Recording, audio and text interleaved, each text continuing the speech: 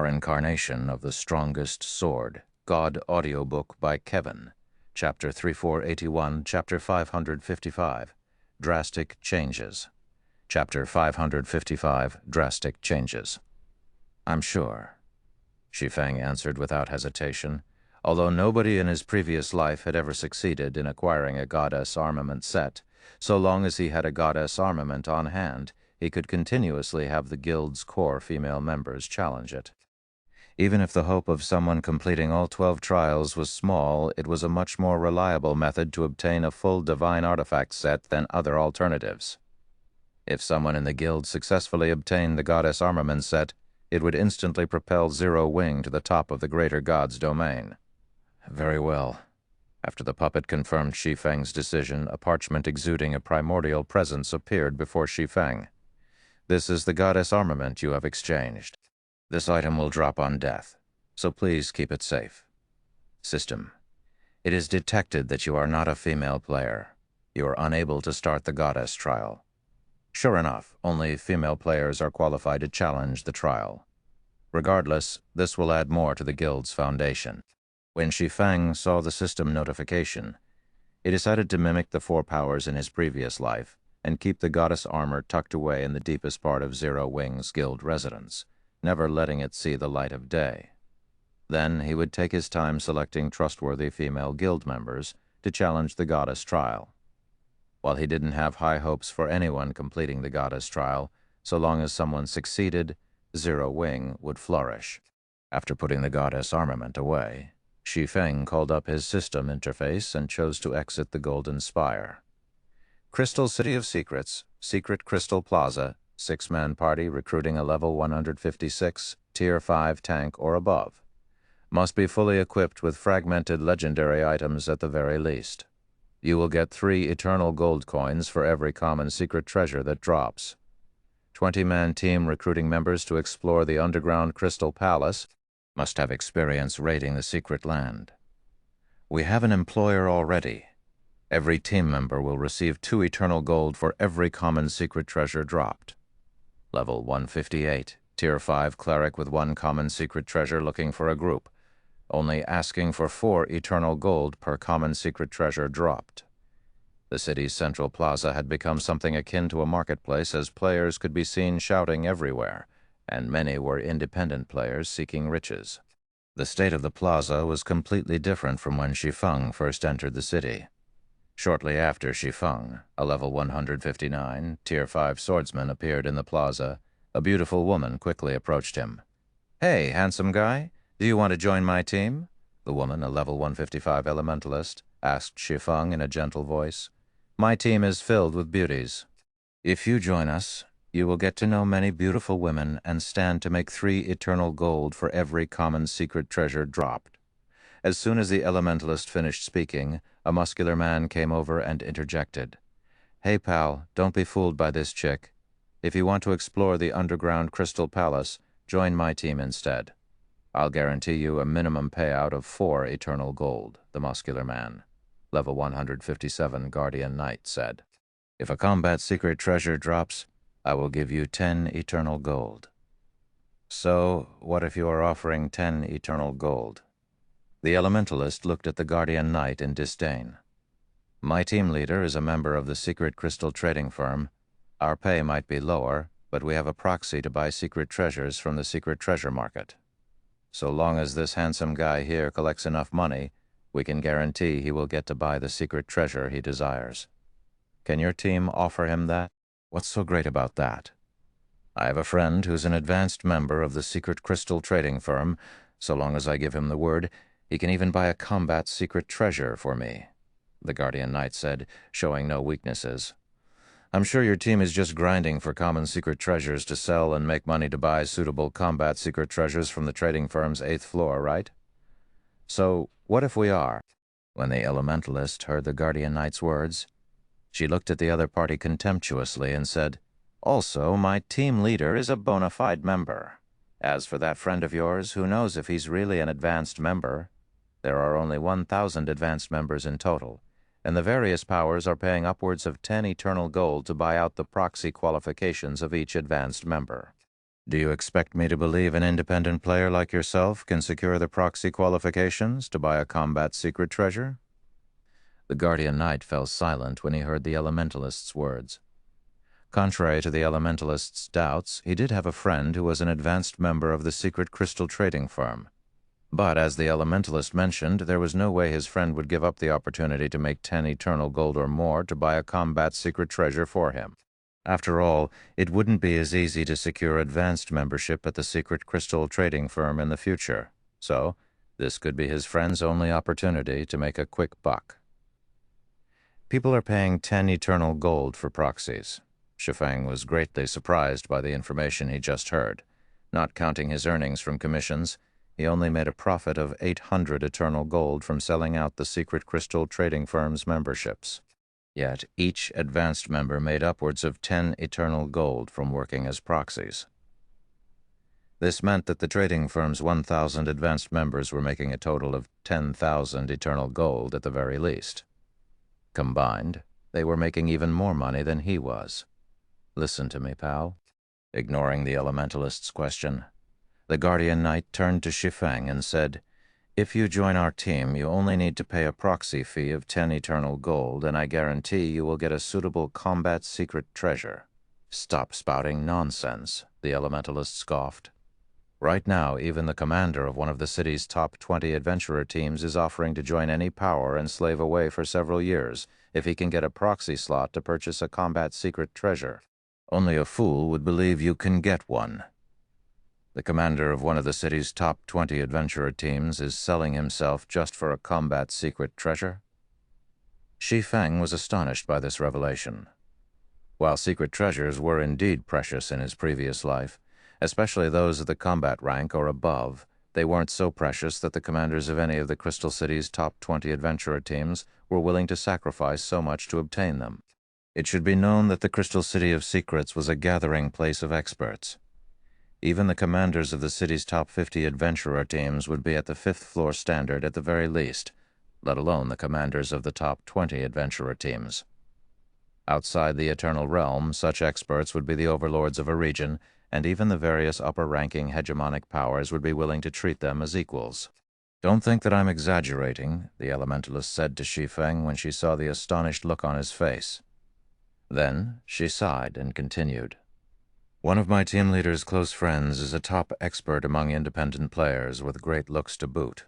But even she has offered herself to work as an outer elder for several years for any upper-ranking hegemonic power that could provide her with a couple of combat secret treasures. Even then, none of the various upper-ranking hegemonic powers were willing to accept her offer." "A top expert?" "Out of curiosity," Shi Feng asked, "how strong is she?" "She is a saint who has mastered her control over the magic elements and is an upper god realm adventurer certified by the World Tower. She is also currently equipped with a full fragmented legendary set and a top-tier fragmented legendary weapon," the Elementalist said in a serious tone. An upper god realm adventurer? Shi Feng could no longer stay calm after hearing this. After all, even if an expert of such caliber wasn't at Inkilin's standard, she was probably close to matching Inkilin already. "Can I ask you two to spread a message to the various adventurer teams for me? In return, I can promise each of you a basic membership in the secret crystal trading firm in the future. If you do well, you may even become an advanced member. TL notes, profit of 800 eternal gold." Just a recap. In Chapter 513, it was mentioned that Shi Feng stood to make 2,000 eternal gold if he sold out all 5,000 basic memberships and 1,000 advanced memberships. However, he also had to pay a weekly management fee of 1,200 eternal gold for the secret crystal trading firm. So if we ignore the revenue generated from commissions completed by players, Shi Feng would only generate a profit of 800 eternal gold per week. Upper God Realm Adventurer. I assume it is the ranking for adventurers who have climbed to the World Tower's 5th floor or above. Recap of Chapter 244. These are the adventurer ranks that correspond to the World Tower's first 4 floors. 1. Basic Adventurer, 1st floor. 2. Advanced Adventurer, 2nd floor. 3. Superior Adventurer, 3rd floor. 4. Top Adventurer, 4th floor. I'm not sure if Upper God Realm, Shenj Delinyu Galdon Moshanjar, corresponds to the 5th floor standard, as there is the Upper Galdon prefix. There have been no hints of a 6th floor either. But since the independent player in question is a Saint-ranked player, I'm not going to jump to conclusions here, but I'll leave the upper prefix in for now. Chapter 3482, Chapter 556, World's Initial Opening. Chapter 3482, Chapter 556, World's Initial Opening. Chapter 556, World's Initial Opening. Shi Feng's words were plain, yet they caused the level 155 Elementalist and level 157 Guardian Knight to look at him in disbelief. At the same time, though, their eyes showed hints of expectation and yearning. "Are you telling the truth?" the Elementalist questioned. "Don't be joking with me here, little bro," the Guardian Knight said, nodding in agreement with the Elementalist. "Don't mention an advanced membership, even if it's just a basic membership. So long as you can get me one, I'll make sure everything you said is taken care of." The secret crystal trading firm might have as many as 5,000 basic membership slots, but they were still incredibly precious in the Crystal City of Secrets. Many players were willing to pay anywhere from 3 to 5 eternal gold just to hire a proxy to purchase common secret treasures. After all, even though the Underground Crystal Palace dropped common secret treasures, players could only equip the secret treasure they acquired if it suited their class. Not to mention, the various powers had already made the Underground Crystal Palace their backyard, harvesting and monopolizing anything that was of significant value in the secret land. By now, independent players only had access to the various powers' unwanted scraps. Don't believe me? Seeing the doubtful looks on the two people's faces, Shi Feng retrieved 2 common secret treasures from his bag and said, "What do you think of these 2 secret treasures?" When the Elementalist and Guardian Knight saw the 2 common secret treasures, their eyes widened in disbelief. "Brother, just tell us what to do," the Guardian Knight said without hesitation. The value of secret treasures was known by all in the Crystal City of Secrets. The act of giving away even 1 common secret treasure was already considered mind-blowing, let alone 2. Not even the executives of upper-ranking hegemonic powers could afford to do such a thing. Not to mention, the 2 secret treasures Shi Feng had taken out were perfectly suited for their classes. "Hurry up and tell us what to do." The Elementalist followed, a look of excitement on her face. Chuckling, Shi Feng said, "What I need you to do is simple. Just spread the news that a guild called Zero Wing is partnered with the secret crystal trading firm, and that any 5th floor expert willing to join Zero Wing for more than a month will be guaranteed a basic membership in the trading firm. Those who perform well might even get advanced membership.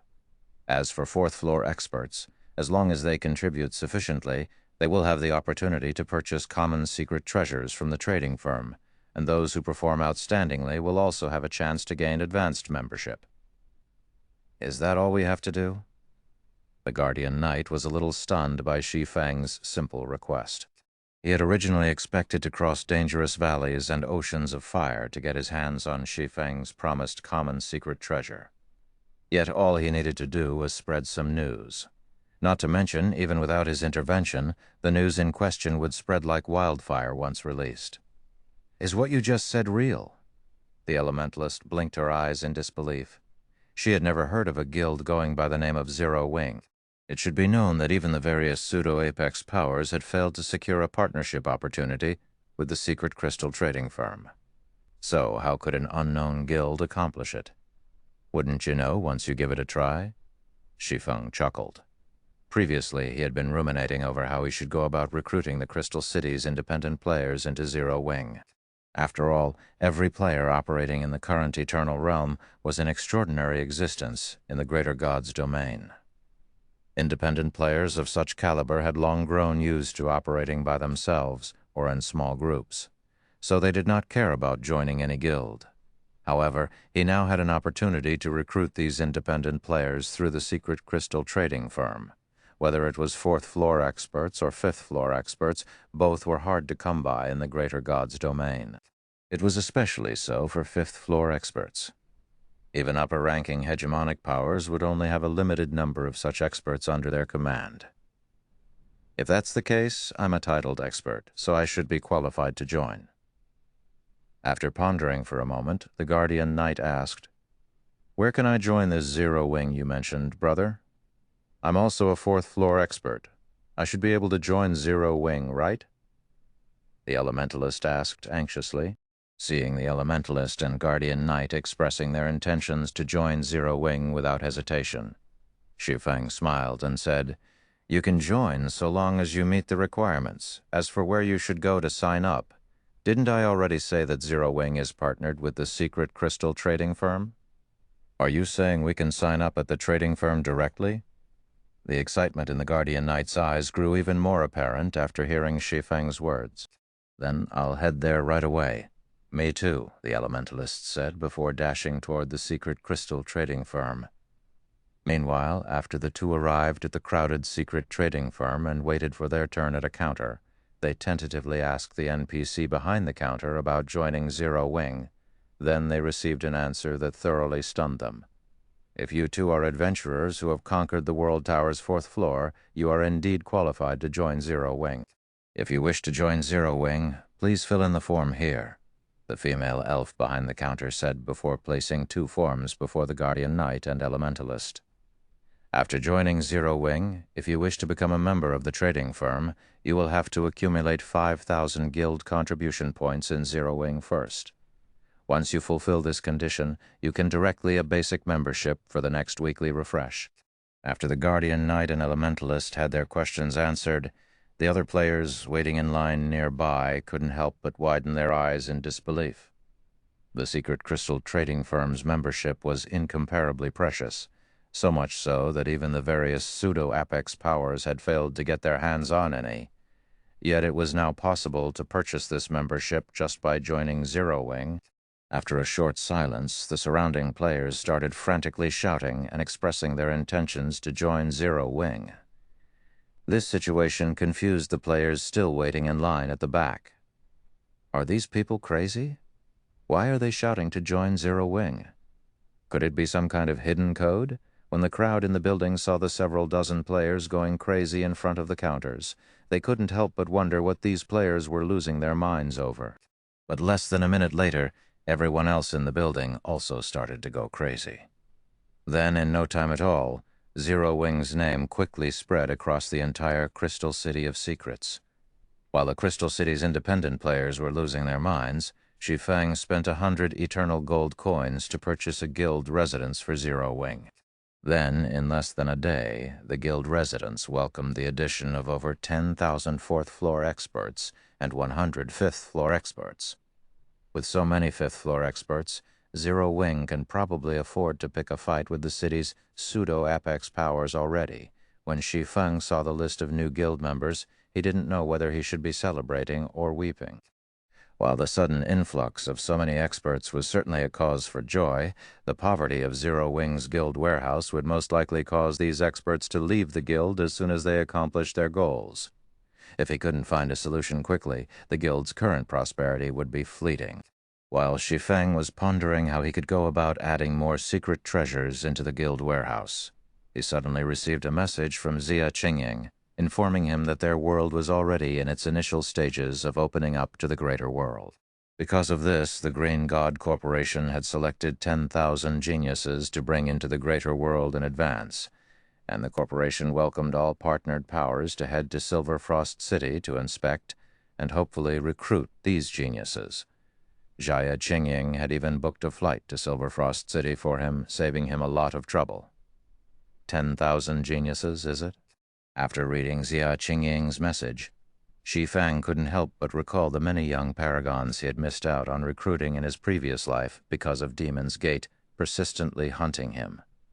Now that he no longer had such a burden on him, he could use this opportunity to recruit some of these potential paragons, in addition to Myriad Hand's Silk Radish. Chapter 3483, Chapter 557, That Man. Chapter 3483, Chapter 5055, That Man. Chapter 3483, Chapter 5057, That Man. Chapter 557, That Man. Silver Frost City was a second-tier city situated on the Starlight continent, and it was a gigantic steel city that slowly traveled about a snowy and desolate land. The city's exterior was covered in snow all year round due to its travel route, but the inside of the city experienced spring all year round. At the city's entrance, there would almost always be a trail of armored buses coming in and out of the city.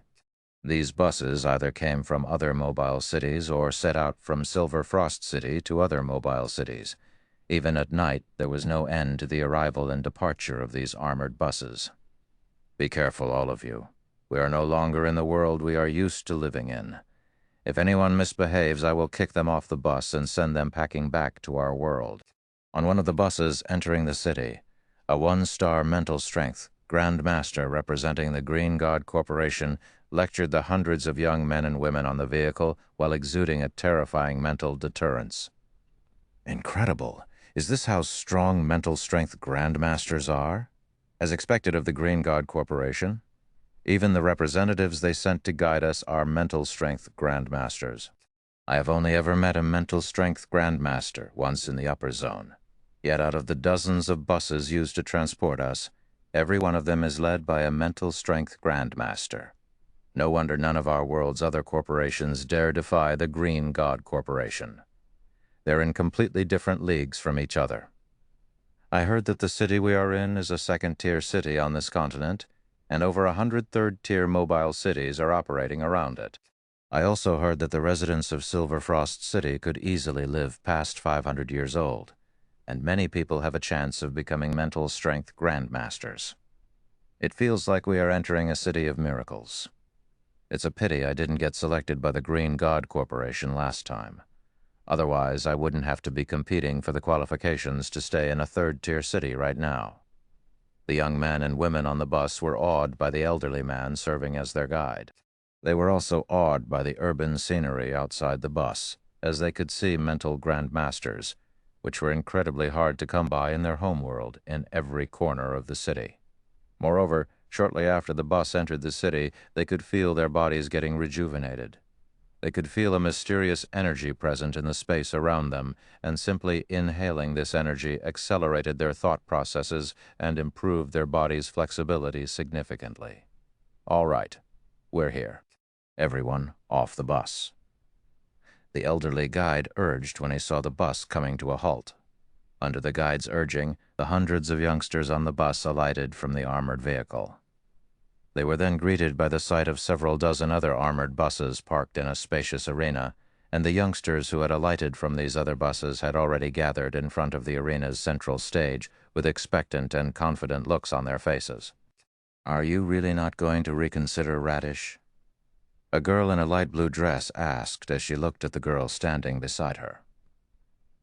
The other girl in question was of similar age, but she looked more mature and charming, and she wore a blue short-sleeved dress. Then the girl in a light blue dress continued, "Ever since your cousin went missing, the other members of your family have clearly distanced themselves from you. I also heard that Star Cherry, your cousin's archenemy, has recently entered the good graces of a big shot. That big shot is the commander of another power. Are you sure you don't want to go to Ice Forest Town with me? We just need to wait 5 more years and wait to take a city powers test." I trust in my cousin's message, Silk Radish, the girl in the blue short-sleeved dress, said in a determined tone. "Since she says everything is fine, it must be so. Moreover, I look forward to competing with the greater world's geniuses. Even if I lose, I need to know how I lost." The Green God Corporation had brought 10,000 geniuses to the greater world for its partners to recruit. However, it wasn't compulsory for these partners to recruit these geniuses. So, those who failed to get recruited would be returned to their homeworld, and they could only rely on their own capabilities to enter and live in the greater world in the future. After all, the Green God Corporation still wasn't powerful enough to let so many people live in the greater world cities. However, the Green God Corporation had also given the unselected geniuses a second option. Should these unselected geniuses choose not to return to their homeworld, they could choose to live in a town for 5 years. During this period, some powers originating from the various mobile cities would come to recruit talents. And if these geniuses could catch the attention of these powers, they would be able to migrate into a mobile city. Meanwhile, Knowing that her chances were slim, Silk Radish's friend, Jade River, had preemptively chosen to live in one of the greater world's towns and wait for an opportunity to migrate into a city. "Why are you so gullible?" Jade River couldn't help but look at her friend as if she was looking at a fool. "Your cousin suddenly contacts you after going missing for more than a year, and the first thing she says is that some man will show up to solve all your problems. How can you even believe such a thing? Are you sure your cousin isn't being tricked by that man?" Silk Radish fell silent. She, too, agreed with her friend's words. Before her elder cousin had suddenly gone missing for over a year, her cousin would rarely come into close contact with any man. Yet now, her cousin had suddenly reappeared and told her that a man would appear during the Green God Corporation's talent fair and take care of all of her problems. No matter how she thought about it, this situation sounded very suspicious. While Silk Radish and Jade River conversed, several dozen individuals stepped onto the central stage. These individuals were all executive members of the greater world's various powers.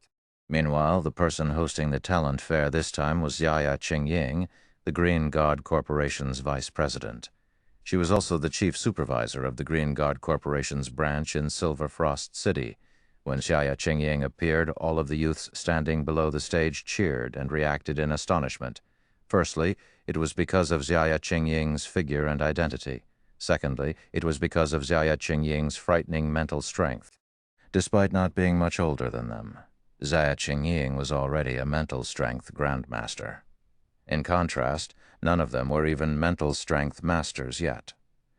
"Our time is precious, Qingying." Before Yaya Qingying could even say anything, a handsome young man impatiently interrupted. "Do as we said to you before. Apart from those in the top 100 of the list, have everyone else get lost." The young man's abrupt words caused the youths below the stage to fall silent. As for the various powers executives standing on stage, they also kept quiet, with some behaving nonchalantly, some smiling, and some nodding their heads in agreement. In one way or another, all of them expressed their agreement with the young man. Meanwhile, Yaya Qingying, who was just about to start hosting the talent fair, reacted grimly to the young man's words. "Aren't you acting a little too hastily, Mr. Shaoquan?" Yaya Qingying spoke in a low voice. "The Green God Corporation has selected these talents out of tens of millions of youths from our homeworld. It is a pity to disqualify them so soon." Shao Quan might look like a young man, but he was already well into his 40s. Meanwhile, nobody in Silver Frost City dared to offend him, and any power wishing to operate in the city would have to show him a certain amount of respect. This was because Shao Quan was not only a vice commander of the city's Silver Frost Legion, but he was also the son of the city's city lord. Originally, the talent fair should have been the Green God Corporation's affair, but Shao Quan suddenly came running here for some reason. Moreover, without even waiting for her to speak, he abruptly declared the end of the talent fair. Such behavior was simply incomprehensible. TL notes. Silk Radish, Linlor Ling Luo. I'm unsure if Silk Radish's real name is Ling Luo or if she is just having others address her with her God's domain ID. My hesitance to deem it as her real name stems from the way Aqua Rose introduced Silk Radish in Chapter 553. My cousin goes by the name of Silk Radish in God's domain. Whenever Biao Mei zai shenyu zhao yo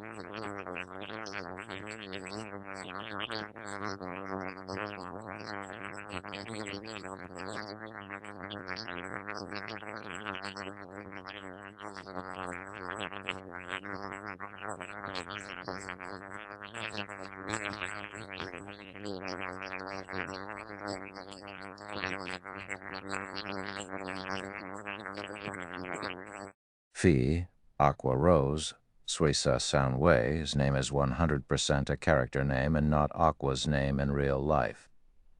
Suisa watercolored light blue, socks cowered, cower ev, light,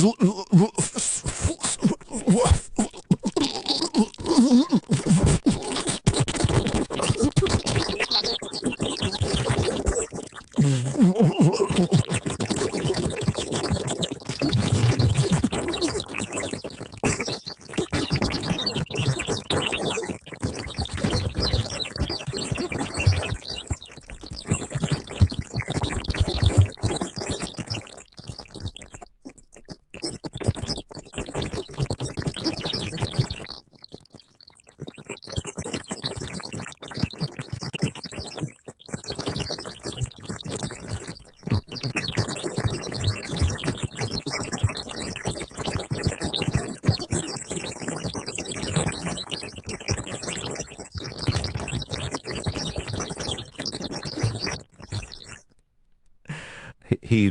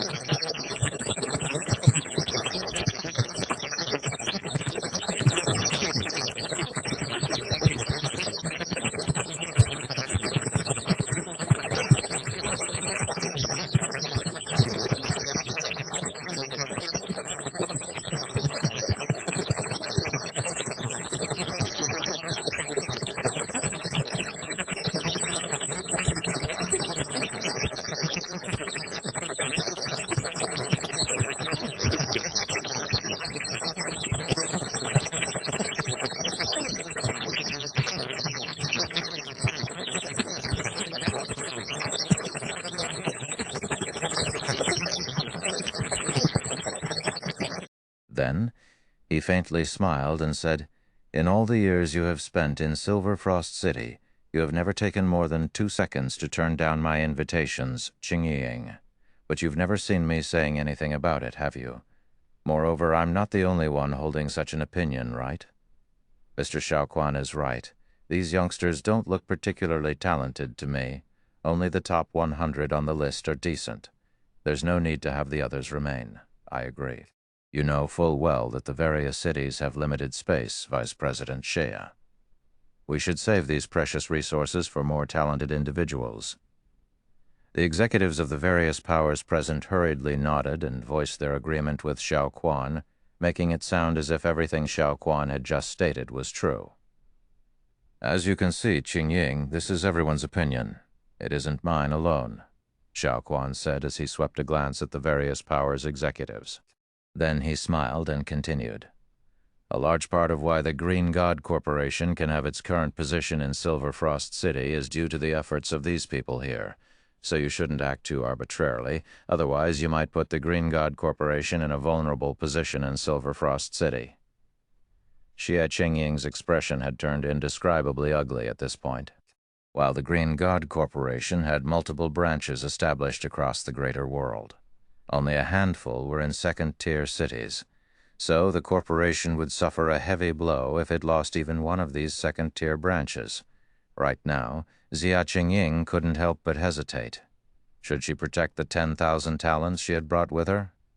Or should she protect the Green God Corporation's second-tier branch? Are all of us going to get kicked out, just like that? Jade River's face turned pale. Xia Qingying's silence already made it apparent that the situation was not in their favor. It was also obvious that the young man was not someone Xia Qingying could afford to offend. Jade River deeply yearned for the greater world. She had even planned to go down the most difficult and conservative path to stay in the greater world. Yet, now she wouldn't even be allowed to go down this path. Even Vice President Xia doesn't have a solution. Silk Radish thought as she stared at Xia Qingying in disbelief. Unlike the other young talents present, she knew a lot more about the greater world thanks to her cousin. Her cousin had entered the greater world much sooner than everyone else, and she had even made some accomplishments for herself here. Meanwhile, out of all the people her cousin had talked extensively about, Xia Qingying was one of these people. Even in the greater world, Xia Qingying could be considered a remarkable figure. Her individual strength was leagues above the geniuses and paragons of their god's domain, and even upper-ranking hegemonic powers would have to show her some respect. Yet now, Xia Qingying was looking helpless in front of the young man on stage, and all she could do was swallow her opinions. If even Xia Qingying was in such a state, what could budding talents like themselves possibly do in this situation? "Are you still unconvinced, Qingying?" Seeing Xia Qingying's silence, Xiaoquan snapped his fingers, summoning a young man to his side. "I'll make things simple. He's the most useless member of the Silver Frost Legion. So long as any of your talents can beat him, I promise I won't say another word." Xiaoquan's words immediately aroused the hopes of the young men and women below the stage. The young man beside Xiaoquan looked 17 years old at most, whereas the youngest among them was 17, while the older ones were already 19. With a 2-year gap between them and the young man, they might have hope of winning, even if the young man in question was an inhabitant of the greater world. However, before any of the youths below the stage could act on their revitalized hope, the guides representing the Green God Corporation hurriedly whispered to them, "Don't act recklessly, you fools. That young man isn't a wastrel. He's already a 3-star mental strength master." "A 3-star mental strength master?" The many youths in the arena gasped. A 17-year-old 3-star mental strength master? It should be known that there wasn't even one mental strength master among them. 3-star mental strength masters were individuals wielding great authority in their homeworld's upper zones. Most of their families didn't even have a 3-star mental strength master, and many of them made it their lifelong goal to become one. Yet now, it was revealed that the 17-year-old before them had already accomplished their lifelong goal. "What? Nobody's coming forward?" Xiaoquan sneered as he looked at the youngsters below the stage. "What a bunch of useless people. If you can't even make use of the opportunity I've given you, Why should I bother recruiting you?" The youths in the arena clenched their fists and gritted their teeth in silent hatred when they heard Xiao Quan's words, and they couldn't help but get the urge to take on the 17-year-old young man. However, they also understood that they would only be bringing shame to the Green God Corporation and Jia Qingying if they were to give in to their urges now. After all, none of them had even the slightest chance of defeating a 3-star mental strength master. Since nobody has any more objections, this event is over, Xiao Quan declared after sweeping his gaze across the crowd in the arena. What a waste of my time. After Xiao Quan finished speaking, the various powers executives also got ready to leave, none showing any intentions of speaking up for Jia Qingying. However, immediately after the various powers executives got up from their seats, a deep voice echoed throughout the arena. "Vice President Jia, I don't care about everyone else, but I will be taking them. Do you have any objections?" Following these words, the arena fell silent once again as everyone turned to look at the voice's origin. Then everyone saw a man in his 30s casually walking over to Jia Qingying on the stage, looking as if he was having a light conversation with an old friend. Guild leader Shi Feng? Jia Qingying was stunned when she saw Shi Feng. Although she had never officially introduced Xiao Quan, everybody present could more or less guess by the behaviors of the various powers executives that Xiao Quan wasn't someone to mess with. Meanwhile, Shi Feng's publicly recruiting someone as soon as Xiao Quan declared the end of the talent fair was no different than a slap to Xiao Quan's face. Immediately, Xiao Quan's expression could be seen darkening, and everyone present felt a chill crawling down their spines.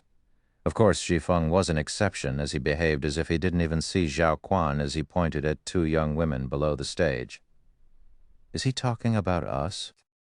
Jade River couldn't help but grow confused when she saw Shi Feng pointing at her and Silk Radish. Although she tried searching her memories, she failed to recall having ever met this casual-looking man. Could he be the man Big Sis was talking about? Silk Radish couldn't help but grow a little worried when she saw Shi Feng's appearance.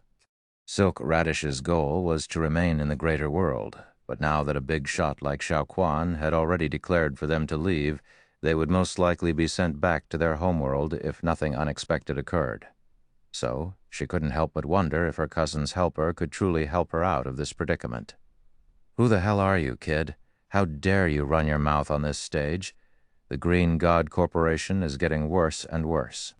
How can such a rude nobody be invited to such an important event?" When the executives of the Green God Corporation's partnered powers failed to recognize Shi Feng, they started questioning and condemning him as if they were denouncing a criminal. Meanwhile, Shi Feng smiled as he swept his gaze across the various powers executives. Then he said, "Who am I? Someone you cannot afford to offend." Chapter 3485, Chapter 559, 2-star limit Grandmaster. Chapter 3485, Chapter 559, 2-star limit Grandmaster. Chapter 559, 2-star limit Grandmaster. Is he crazy? Xia Jing couldn't help but gape in shock when she saw Shi Feng completely disregarding Xiao Quan and the various powers executives. It was one thing for Shi Feng to provoke Xiao Quan previously. After all, Shi Feng wasn't aware of Xiao Quan's identity at the time. At worst, he would simply lose the ability to operate in Silver Frost City in the future. However, it was a different story to show such contempt for the various powers executives. Xiao Quan cherished his reputation dearly, so even if he were to take action against Shi Feng, he wouldn't do so openly. The various powers executives, on the other hand, were all dominant figures of third-tier cities, and they had fought using all sorts of means to achieve their current positions. Moreover, unlike Xiao Quan, Shi Feng had no special background in the greater world. So the various executives absolutely wouldn't have any qualms about escalating the situation and picking a fight with Shi Feng. "Someone we cannot afford to offend? What bold words you have there, you little punk. It seems becoming a 1-star Grandmaster has gotten to your head. Do you really think of yourself as some kind of big shot? Since the Green God Corporation is unwilling to teach this kid a lesson, we'll do it instead. Anyone interested in volunteering?" The various powers executives openly discussed teaching Shi Feng a lesson. none of them treating him with any significance. According to their senses, Shi Feng was only at the 1-star mental strength Grandmaster standard, and going by his appearance, he should be someone in his 30s. In third-tier cities, anyone capable of becoming a 1-star Grandmaster in their 30s would indeed be considered a rare genius. In fact, Shi Feng could still be considered a genius even in a second-tier city like Silver Frost City. Take the 17-year-old standing beside Xiao Quan, for example. The young man might have become a 3-star master at such a young age, but his chances of becoming a 1-star Grandmaster before he entered his 30s were considerably slim. There might only be a 1-rank difference between a 3-star master and a 1-star Grandmaster, but the gap was like a chasm. There was even a clear division in status between individuals at the 2 ranks. So long as a person became a 1-star Grandmaster, they could unconditionally enter any mobile city in the greater world. They wouldn't have to provide any credentials or pay any fees. This held true even for first-tier cities, of course. Whether a 1-star Grandmaster could gain residential qualifications in a first-tier mobile city was another matter. Meanwhile, so long as a person wasn't a mental strength Grandmaster, even if they were to become a 3-star mental strength master before the age of 10, they would need credentials to even enter a third-tier city. Otherwise, they could only look at the city from the outside. While the various powers executives were talking, Xia Qingying, who had originally planned to mediate the situation, became frozen in place. A 1-star Grandmaster? Xia Qingying couldn't help but doubt her senses. At the same time, she couldn't help but feel as if she was meeting Shi Feng for the first time. She clearly remembered that the first time she met Shi Feng, the other party wasn't even a 1-star mental strength master. And even by the end of the Star Lake Legion's recruitment test, Shi Feng had only become a 2-star master. How long had it only been since Shi Feng joined the Star Lake Legion? How had he become a 1-star Grandmaster already? Vice President Xia, well, I don't know why the Green God Corporation would invite such an arrogant punk. If I don't teach him a lesson now that he has offended us like so, I'll be unable to show my face in Morning Dew City, a savage-looking man suddenly said as he looked at Xia Qingying. The man looked to be in his 40s, and he had a towering body with a height of 2.5 meters. I hope you can show some understanding. After saying so, the tall and savage man strode toward Shi Feng, not showing Xia Qingying, the host of today's talent fair, any respect. However, nobody on the stage found the savage man's behavior and words surprising. Even Xiao Quan simply smiled in response to the savage man's actions. Old Xun is as impulsive as ever, Xiao Quan commented as he looked at the savage-looking man. Then he turned to Xia Qingying and smiled, saying, "Don't take old Xun's behavior to heart, Qingying. He has always been like this. If anything happens, I can have someone send that kid to the hospital." Morning Dew City's Madman Shun. Even in Silver Frost City, this name was considerably famous.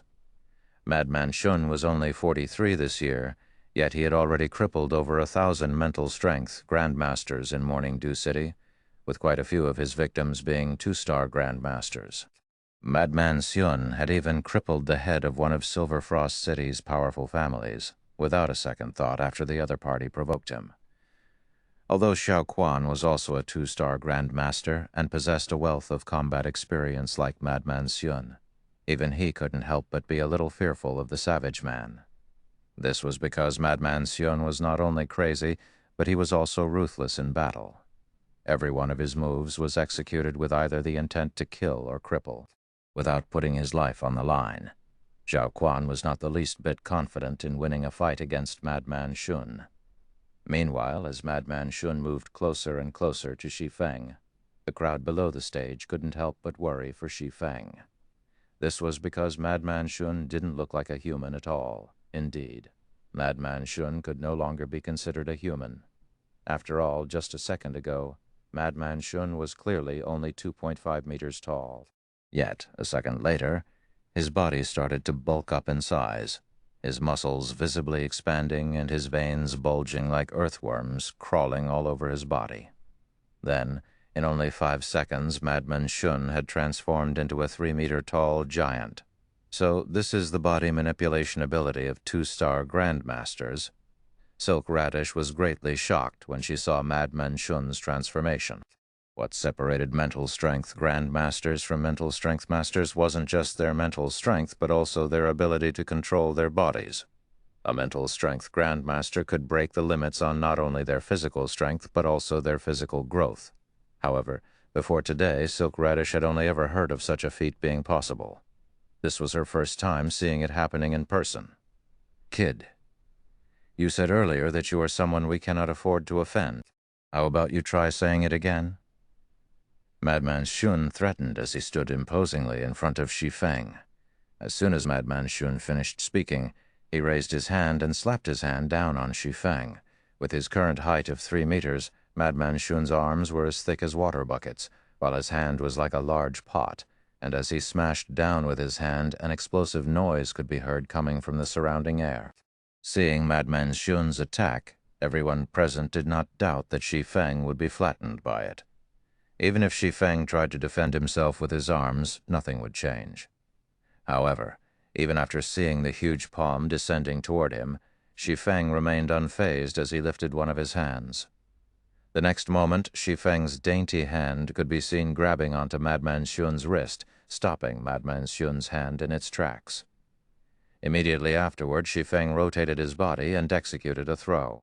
Subsequently, Madman Shun's 3-meter-tall body could be seen spinning across the air like a rag doll and crashing onto the stage's solid ground, the heavy impact causing him to spit out a mouthful of blood. Then he fell unconscious.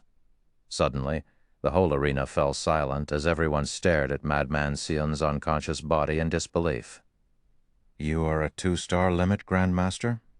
When the various powers executives snapped out of their daze, they turned to look at Shi Feng with a grave expression. Chapter 3486, Chapter 560, Xie Qingying's Madness. Chapter 3486, Chapter 560, Xie Qingying's Madness. Radish. This person is so strong, Jade River exclaimed to Silk Radish when she saw how easily Shi Feng had stopped Madman Shun's attack and subsequently thrown the giant of a man. Then she turned to Silk Radish and asked, Say, do you think we have a chance to stay here? Previously, Jade River hadn't thought much about Shi Feng's declaration to recruit her in Silk Radish. After all, even a big shot like Xie Qingying dared not go against Zhao Quan. However, after seeing how handily Shi Feng had defeated the monster like Madman Shun, Jade River couldn't help but start to think that Shi Feng might truly be able to let her and Silk Radish remain in the greater world. Probably, Silk Radish also grew excited when she saw Shi Feng's performance. She never expected her cousin to find an expert of such caliber to come and recruit her. A 2-star limit Grandmaster. Those ignorant of the greater world's matters, such as Jade River, wouldn't necessarily understand the significance of a 2-star limit Grandmaster. However, as Aqua Rosa's cousin, Silk Radish knew just how exalted the status of 2-star limit Grandmasters was. For 99% of the individuals who managed to become a 1-star mental strength Grandmaster in the greater world, the best they could hope to achieve within their lifetimes would be the 2-star Grandmaster standard. This was the case for the various powers executives standing on the stage. None of them had any hopes of ever becoming a 2-star limit Grandmaster. This was because becoming a 2-star limit Grandmaster meant taking half a step into the realm of 3-star Grandmasters, and it would only be a matter of time before they became a full-fledged 3-star Grandmaster. It should be known that 3-star mental strength Grandmasters were existences capable of becoming the lord of a city in the greater world, and even in conglomerates they would occupy core executive positions. While 2-star limit Grandmasters weren't 3-star Grandmasters, they would still be regarded as big shots in second-tier cities, and the various families and corporations operating in these cities would have to show them a certain degree of respect. This kid's a 2-star limit Grandmaster? A frown formed on Zhao Quan's face as the abrupt turn of events took him by surprise. Madman Shun was first-rate even among 2-star mental strength Grandmasters. Aside from 3-star Grandmasters, only 2-star limit Grandmasters could defeat him so easily. As for the possibility of Shi Feng being above the 3-star Grandmaster standard, that likelihood was close to 0. This was because every one of these existences could shake the entire Starlight continent with their actions. It was highly unlikely any existence above the 3-star Grandmaster standard would concern themselves with existences like the Green God Corporation. However, after Xiao Quan experienced a brief surprise, a hint of coldness appeared in his eyes. A 2-star limit Grandmaster might be able to scare powers operating in third-tier cities, but he was the son of Silver Frost City's City Lord. Even 3-star Grandmasters would have to show him some respect, let alone a 2-star limit Grandmaster. "Don't you think it is a bit too much to use such heavy-handed tactics?" Xiao Quan said to Shi Feng as he glanced at the unconscious madman Xun. "Or do you think you can act with disregard in Silver Frost City, simply because you are a 2-star limit Grandmaster?" Following Xiao Quan's words, the various powers executives on stage regained some of their confidence. "That's right. You are in Silver Frost City right now. This isn't a place where you can behave as you wish. Mr. Xiao Quan is the City Lord's son. Even 3-star Grandmasters will have to be polite with him." "What right do you have to act so arrogantly as a 2-star limit Grandmaster?" The various powers executives all stood with Xiao Quan and began to clamor. It was especially so after they saw the arrival of the city's security teams. It was true that 2-star limit Grandmasters enjoyed an exalted status in the greater world. If they were currently in a third-tier city, they would absolutely try to avoid provoking Shi Feng as much as possible. Only the City Lord and the various powerful families and corporations' old monsters would have an advantage over him. However, it was a different story in a second-tier city like Silver Frost City. The security force here was so strong that even 3-star Grandmasters wouldn't dare to go against it directly, let alone a 2-star limit Grandmaster. All second-tier mobile cities had a security force consisting of advanced enforcement robots. Meanwhile, every one of these was strong enough to match a 2-star limit Grandmaster, while a team of them could go up against a 3-star Grandmaster. Meanwhile, after detecting the fight between Shi Feng and Madman Xun, Silver Frost City's automated security system mobilized as many as 3 security teams to the fight scene. If these 3 teams worked together, apprehending a 2-star limit Grandmaster would be a piece of cake.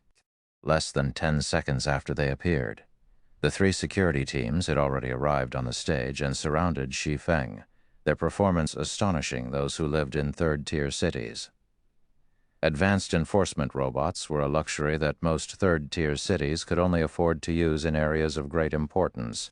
As for maintaining the city's security, third-tier cities would normally rely on their respective city legions' Grandmaster members for that. This was also one source of income for a city legion's Grandmaster members. "It seems this city is quite wealthy," Shi Feng thought as he looked at the 3 security teams that consisted entirely of advanced enforcement robots. Advanced enforcement robots could only be produced by a small minority of conglomerates, and even the likes of the Paimon conglomerate lacked the ability to do so. As a result, advanced enforcement robots were incredibly expensive to purchase. On top of that, they also cost a ton to maintain, with the maintenance cost of each advanced enforcement robot being more than the cost to sustain 10 2-star mental strength Grandmasters. As for whether Shi Feng could win a fight against 3 teams of advanced enforcement robots, the chances of that happening were essentially 0. After all, he was only a 1-star Grandmaster right now, not a 2-star limit Grandmaster. The reason Shi Feng could defeat Madman Xun so easily was entirely because of the mental condensation technique he had learned from the primordial abyssal god's phantom in the Golden Spire. When he tried to replicate this technique in the real world, it allowed him to condense his mental strength, enhancing it to the limits of the 2-star Grandmaster standard. This, in turn, allowed him to just barely manipulate his strength at a cellular level. If not for this, he would have needed a lot more time to defeat Madman Xun. If Shi Feng wanted to win against the advanced enforcement robots, his mental strength would have to reach the 2-star Grandmaster standard. Before that, his only option would be to flee or face defeat. Meanwhile, along with the advanced enforcement robot's appearance, Silk Radish and Jade River couldn't help but despair. They never thought that Xiao Quan would be the son of Silver Frost City's City Lord. If such a person declared for them to leave the greater world, who could possibly keep them here? They also no longer placed any of their hopes on Shi Feng. After all, Shi Feng clearly wasn't in an optimistic situation. If he dared to take action, the advanced enforcement robots would probably suppress him without hesitation. "What are you guards still waiting for? Why haven't you driven this troublemaker away yet?" The various powers executives commanded the advanced enforcement robots as they pointed at Shi Feng. "We suspect he isn't an invited guest and is only here to cause trouble." Xiao Quan also nodded, indicating for the advanced enforcement robots to take action. The city's advanced enforcement robots operated on the basis of maintaining the city's security. However, those wielding advanced authority in the city could have the advanced enforcement robots inspect whether certain individuals possessed citizenship in the city. And if an individual was found to not be a resident, they could command the advanced enforcement robots to expel said individual from the city. The advanced enforcement robots promptly closed in on Shi Feng after receiving Xiao Quan's approval. Seeing this, nobody present was surprised by this outcome. Shi Feng might be a powerful expert, but Silver Frost City was Xiao Quan's home ground. Even if a third-tier city's city lord came here, they would be helpless against Xiao Quan, and their only option would be to grit their teeth and leave. "Wait, he is my guest. Rather than him, these people here are the ones making trouble." Just as the advanced enforcement robots were about to take action, a crisp and loud voice rang out and echoed throughout the arena, causing a stir among the crowd. Meanwhile, the speaker was none other than Xia Qingying, the host of the talent fair this time. Chapter 3487, Chapter 561, Zero Wings Value. Chapter 3487, Chapter 561, Zero Wings Value. Chapter 561, Zero Wings Value. Did Xia Qingying lose her mind? When everyone heard the words that came out of Xia Qingying's mouth, they couldn't help but doubt their ears. Is Vice President Xia crazy? Those are the Green God Corporation's distinguished guests we are talking about. Xiao Quan is even among them.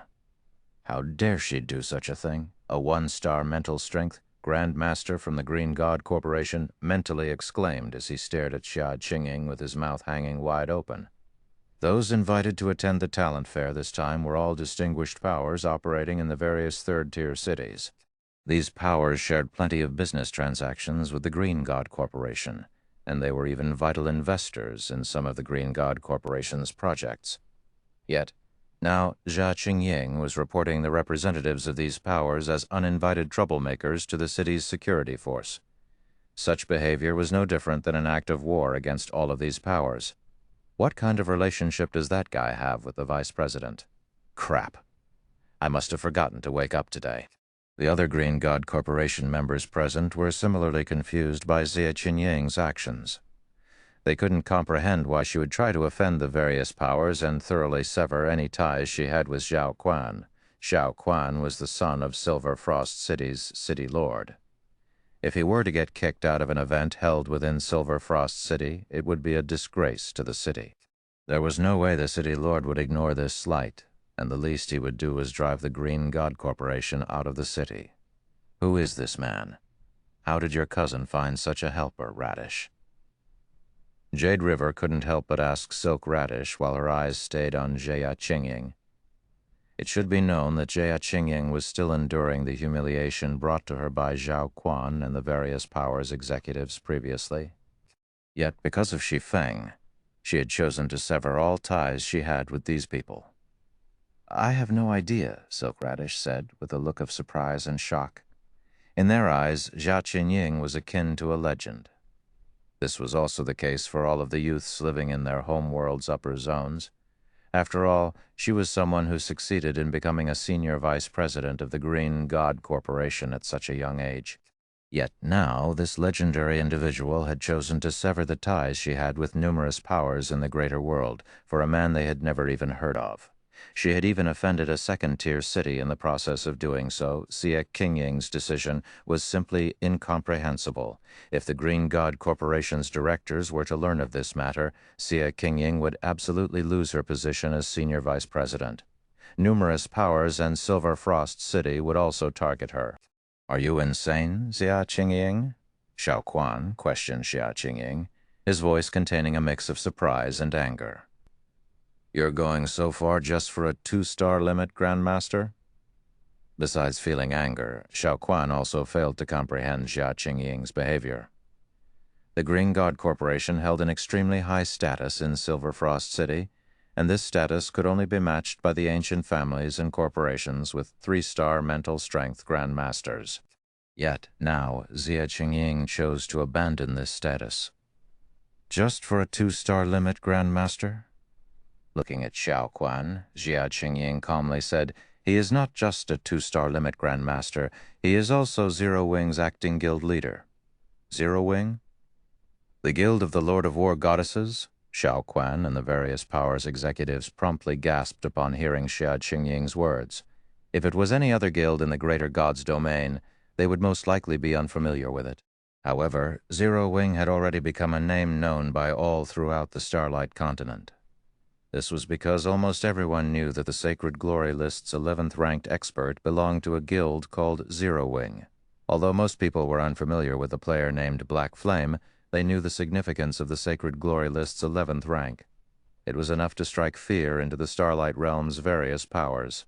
Not to mention, ever since Black Flame single-handedly repelled the joint army of 3 upper-ranking hegemonic powers in the miniature ancient world.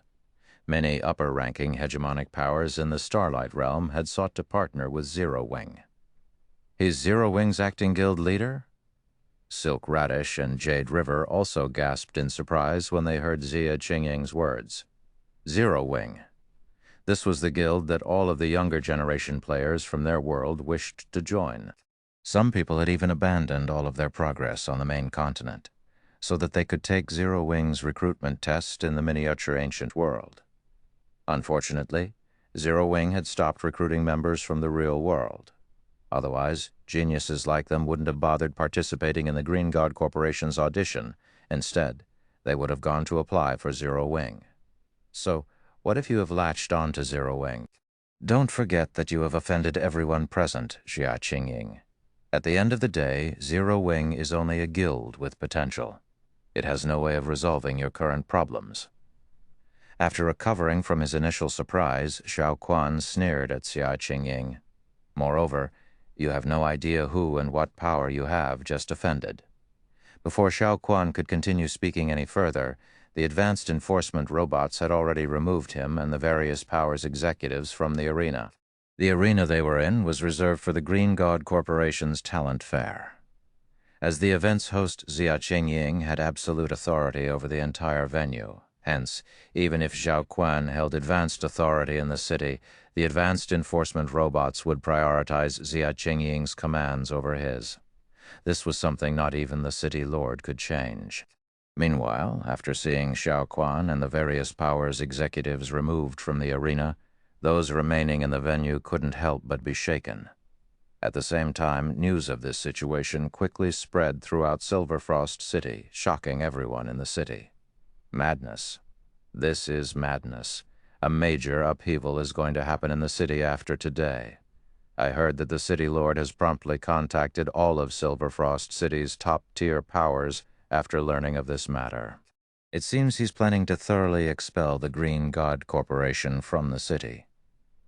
Do you think Silver Frost City is the only one taking action? I heard that all of those third-tier powers involved this time have withdrawn their investments from the Green God Corporation. Jia Qingying is absolutely in deep trouble. I also heard those powers have secretly contacted the other powers of their respective cities, asking them to reject any talent from the Green God Corporation's homeworld.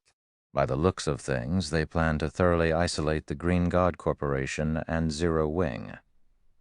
Less than 10 minutes after Xiaoquan and the various powers executives were removed from the arena, information regarding Jia Qingying's actions had already spread to all corners of the city, inciting the astonishment of the various powers and families based in the city. Was it truly worth sacrificing so much just for an up-and-coming guild? Meanwhile, half an hour after Silver Frost City had announced its intentions to expel the Green God Corporation and Shi Feng from the city, news of this incident was displayed in the conference room of the Green God Corporation's main headquarters. Everyone, give your opinions. What should we do about this? Chapter 3488, Chapter 1562, Next Stop, Zero Wing, Chapter 3488, Chapter 1562, Next Stop, Zero Wing. Chapter 1562, Next Stop, Zero Wing. Chapter 1562, Next Stop, Zero Wing. Silver Frost City, Green God Corporation's branch headquarters. Following Silver Frost City's eviction order against the Green God Corporation, almost everyone in the city no longer dared to get close to the corporation's branch headquarters. Currently, the only people present in the branch headquarters were the corporation's members. You have terrible luck, Luosha. You just joined the Silver Frost Legion, yet you got kicked out before you could enjoy any of its benefits. A tanned woman with an attractive figure and beautiful appearance said as she looked at the suitcase-carrying girl beside her. With your talent, you could have definitely become a vice commander in the future. It's unfortunate that the ruthless city lord refuses to spare even newcomers like yourself. Isn't it even worse for you, Big Sis Firedance? Jun Luosha said, sighing as she looked at the tanned woman beside her. You have won multiple energy mines for the city, and you relied entirely on your own strength and achievements to become Silver Frost City's 5th vice commander. Yet, as soon as the city lord's eviction notice came out, the shameless commander told you to leave without hesitation. He has completely ignored the fact that it was thanks to your vote that he barely managed to become the Silver Frost Legion's commander, and didn't even bother to plead with the city lord for some mercy for you. Hearing Jun Luosha's words, Firedance shook her head and nonchalantly said, It's nothing. If I didn't give my vote to him, Zhao Quan would have become the commander. Had that happened, we would have been in a far more miserable situation. I guess that's true. Jun Luosha nodded. Zhao Quan possessed considerable strength as he received the city lord's full support and guidance. Hence, he was qualified to become the Silver Frost Legion's commander. However, Zhao Quan was very opinionated toward the Green God Corporation's members because Jia Qingying constantly rejected his feelings for her. Had he become the Silver Frost Legion's commander, all of the Green God Corporation's members in the Legion would have had difficulties getting by. As for the Green God Corporation's members' dismissal from the Silver Frost Legion this time, the City Lord's eviction order wasn't actually the main driving force. Had the City Lord been the only party to desire this outcome, the removal of the Green God Corporation's members would have never happened. The only reason it happened was because many parties wished for it. After all, the City Legion had limited membership slots. Once these limited slots were filled, nobody could join the Legion unless someone from the Legion left. What plans do you have for the future? Firedance asked Jun Luosha. We can't stay in Silver Frost City any longer, but with our history of being part of the Silver Frost Legion, it shouldn't be too difficult for us to get into the City Legion of other second-tier cities. I don't plan to join any other second-tier cities Legion, Jun Luosha said. Then a smile suddenly appeared on her face as she continued, Actually, even if I weren't kicked out this time, I would have still left sooner or later. You were planning to leave all this time? Her curiosity piqued. Firedance asked, Did you find a place offering better benefits? Naturally. It's easily 1,000 times better than the Silver Frost Legion, Jun Luosha stated confidently. Why don't you come with me, Big Sis Firedance? Which place are you talking about? Firedance asked after giving the offer some thought. Could it be the Legion of a first-tier city? No, Jun Luosha answered, smiling when she saw the confused look on Firedance's face. It's a place that you've heard about recently.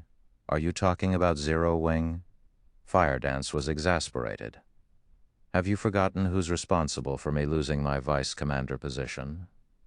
It's merely the vice commander position of a second-tier city, Jun Luosha said disdainfully. Zero Wing is vastly stronger than any second-tier city, and it easily outmatches the Silver Frost Legion. Keep boasting, Firedance said, rolling her eyes at Jun Luosha's claim. She felt that Jun Lusoha was simply being stubborn. The Silver Frost Legion was a second-tier city's city legion, and it was a gathering place for numerous geniuses and paragons. Many upper-ranking hegemonic powers paragons were even members of the Legion. This was why competition for the Silver Frost Legion's membership was extraordinarily intense.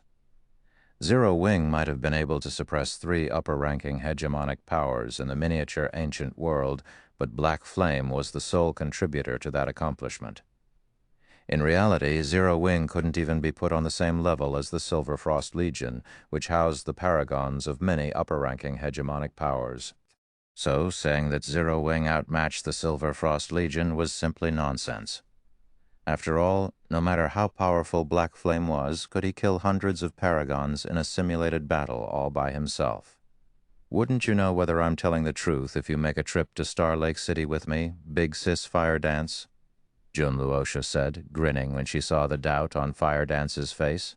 If it were before she had entered the Eternal Realm, she would have similarly thought that the Silver Frost Legion was an excellent place to develop herself in. However, her thoughts changed after she entered the Eternal Realm. Members of a second-tier city's legion, paragons of upper-ranking hegemonic powers, geniuses of the Starlight Realm. None of these statuses were worth anything in the Eternal Realm. Even the strongest paragon of an entire realm would become insignificant once they entered the Eternal Realm. Any random player one encountered in the current Eternal Realm would be a fourth-floor expert at the very least, while titled experts in the Greater Gods domain couldn't even be considered an expert there.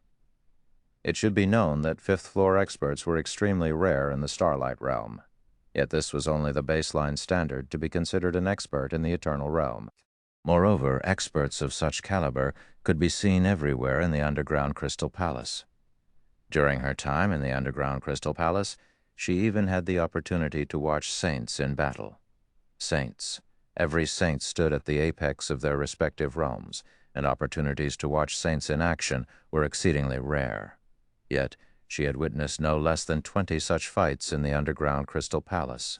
Not to mention, there were even Golden Masters present in the team she belonged to. It wasn't an exaggeration to say that, even without Black Flame, the current Zero Wing could eradicate the Silver Frost Legion with only a couple of members. "Fine, I'll go with you," Fire Dance said, thinking that she might as well take a look at Zero Wing since she had nothing better to do. "But, let me say this in advance. I will leave without hesitation if Zero Wing doesn't turn out as great as you say." "No problem." Jun Luosha smiled and nodded. Fire Dance was a battle maniac, so Jun Luosha highly doubted Fire Dance would be willing to leave Zero Wing once she joined it. After all, the current Zero Wing was simply terrifying. It should be known the current Silver Frost Legion only had one fifth-floor expert at its command, whereas Zero Wing had over 100. Moreover, this number was rapidly increasing over time.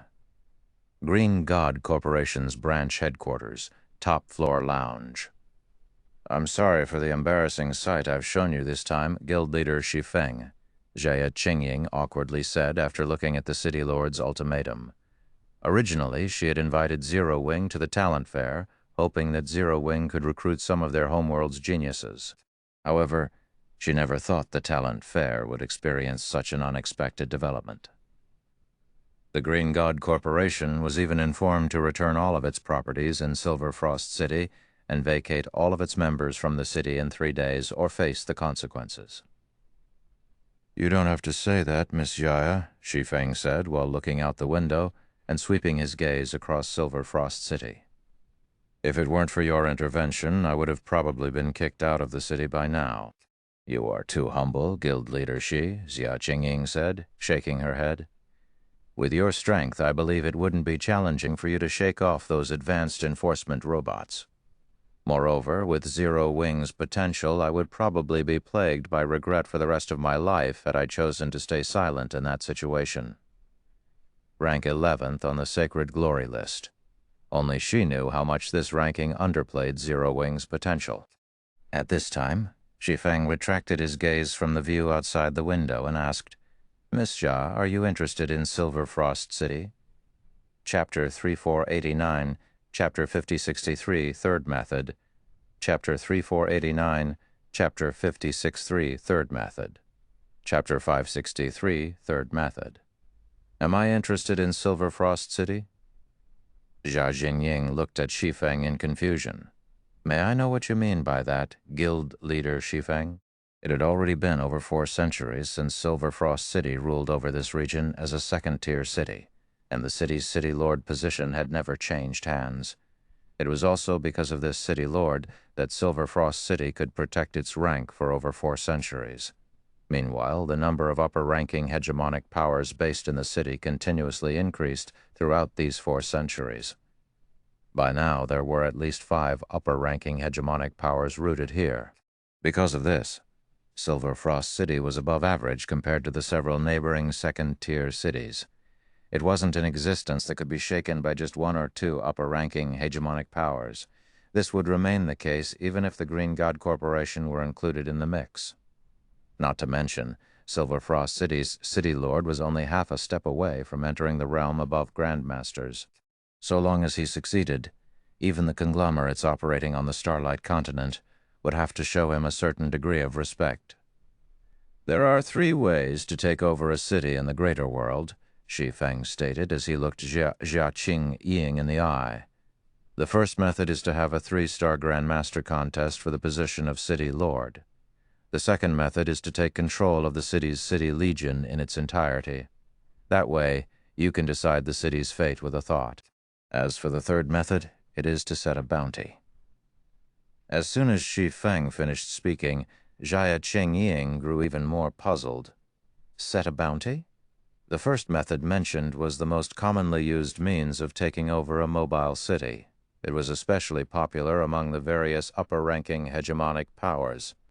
Typically, if an upper-ranking hegemonic power fancied a particular second-tier city, it would establish a base of operations there before having its own 3-star mental strength Grandmaster compete for the City Lord position. If the 3-star Grandmaster managed to gain the approval of half of the city's residents, the position would change owners. For this method, the chosen 3-star Grandmaster needed to be strong enough. At the very least, they would need to be as strong as the current City Lord. Otherwise, they would have difficulty gaining the citizens' approval. After all, only a powerful City Lord could ensure the city's safety. As for the second method, the chances of achieving success with it were much lower. A City Legion generally recruited members from all over the place. Hence, it was almost impossible for a single power to monopolize all of a City Legion's slots. Normally, this method would only be used by pseudo-apex powers in a hurry to expand their territory. Meanwhile, the way they would go about doing so was by having a large number of their talents join the targeted city's City Legion, outcompete the Legion's other members, and deprive the competition of resources. However, this method would only rarely be used. As for the third method Shi Feng mentioned, this was the first time Jia Qingying had heard about it. Seeing Jia Qingying's confused look, Shi Feng chuckled and explained, "This method has only been successfully employed a handful of times throughout the greater world's history, so it's not surprising that you don't know about it, Miss Xia. By setting a bounty, I mean placing a bounty in the greater god's domain on every member of the targeted city's City Legion and forcing them to leave the City Legion." In reality, Shi Feng only knew of 2 instances where the third method had been used, and both happened during his previous life. The first instance happened when Demon's Gate placed a bounty on Zero Wing, while the second instance happened when Zero Wing placed a bounty on Demon's Gate. These 2 bounties had shaken the entire Greater God's domain when they occurred. Now, he planned to initiate a third instance, letting Silver Frost City know the price of targeting his friends and allies. This would also be a warning to any city that dared to think of supporting Demon's Gate, the mastermind behind this whole affair. Should any city dare to support Demon's Gate in messing with him in the future, he would have the whole city disappear from the greater world. That's simply unfeasible. Jia Qingying was surprised by Shi Feng's explanation. The cost of doing so is completely disproportionate to the rewards, moreover. Who can possibly afford such an undertaking? We are talking about placing a bounty on all of the powers involved in the City Legion. "It is doable," Shi Feng stated confidently. "So long as we cast a sufficiently tempting bait, someone will take on the task." "Bait?" Jia Qingying felt a little confused. "Are you going to use a divine artifact as bait? What kind of bait would be tempting enough to get players and powers to go up against 5 upper-ranking hegemonic powers simultaneously? A divine artifact? Even a divine artifact would most likely be insufficient as bait. 2 divine artifacts would be needed, at the very least. However, only a lunatic would probably use 2 divine artifacts or more to take over a second-tier city. Not to mention, if Zero Wing revealed that it had 2 or more divine artifacts in its possession, everyone would probably decide that it would be easier to rob Zero Wing instead. That won't be necessary. Shi Feng shook his head. There is a simpler solution, and it is even something you are best at. Something I'm best at? Jia Qingyang was thoroughly confused at this point. She was not proficient at constructing divine artifacts. She couldn't even construct fragmented divine artifacts. Divine patterns, smiling, Shi Feng said. You should have heard of them before, right, Miss Jia? You mean that lost art? Nodding, Jia Qingyang said, I know about it, according to legends. Divine patterns can strengthen items, raising their basic attributes by close to 1 rank. However, the art has disappeared from the Greater God's domain ever since the mythical era's ancient divine war, and only scarce remnants of divine patterns remain. Although various powers have tried researching it, nobody has achieved any noteworthy results thus far. Could you have found remnant records of divine patterns, guild leader Shi Feng? Divine patterns were indeed highly sought after in the Greater God's domain, their attractiveness no less than that of secret treasures. After all, the items produced by players generally had similar basic attributes, so long as they were of the same quality. If players could increase the basic attributes of a piece of equipment, even if only by 1%, they would gain an extra 10% in basic attributes or more if they could do so for all of their weapons and equipment. This would give them a significant advantage over other players with the same weapons and equipment quality. No, I don't have any remnant records of divine patterns, Shi Feng said, shaking his head. Then he tapped on the quantum watch on his hand, summoning a holographic projection of the basic divine pattern he had previously created, saying, I have obtained a complete divine engraver legacy. As soon as Shi Feng finished speaking, the lounge became incredibly quiet as Jia Qingying looked at Shi Feng as if he was joking with her. It wasn't just a remnant record. It wasn't just a complete record either. It wasn't even multiple complete records of divine patterns.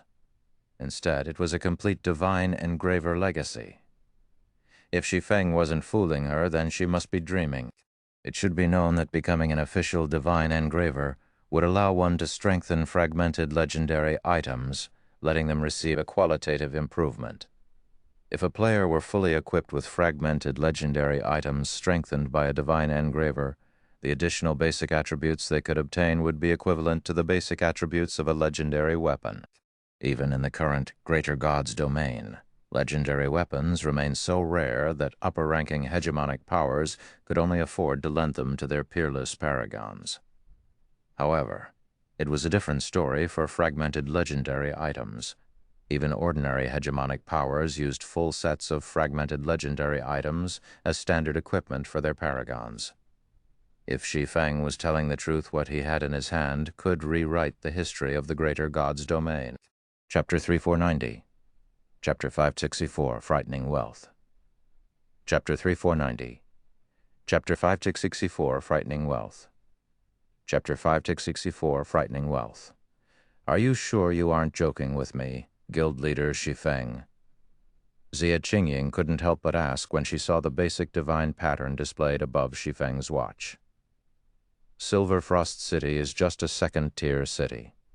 I doubt anybody would believe you would share the complete divine engraver legacy with them just to deal with Silver Frost City. The divine engraver subclass had long become extinct in the Greater God's domain. Although there were some players capable of creating divine patterns, they could only create a couple of incomplete varieties, and they weren't actually recognized as divine engravers. Even so, the various upper-ranking hegemonic powers still highly sought these faux divine engravers. If a true divine engraver appeared in such a situation, even the various apex powers would probably have difficulties sitting still. Not to mention they were talking about a legacy capable of mass-producing divine engravers here. So long as Shi Feng gave the word, he could easily get his hands on even a first-tier mobile city, let alone a second-tier mobile city like Silver Frost City. Meanwhile, all Shi Feng needed to do was give his helpers one opportunity to learn the divine engraver legacy. Yet now Shi Feng intended to share the complete divine engraver legacy with her, just so she could take control of Silver Frost City. If Silver Frost City's city lord were to learn of this, he would probably have a heart attack. This was bullying of the highest order. "You have misunderstood, Miss Jaya," Shi Feng said, chuckling when he saw the shocked look on Jia Qingying's face. "If we are only talking about Silver Frost City, it naturally wouldn't be worthwhile for me to take out the Divine Engraver legacy. My goal is to establish a partnership with you, Miss Jia. Taking control of Silver Frost City is only the first step of this partnership. The Divine Engraver legacy recorded in the Book of Eternity was no trivial matter. Even if he revealed only a small portion of it, it would be enough to cause an uproar throughout the entire Greater God's domain. If it were only to get payback for Jia Qingying, Shi Feng wouldn't need to share the Divine Engraver legacy." "Establish a partnership with me?" Jia Qingying blinked her eyes in confusion, her mind having difficulties processing Shi Feng's words. She was only one of the Green God Corporation's senior vice presidents. Even though she had previously shown strong support for Shi Feng, that was only because she deemed Zero Wing to have great potential. Even if Shi Feng sought to repay her gesture, she highly doubted he would use the Divine Engraver legacy to establish a partnership with her. After all, that was something incredibly tempting, even to the various apex powers. As an advanced member of the Eternal Chamber of Commerce, your connections vastly surpass the average corporation, Miss Jaya. The Green God Corporation is also established in quite a number of mobile cities," Shi Feng calmly explained. "I'm sure you don't need me to tell you how precious the Divine Engraver legacy is. If information about it were to leak, it would result in a calamity of epic proportions for Zero Wing.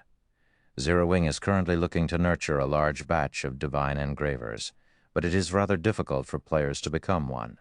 If we wish to conduct this large-scale operation in secret, we will require your help to select a group of trustworthy talents from the various mobile cities. In exchange for your help, we can give you 10% of all profits generated by the Divine Engravers you recruit. What do you think?" The cultivation of Divine Engravers was a challenging task. Not only did it require a large amount of resources, but it also required talent. If Zero Wing were to openly recruit lifestyle players, the guild would cease to exist in both the Greater God's domain and the Greater World, before it could even finish nurturing its first batch of Divine Engravers. This cultivation process must be conducted secretly. Meanwhile, by having Jia Qingying help in the recruitment process, not only could Zero Wing recruit more talents, but it would also ensure the secrecy of the entire operation. In addition, Jia Qingying could also handle the sale of the divine patterns produced later on using her connections with the Eternal Chamber of Commerce. Out of everyone Shi Feng knew, Jia Qingying was the best partner candidate he could think of at present. Furthermore, Silver Frost City had a large population, ranking near the top among the surrounding second-tier cities. The region it occupied was even home to the Frost Spring, which produced water capable of clearing and calming the drinker's mind. During Shi Feng's previous life, many lifestyle players migrated to Silver Frost City because of the Frost Spring, as drinking the spring's water helped with their research and growth both inside and outside God's domain. One could say that Silver Frost City was the most suitable mobile city for developing lifestyle players. "You seem to have a lot of trust in me, guild leader Shi Feng. Are you not worried I will leak this astonishing information?" Jia Qingying asked, a playful smile appearing as she scrutinized the man before her. "You might be in for heavy losses should that happen." "I believe you aren't that foolish, Miss Jia," Shi Feng calmly said with a smile. "All right, then. I admit I am very tempted." When Jia Qingying failed to see any changes in Shi Feng's expression, she helplessly sighed and asked, "How many people do you want to recruit for the starting batch? 1,000? 2,000? The future prospects of the Divine Engraver subclass were limitless, and there was no lack of demand for the divine patterns they produced. If they capitalized on the Divine Engraver legacy properly, even 1% of the generated profits would exceed the total income of any conglomerate, let alone 10%. At this point, Jia Qingying couldn't help but be grateful to Zhao Quan and Silver Frost City's city lord. If not for them, she would have never received such an opportunity. "We'll start by recruiting 10,000 people first," Shi Feng said, after giving the matter some thought. "I will hand you the basic divine pattern designs as soon as possible, So long as players successfully learned how to create a divine pattern, they could produce as many designs for it as they wanted. Previously, he had already become an apprentice divine engraver, so he would have no difficulties producing basic divine pattern designs. As for letting others learn using the Book of Eternity, he dared not do such a thing. It might be easier for players to become a divine engraver if they learned through the Book of Eternity, but each learning attempt using it cost one god crystal. It simply wasn't a cost the average power could afford. Not to mention, the Book of Eternity didn't only contain the knowledge necessary to start on the path of a divine engraver. Instead, it contained a complete divine engraver legacy that could potentially help players develop into a famed craftsman or even a divine craftsman. He naturally wouldn't let others gain access to such a precious legacy. For this reason, he decided to recruit 10,000 individuals to nurture in the first batch. Without the Book of Eternity's assistance, players would face much greater difficulty learning to become a divine engraver. With such circumstances, the difficulty of grasping a basic divine pattern would be no different than becoming a master magician, and their chances of becoming a divine engraver were probably 1% or less. In other words, if they recruited 10,000 talents to nurture at most, 100 of them would become apprentice divine engravers, capable of producing basic divine patterns that could be used to strengthen epic weapons and equipment. And as it was even more challenging to graduate from being an apprentice divine engraver, out of these 100 apprentice divine engravers, it would be fortunate if even 3 to 5 of them could become an official divine engraver. Meanwhile, 3 to 5 divine engravers were barely enough to execute his plan. 10,000. Xia Qingying's mouth twitched when she heard Shi Feng's answer. Do you know how much it would cost to recruit so many players, guild leader Shi Feng? Aside from material expenses, we will also have to cover their salaries, which will vary depending on the confidentiality agreement we sign with them. If we go by the highest level confidentiality agreement, we will need to pay every person at least 10,000 star coins a month. Should any of them succeed in becoming an apprentice divine engraver or divine engraver, we will have to further increase their benefits. Not to mention, we will also have to pay for the contribution points needed for them to remain in a mobile city, and if we are going to recruit 10,000 people, we will have to split them across several dozen cities. Every city's contribution points are independent of each other. If we were to purchase contribution points on such a large scale, even if we have everyone stay in only third-tier cities, it would still be a significant expenditure. After adding everything together, we will have to spend a minimum of 500 million star coins a month. Are you sure you want to recruit so many people? A monthly expenditure of 500 million star coins was a huge burden even to the Green God Corporation. This was why few corporations could afford to nurture their members in mobile cities on a large scale. Not to mention, Zero Wing was only a guild that had recently set foot into the greater world. Chapter 3491, Chapter 565, Guild Ranking. Chapter 565, Guild Ranking. Chapter 565, Guild Ranking.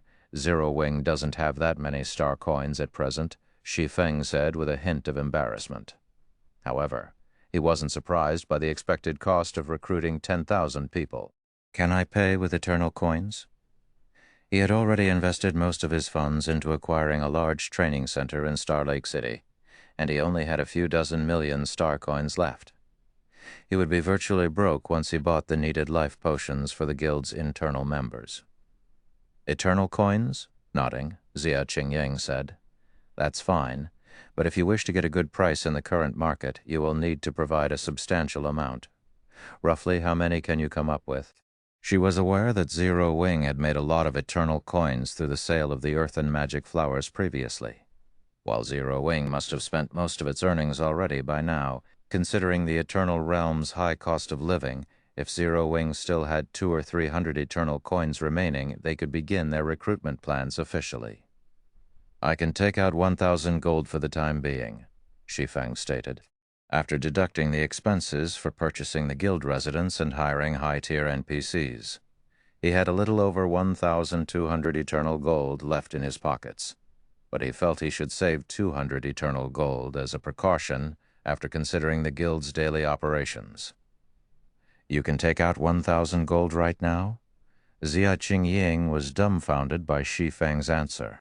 As far as she knew, the various upper-ranking hegemonic powers operating in the current Eternal Realm had, at most, 600 Eternal Gold available on hand. Moreover, these were the wealthier upper-ranking hegemonic powers. The average upper-ranking hegemonic power would only have around 300 Eternal Gold to spare. After all, players would frequently enter combat out in the current Eternal Realm.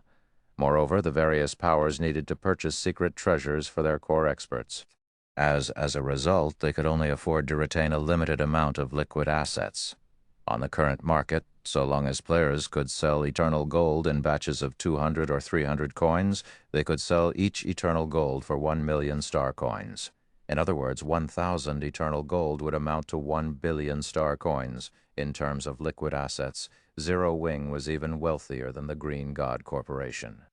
If it's not enough, I can gather another 3,000 gold if you give me a few more days, Shi Feng said.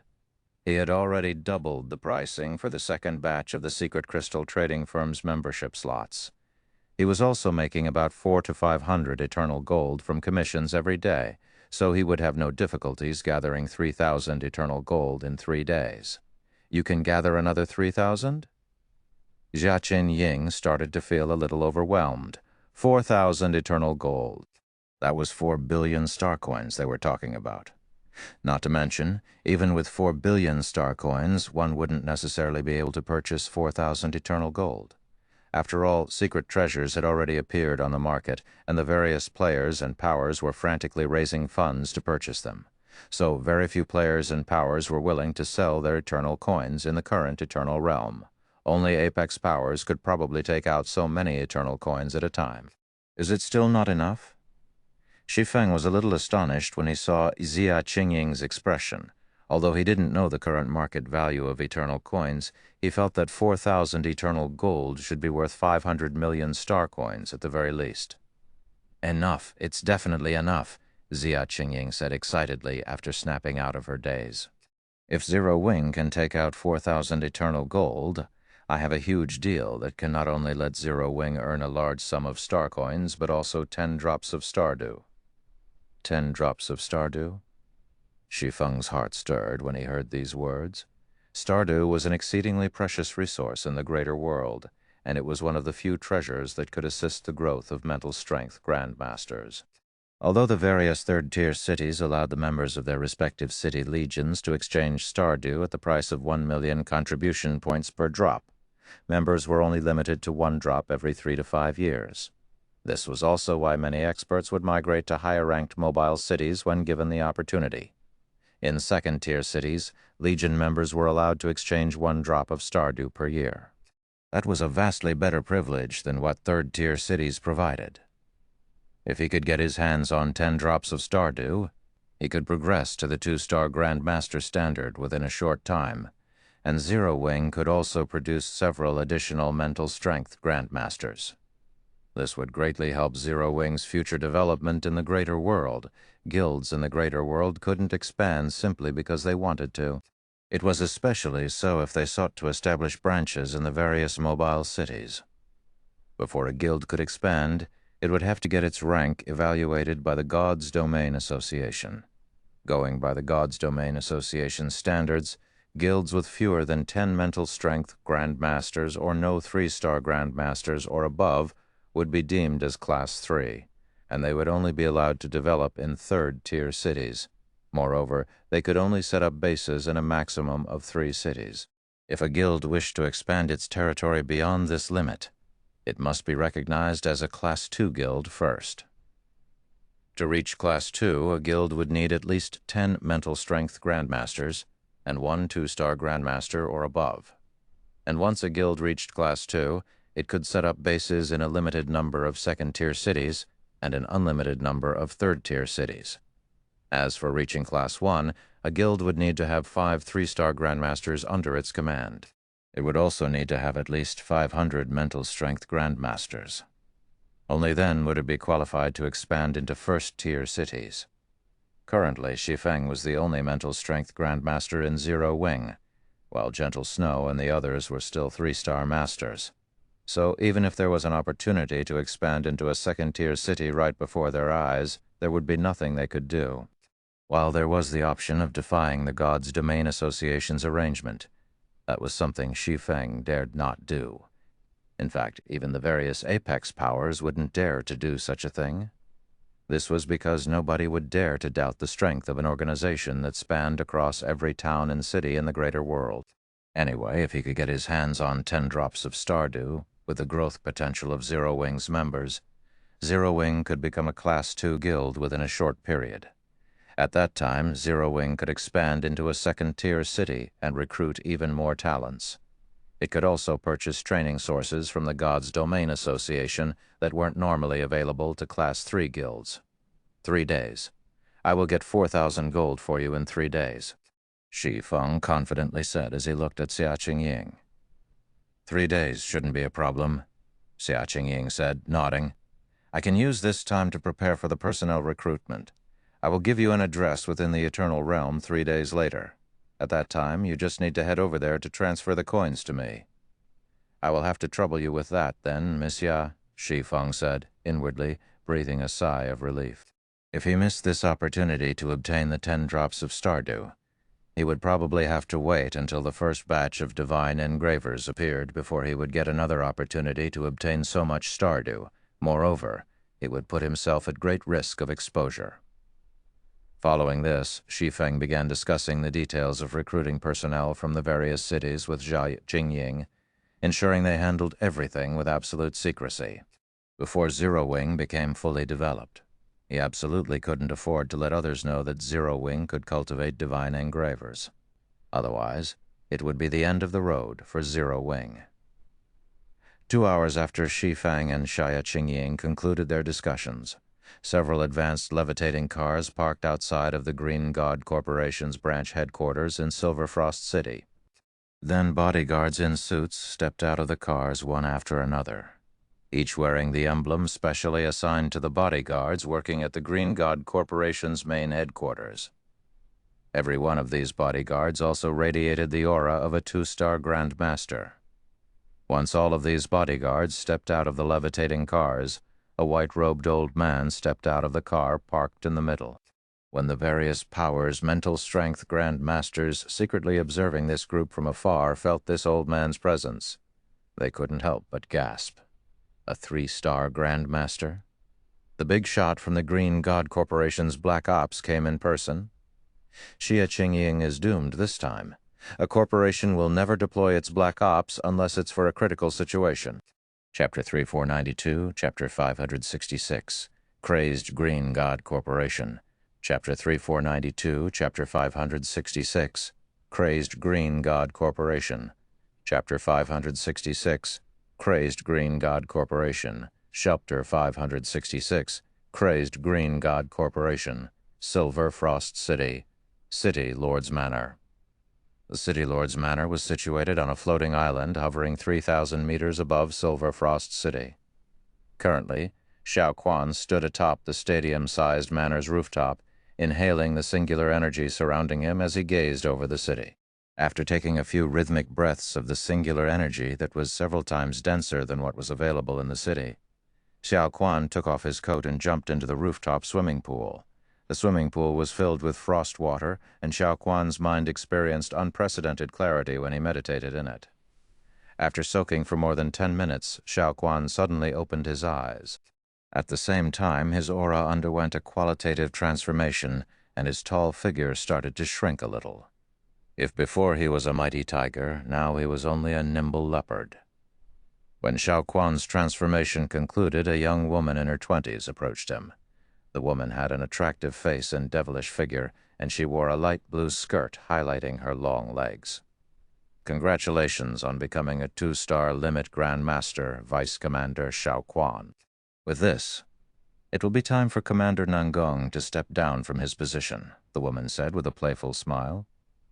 She looked at Xiao Quan as if she were looking at a toy, her face lacking any traces of reverence or respect for the young master of Silver Frost City. How rare of you to visit me, Kangsha, Xiao Quan said as he looked at the devilish woman, a hint of indifference in his voice. Could she have more instructions for me? Her Highness is very busy. It is already rare that she would have me contact you even once. How could she possibly have the time to care about the trivial matters here? The devilish woman named Kang Sha said, laughing. I'm only here to inform you that that person from the Green God Corporation's Black Ops has arrived. Isn't that to be expected? Xiao Quan nonchalantly responded.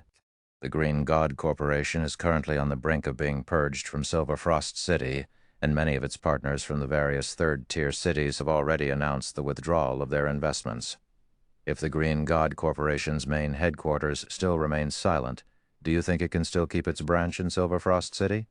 Because of Xia Qingying's stunt during the talent fair, the Green God Corporation offended not only many of its partnered powers, but also Silver Frost City's city lord. If the corporation didn't do anything about Xia Qingying, there would be no end to this matter.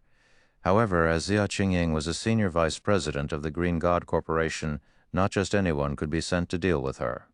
Only the corporation's Black Ops, which operated directly under the Green God Corporation's chairman, would be qualified to do so. Or are you here to tell me that the Green God Corporation is looking to negotiate with me? Xiao Quan suddenly chuckled.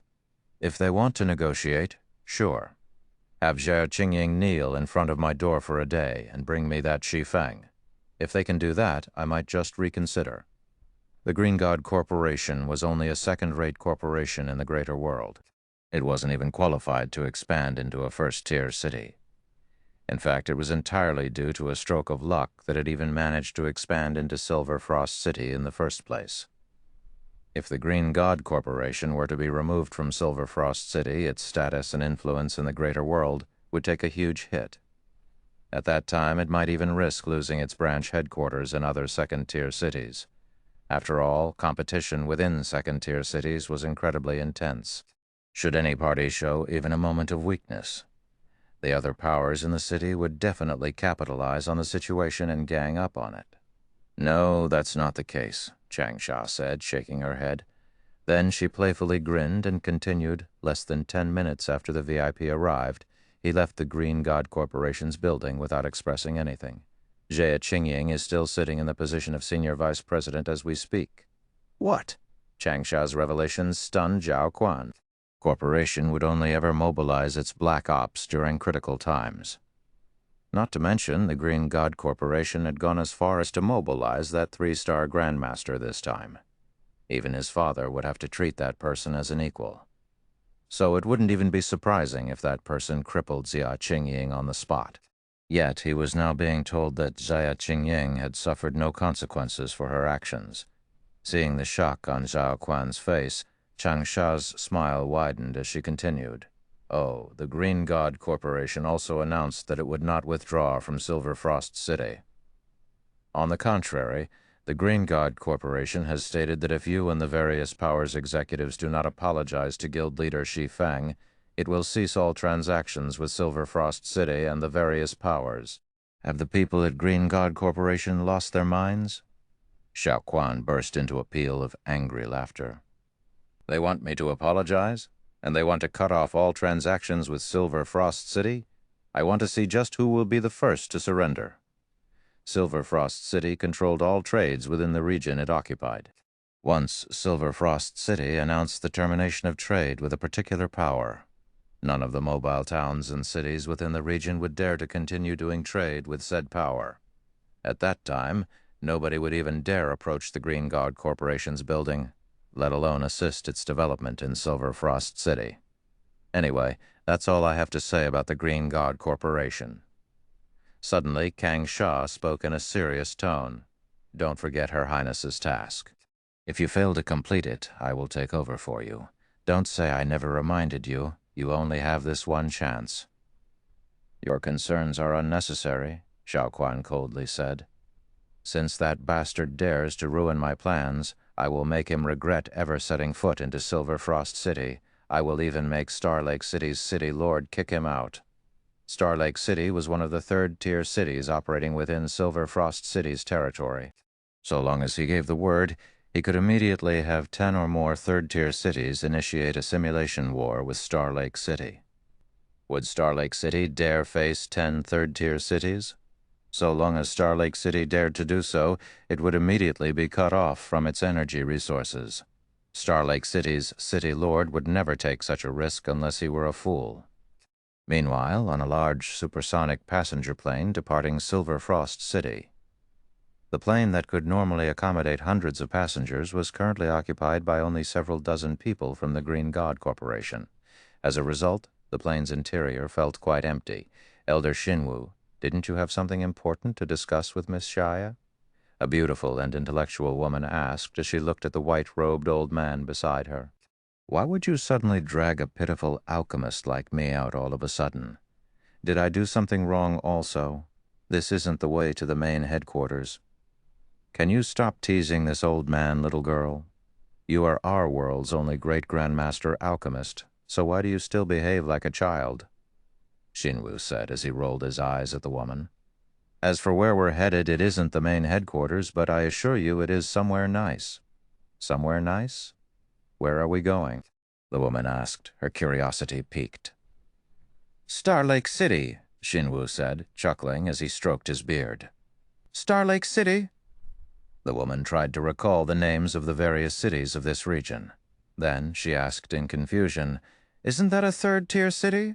Moreover, isn't that the city where Zero Wing is based? Why are you taking me there? Yes, that is the city where Zero Wing is based. As for why we are headed there, Jinwu nodded. On behalf of the Green God Corporation, I ask that you join Zero Wing, Silent Wonder. You want me to join Zero Wing? Are you joking with me, Elder Shinwu? Silent Wonder couldn't help but look at the old man next to her as if the other party had gone senile.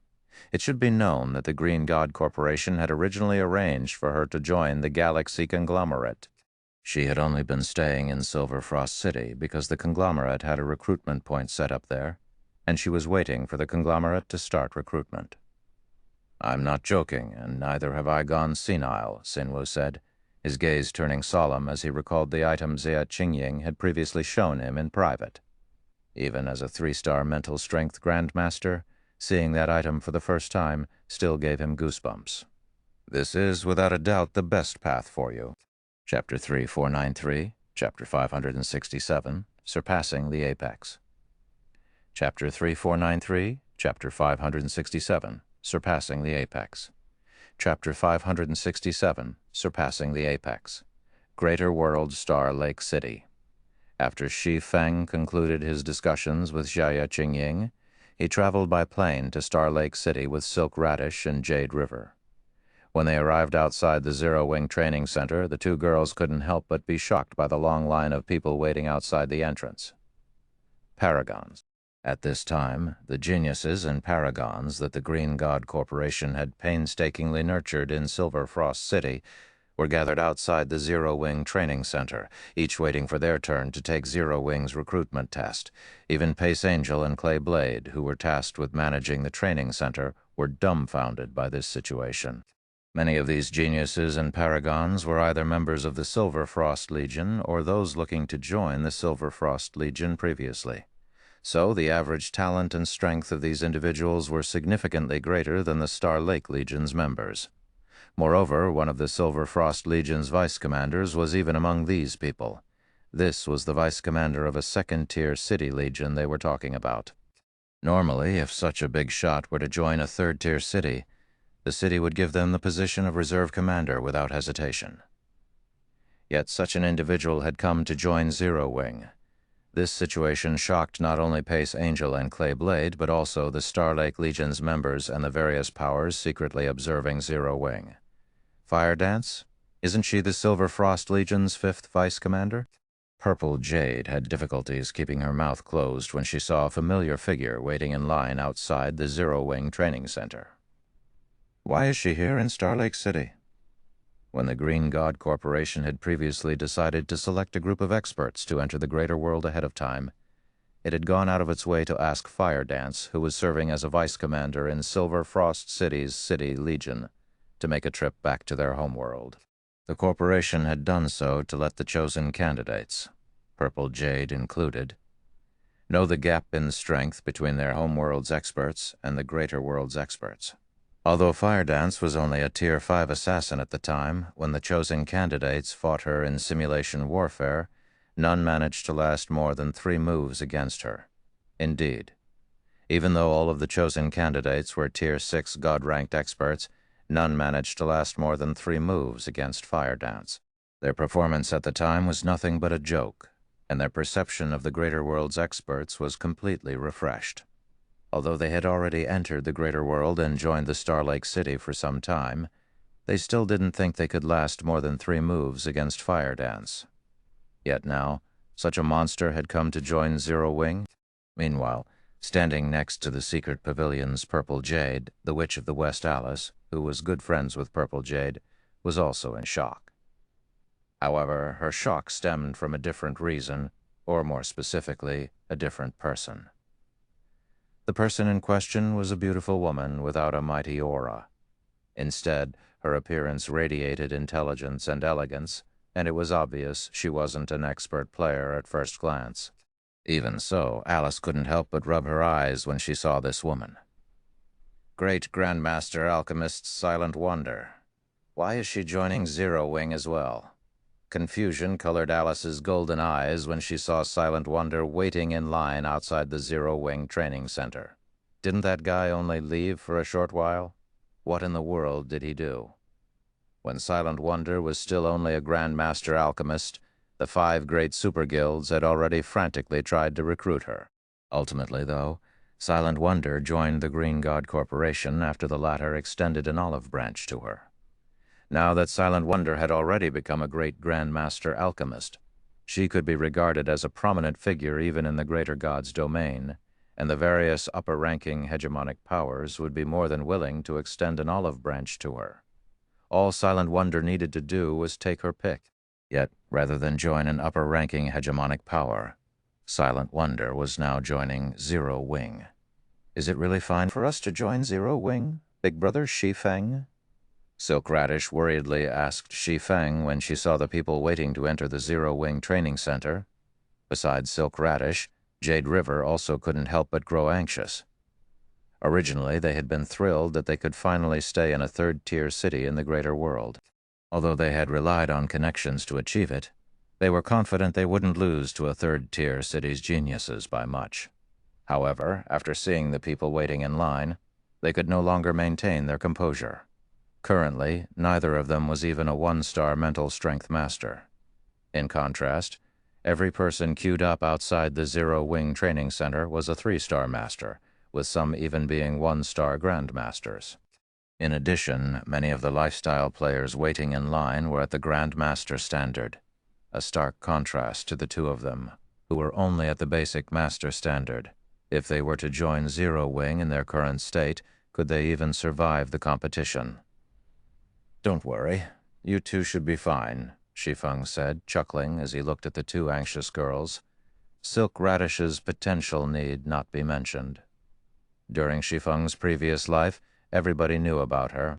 As for Jade River, while she wasn't as talented as Silk Radish, she was still one of the few people who became both a great Grandmaster Magician and a great Grandmaster Forger. The 9 Refinements Witch. Because Shi Feng was busy dealing with Demon's Gate's relentless attempt to hunt him down during his previous life, he didn't have much energy to spare on recruiting the talents of his homeworld.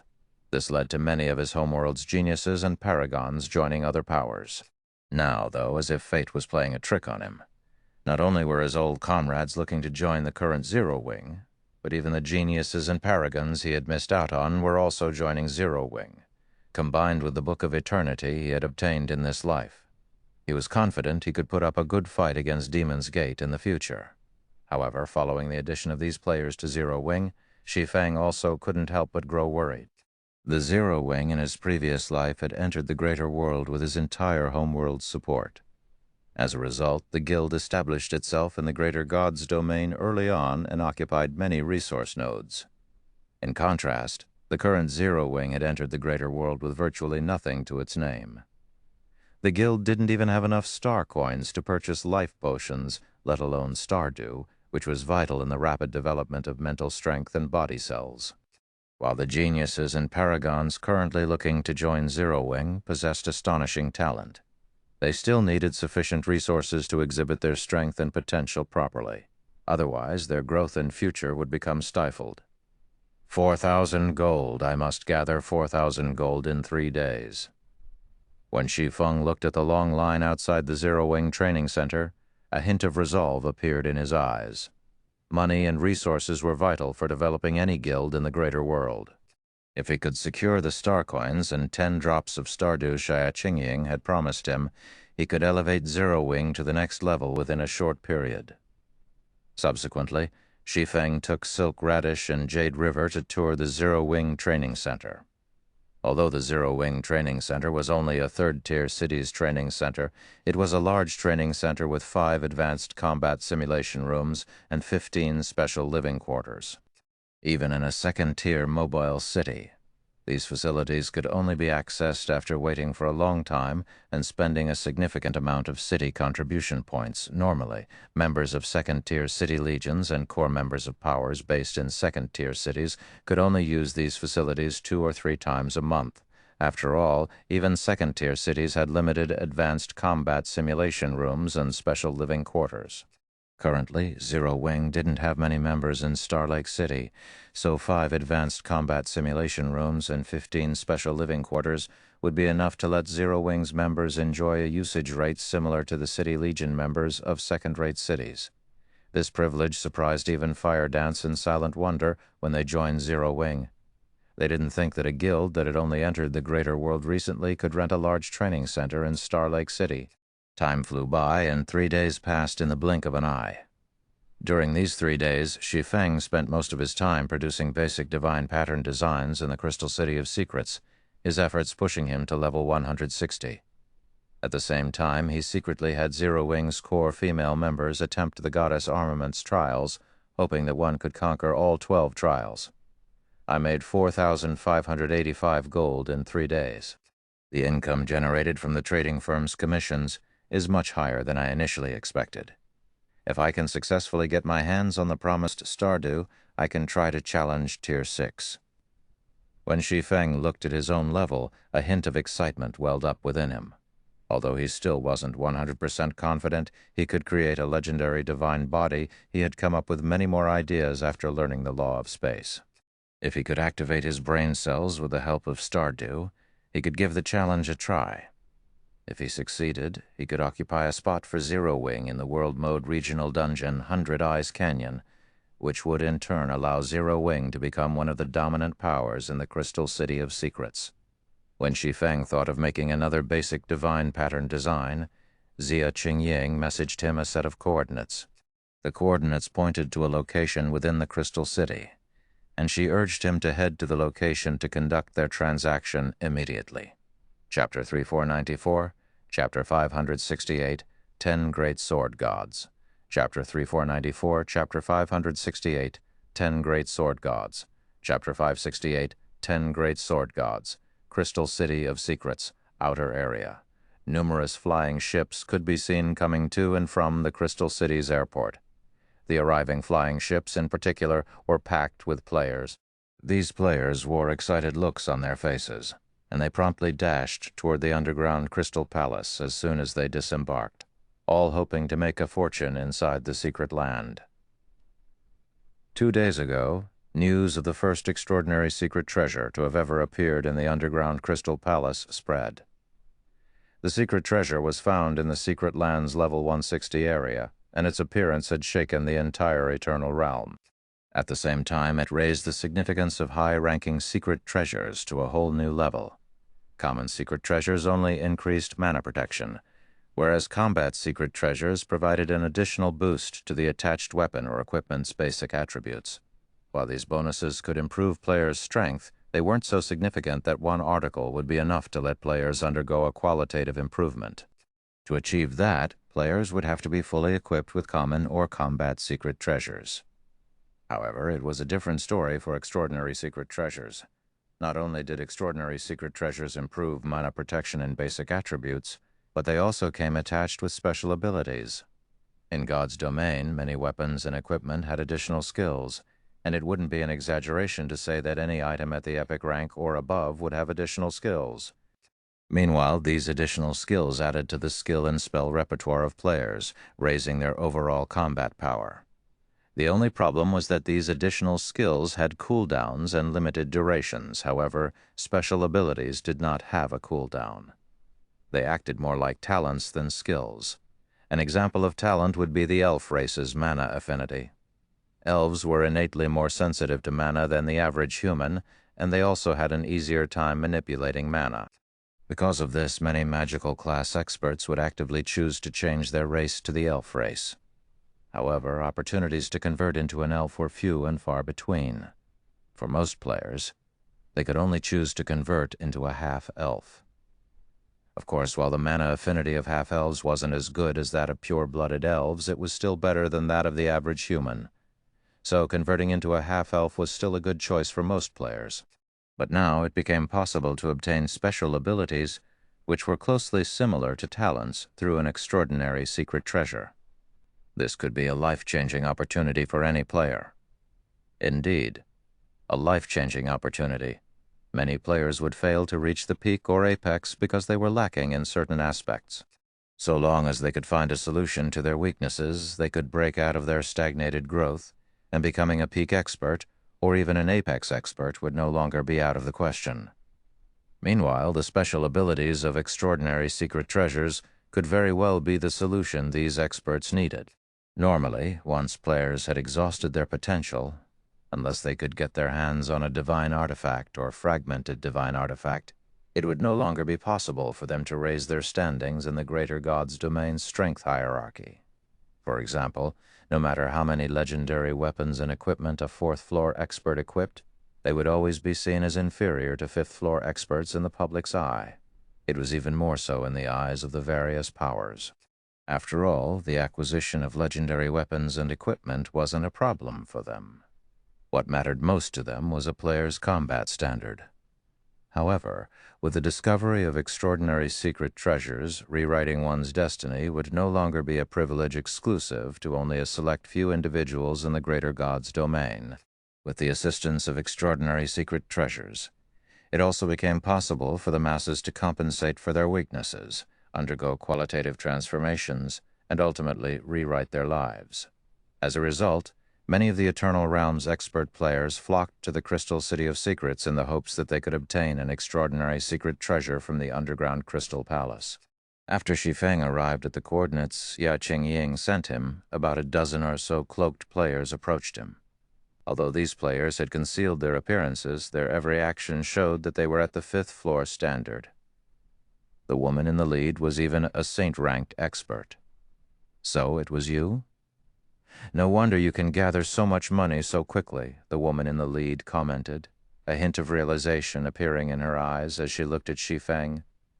"May I know your name, miss?" Shi Feng asked as he looked at the unfamiliar woman before him. "Billowing Water," the woman replied in a quiet tone. "Billowing Water?" Shi Feng promptly recalled something upon hearing the woman's name, and he couldn't help but be surprised as he asked, "The Blaze Conglomerate's Heart Sword." The Blaze Conglomerate was a cross-realm conglomerate rivaling the Galaxy Conglomerate. Meanwhile, Heart Sword Billowing Water was one of the Blaze Conglomerate's 2 taboos during his previous life, the wielder of the Formless Twilight. Formless Twilight was a very special divine artifact. Even when it was still a fragmented divine artifact, it did not have any fixed form, and it only had 2 abilities. The first ability allowed the wielder to transform Formless Twilight into any sword. The second ability allowed the wielder to create multiple swords, and the number and type of swords created were up to the wielder's imagination. When Billowing Water initially got her hands on the fragmented divine artifact ranked Formless Twilight, her strength had undergone an earth-shattering change. Even though she did not master any gold combat techniques, she could defeat experts who did. After Formless Twilight was upgraded into a divine artifact, Billowing Water even surpassed war goddesses when it came to offensive capabilities. Back then, Billowing Water had defeated 5 of the 7 Luminaries Alliance's Grand Elders consecutively. The 7 Luminaries Alliance had even labeled her as one of the greater god's domain's 10 great sword gods later on, putting her on the same level as Wordless Ember. Currently, Shi Feng could not see billowing water carrying any weapon, so it was evident that she had already obtained the rumored formless twilight. Even if the weapon was only a fragmented divine artifact right now, it should still enable her to fight against any apex expert without fear. So, Shi Feng found it hard to imagine why billowing water needed to conceal her appearance to meet him. "That's right. I am the Heart Sword," billowing water said, nodding. Then, after taking a good look at Shi Feng, she continued, "You are quite strong. Aside from the promised 4,000 gold, would you be interested in making another deal with me? It is a rather significant transaction." "Significant? How significant is it?" Shi Feng smiled.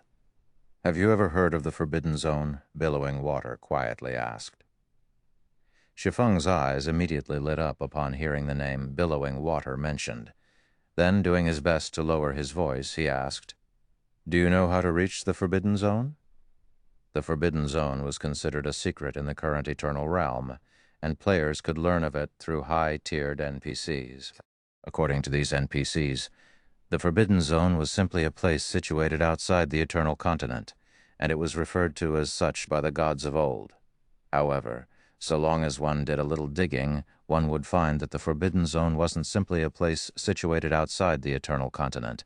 Instead, the term referred to the two other major continents that existed in the Eternal Realm.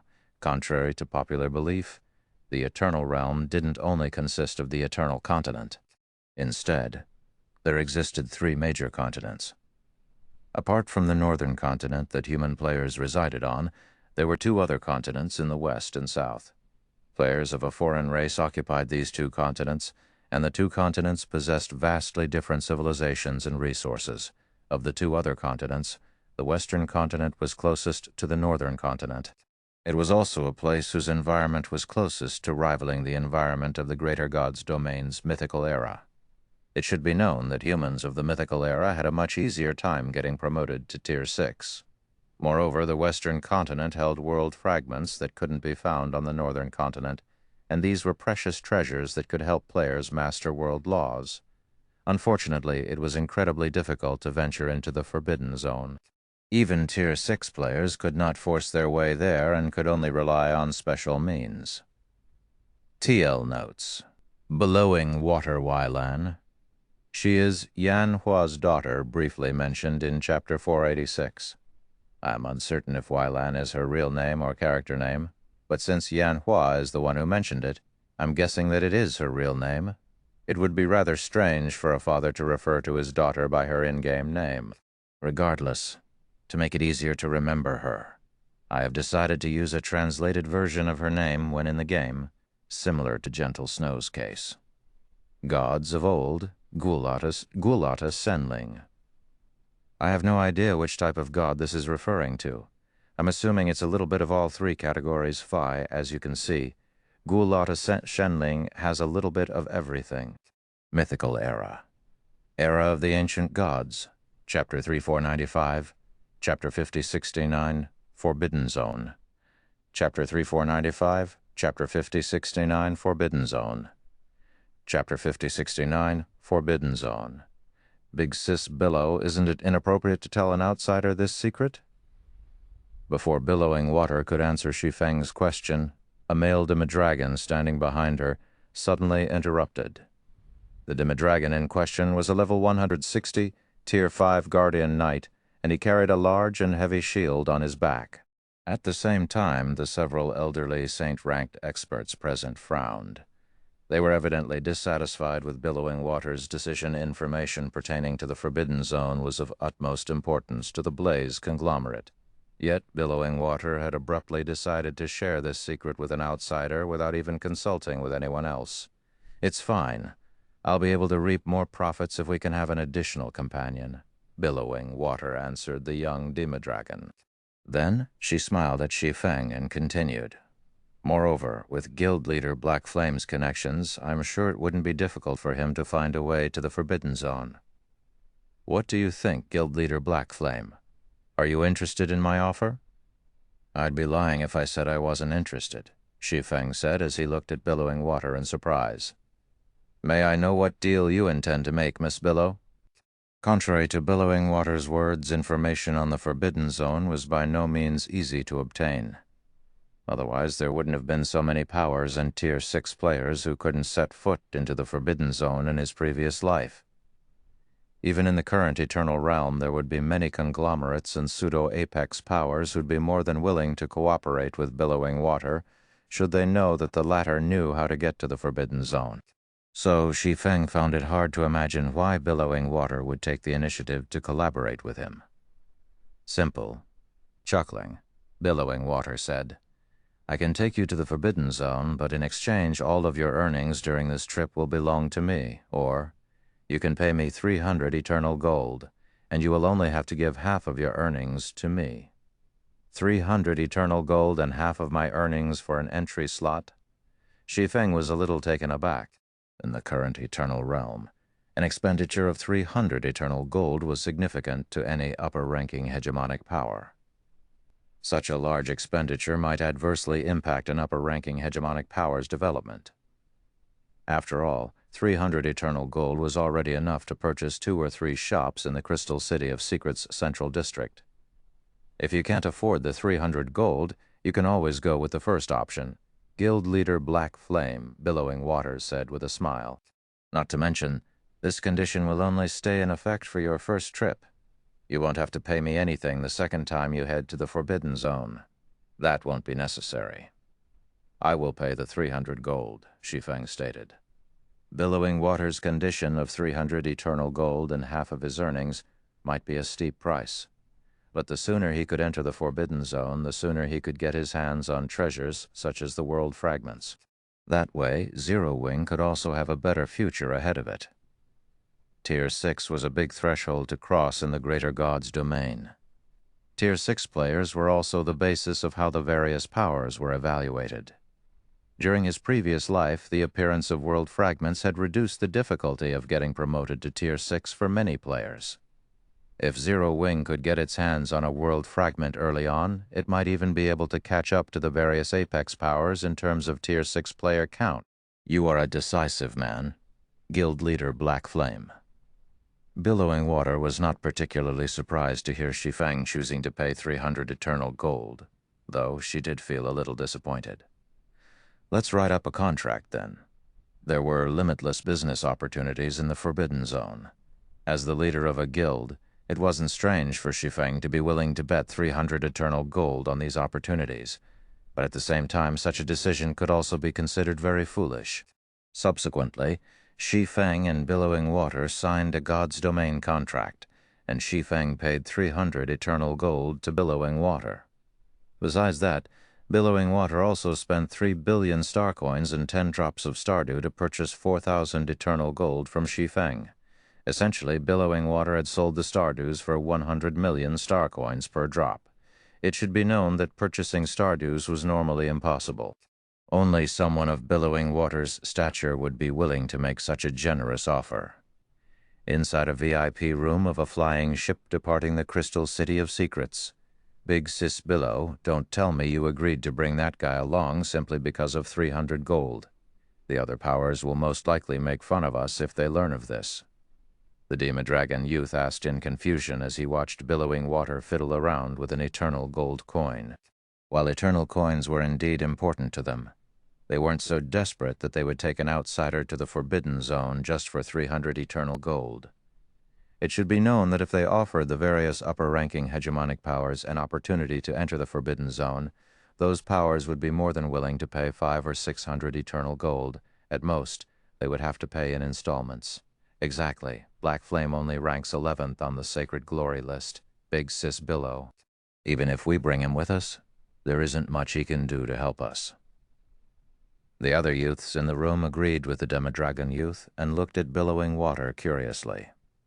They were members of the younger generation secretly nurtured by the Blaze conglomerate, and they idolized Billowing Water, the conglomerate's first successor.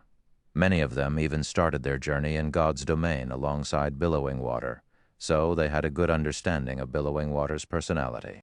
In the general public's eye, being ranked 11th on the Sacred Glory list was indeed an impressive achievement.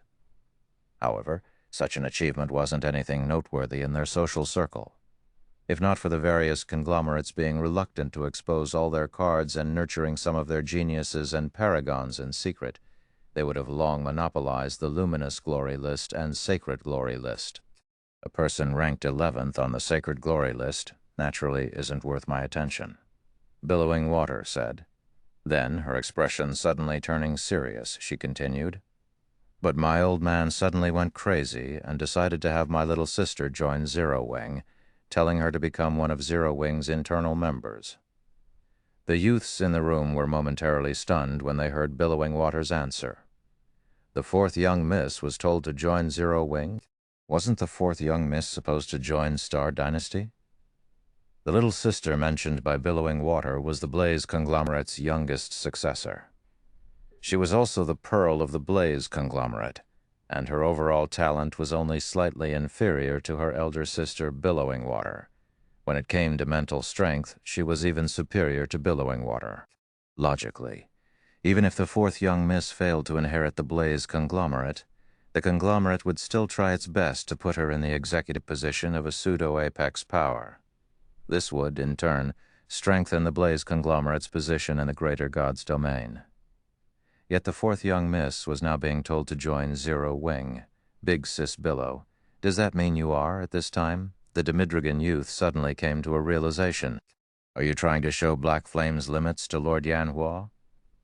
The Forbidden Zone was a dangerous place, and players couldn't survive there without sufficient strength. That is my intention. Billowing Water nodded. The old man isn't in the Eternal Realm, so he has no idea how much strength the various powers have hidden here. And since I can't talk him out of his decision, my only option is to show him how laughable Black Flame is when he is put among the monsters in the Forbidden Zone. Hearing Billowing Water's words, the youths present burst into laughter. They had experienced a similar baptism when they first visited the Forbidden Zone not too long ago. Now it was the 11th ranked Sacred Glory expert's turn. Chapter 3496, Chapter 5570, Superior Demigod. Chapter 3496, Chapter 570, Superior Demigod. Chapter 570, Superior Demigod. 29 hours after the flying ship left the Crystal City of Secrets, Shi Feng, Billowing Water, and the others arrived at a coastal NPC city.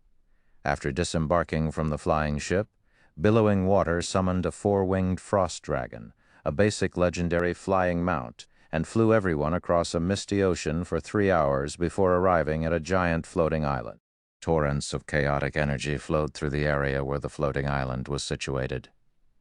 These energy torrents were incredibly powerful, and even Tier 5 players would be vulnerable to them. If players dared get close to these chaotic energy torrents, they would quickly have their mana sapped out of their bodies, causing them to grow weak and disoriented.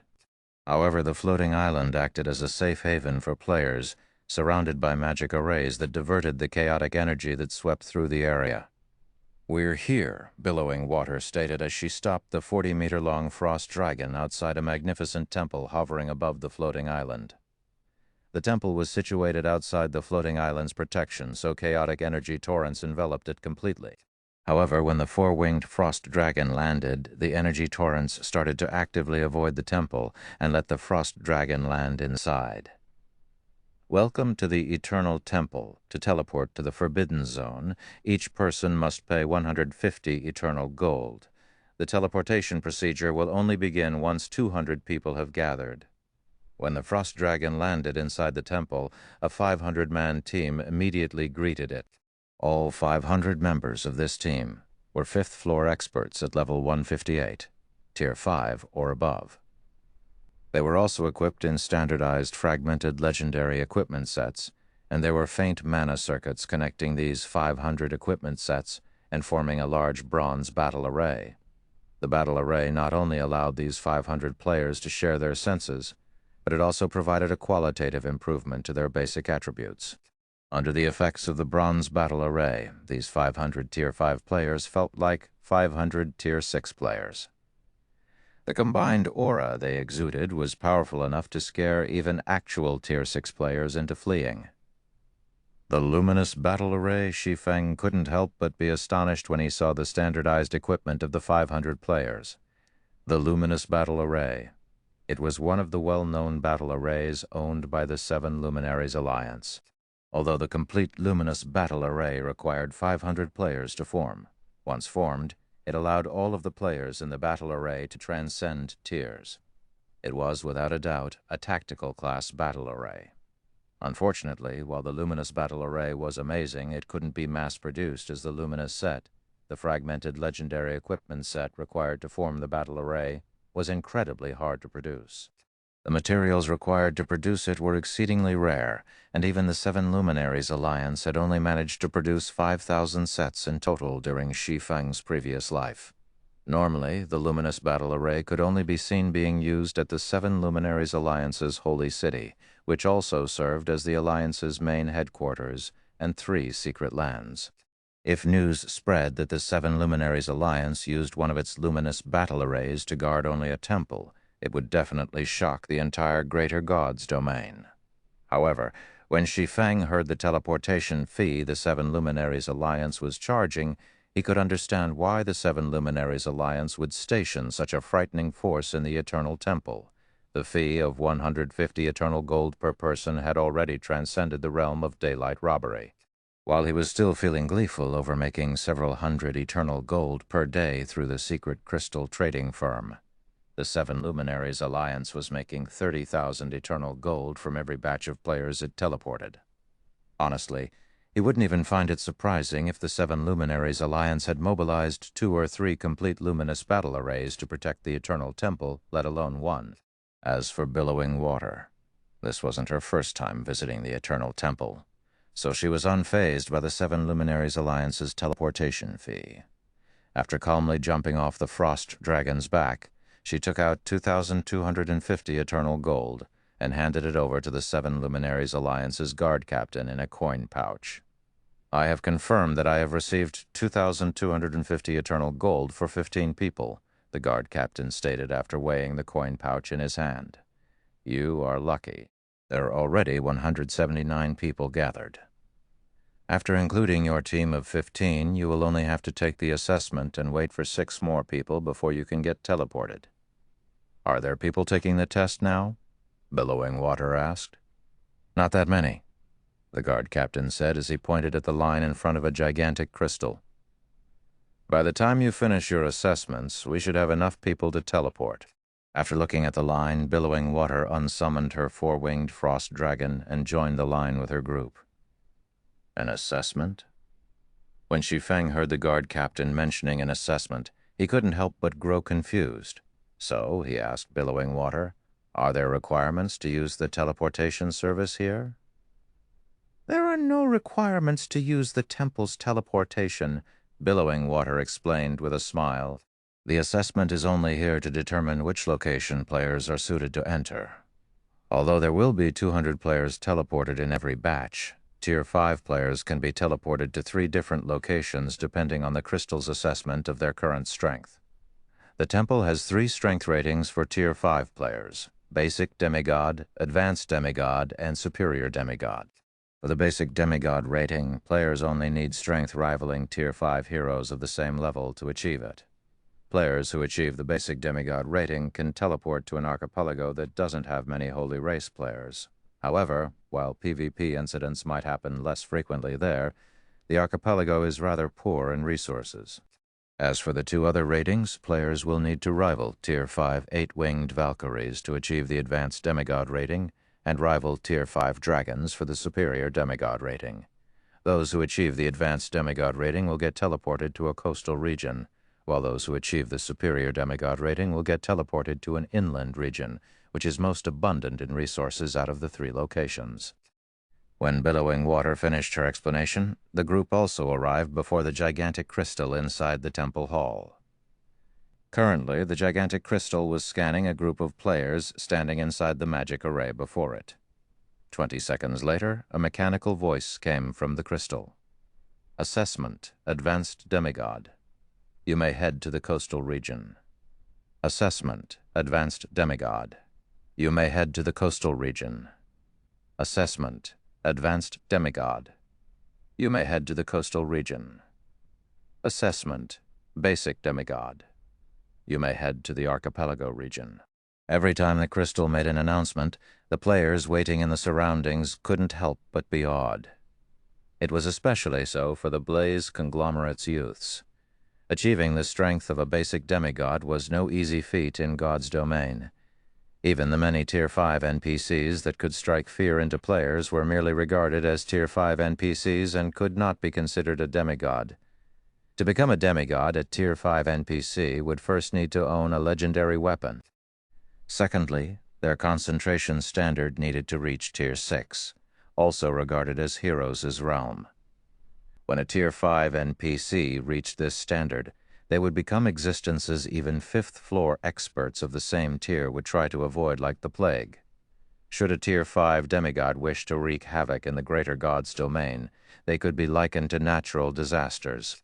Tier 5 demigods were so powerful that even the Sacred Glory list's top 10 experts could only shake their heads in defeat if they came across one. Yet players who reached the standard of basic demigods could only rank at the bottom of the Eternal Temple's hierarchy of players. Furthermore, over half of the players getting assessed had reached the advanced demigod standard, each capable of rivaling 8-winged Valkyries of the same level. These were all existences that could slay the average Tier 6 player. Assessment: Advanced Demigod. You may head to the coastal region. Nice. Secret treasures do help, the Demon-Dragon youth from the Blaze Conglomerate exclaimed when he heard his strength rating. An advanced demigod. Even among the various monsters operating in the Forbidden Zone, experts with the strength of an advanced demigod could be considered mid-tier. He also wouldn't have to worry about returning from the Forbidden Zone without harvests. It seems he didn't simply survive out of luck last time. Billowing Water nodded in approval as she looked at the Demon-Dragon youth. Since the Demon-Dragon youth could now enter the coastal region, he could more or less leave the Forbidden Zone with some harvests this time. Had he been assigned to the impoverished archipelago region again, the best he could hope for was to leave the Forbidden Zone with his life. While the Demon-Dragon youth was celebrating, Shi Feng stepped out of the crystal's magic array. Immediately afterward, a mechanical voice came from the crystal. Assessment: Superior Demigod. You may head to the inland region. Chapter 3497, Chapter 571, Golden Kingdom. Chapter 3497, Chapter 571, Golden Kingdom. Chapter 571, Golden Kingdom. A superior demigod. Crap! A superior demigod appeared? Following the crystal's announcement, everyone waiting in the hall turned their heads toward Shi Feng, their gazes filled with astonishment and envy. There were vast differences between the 3 locations players could teleport to via the Eternal Temple. Although each was more dangerous than the previous, the rewards players could obtain from the more dangerous locations were many times better. It was especially so for the inland region.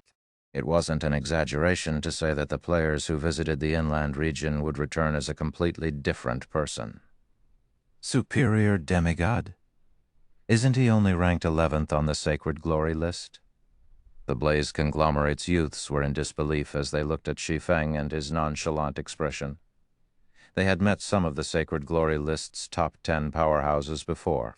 However, ever since they returned from their first visit to the Forbidden Zone, they were confident that, aside from the Sacred Glory list's top 2, they could defeat and possibly even kill any of the other Sacred Glory list's top 10 experts. Hence, in their eyes, the so-called experts who ranked outside of the Sacred Glory list's top 10 were nothing more than a joke. Yet now, Shi Feng was rated as a superior demigod. Had the Sacred Glory list undergone a revision while they weren't paying attention? Since when did the Sacred Glory list hold so much value? How interesting. No wonder the old man has such high praises for him.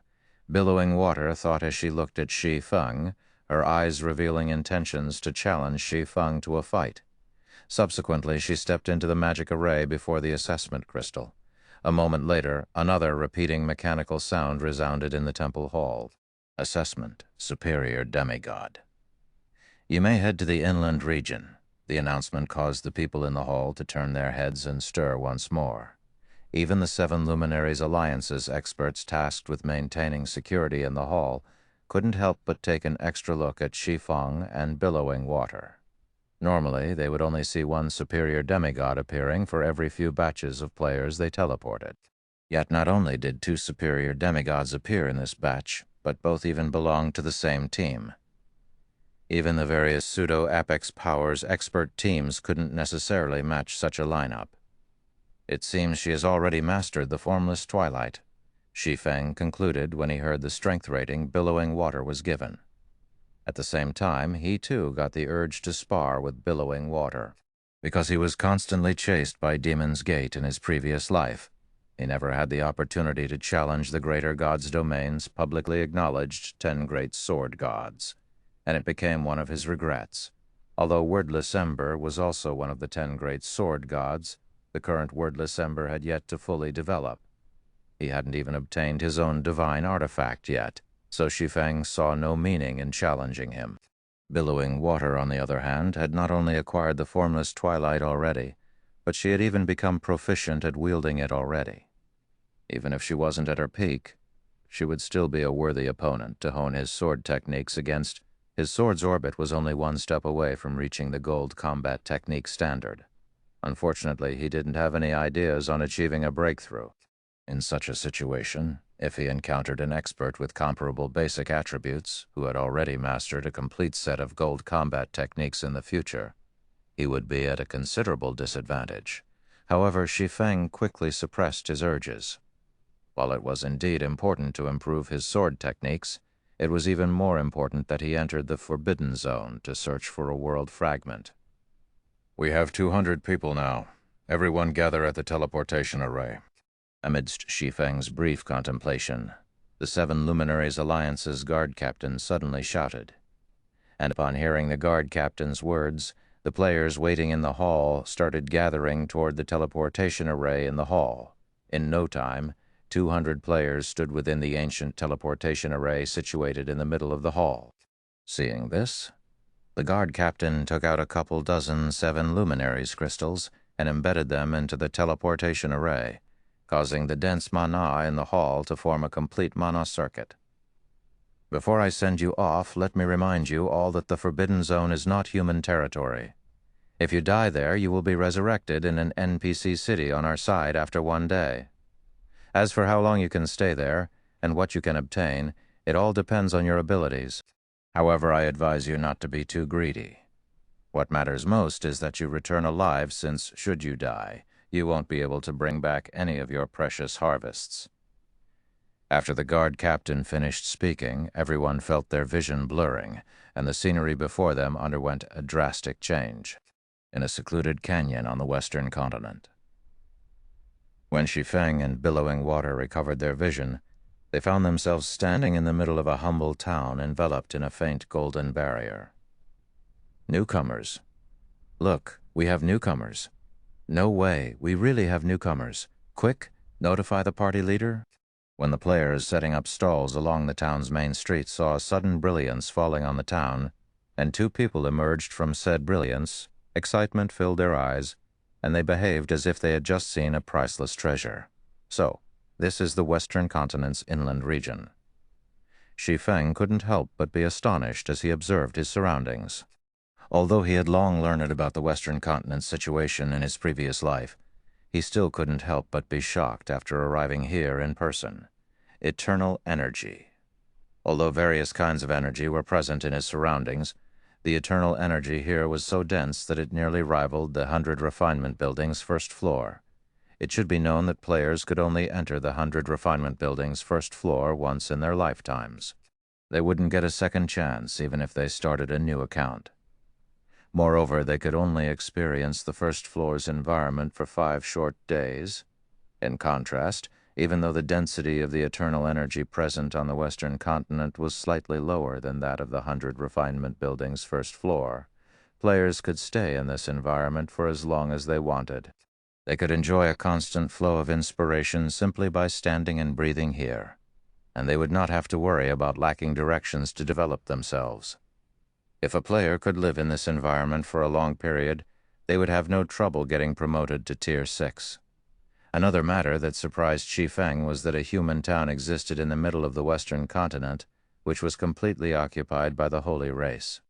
Although the town was tiny, being only 1/5 the size of the average basic town, it was still a bona fide human town. With the town's circumstances, its value easily exceeded that of the Crystal City of Secrets. The Seven Luminaries Alliance truly is insane. To think they would bring even the Golden Kingdom here, when Shi Feng saw the faint golden barrier that covered the entire town, he couldn't help but admire the Seven Luminaries Alliance's wealth. The divine artifact Golden Kingdom. The Golden Kingdom was the Seven Luminaries Alliance's ultimate defensive trump card. While the Golden Kingdom was only a magic item and not a weapon or a piece of equipment, it was one of the few defensive magic barriers capable of withstanding an attack from a primordial god. It wasn't an exaggeration to say that so long as a settlement was protected by the Golden Kingdom, so long as the Golden Kingdom had enough energy, the town would be impregnable. The only downside was that the Golden Kingdom couldn't be moved for a year once it was set up. During Shi Feng's previous life, the Seven Luminaries Alliance had relied on the Golden Kingdom to defend a fortress against the Holy Race's invasion. At the time, the Holy Race's various powers had joined forces to attack said fortress. Yet, even after besieging the fortress for over a year and permanently sacrificing hundreds of thousands of Tier 6 experts, the Holy Race still failed to capture the fortress. That battle had become an eternal legend in the greater god's domain.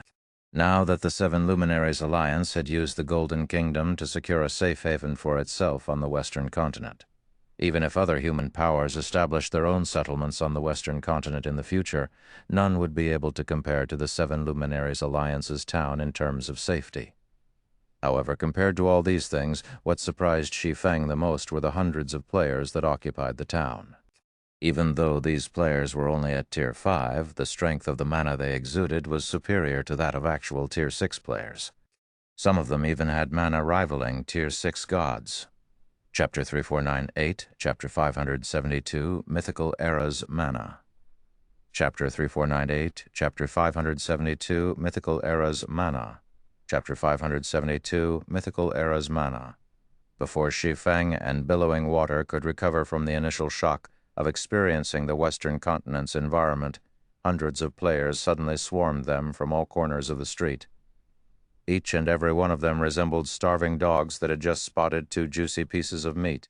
It's been so long since we've had any new superior demigods, and this time we got 2. Friends, how about joining our Falcon Party? I guarantee you'll earn 100 contribution points per excursion. At that rate, you can exchange for a mana purification technique in just 3 days. Come to our Rainstorm Party instead. We can help you obtain bronze purification techniques, if not even basic ones. You folks from Rainstorm sure love to boast. A bronze purification technique? Not a single person in your party has managed to learn one yet. Friends, join our Half-Leaf Party instead. Our party leader is an expert who has already mastered a bronze purification technique. We earn far more contribution points than the other parties. The town's players shouted offers to Shi Feng and Billowing Water one after another without giving them any time to react. Mana purification techniques? Shi Feng was greatly surprised by the offers everyone made. He had only learned how to improve his mana after accepting the primordial abyssal god's legacy. However, it was an incomplete technique that provided him with limited improvements.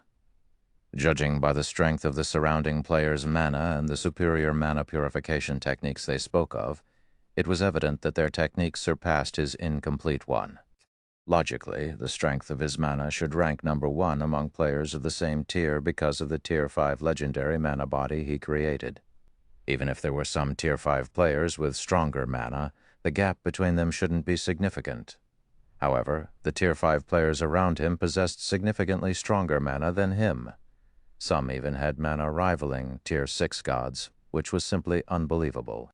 If he could bring a large number of these so-called mana purification techniques back with him, or establish a long-term supply chain, it would undoubtedly lead to qualitative transformations in the overall strength of Zero Wing's members.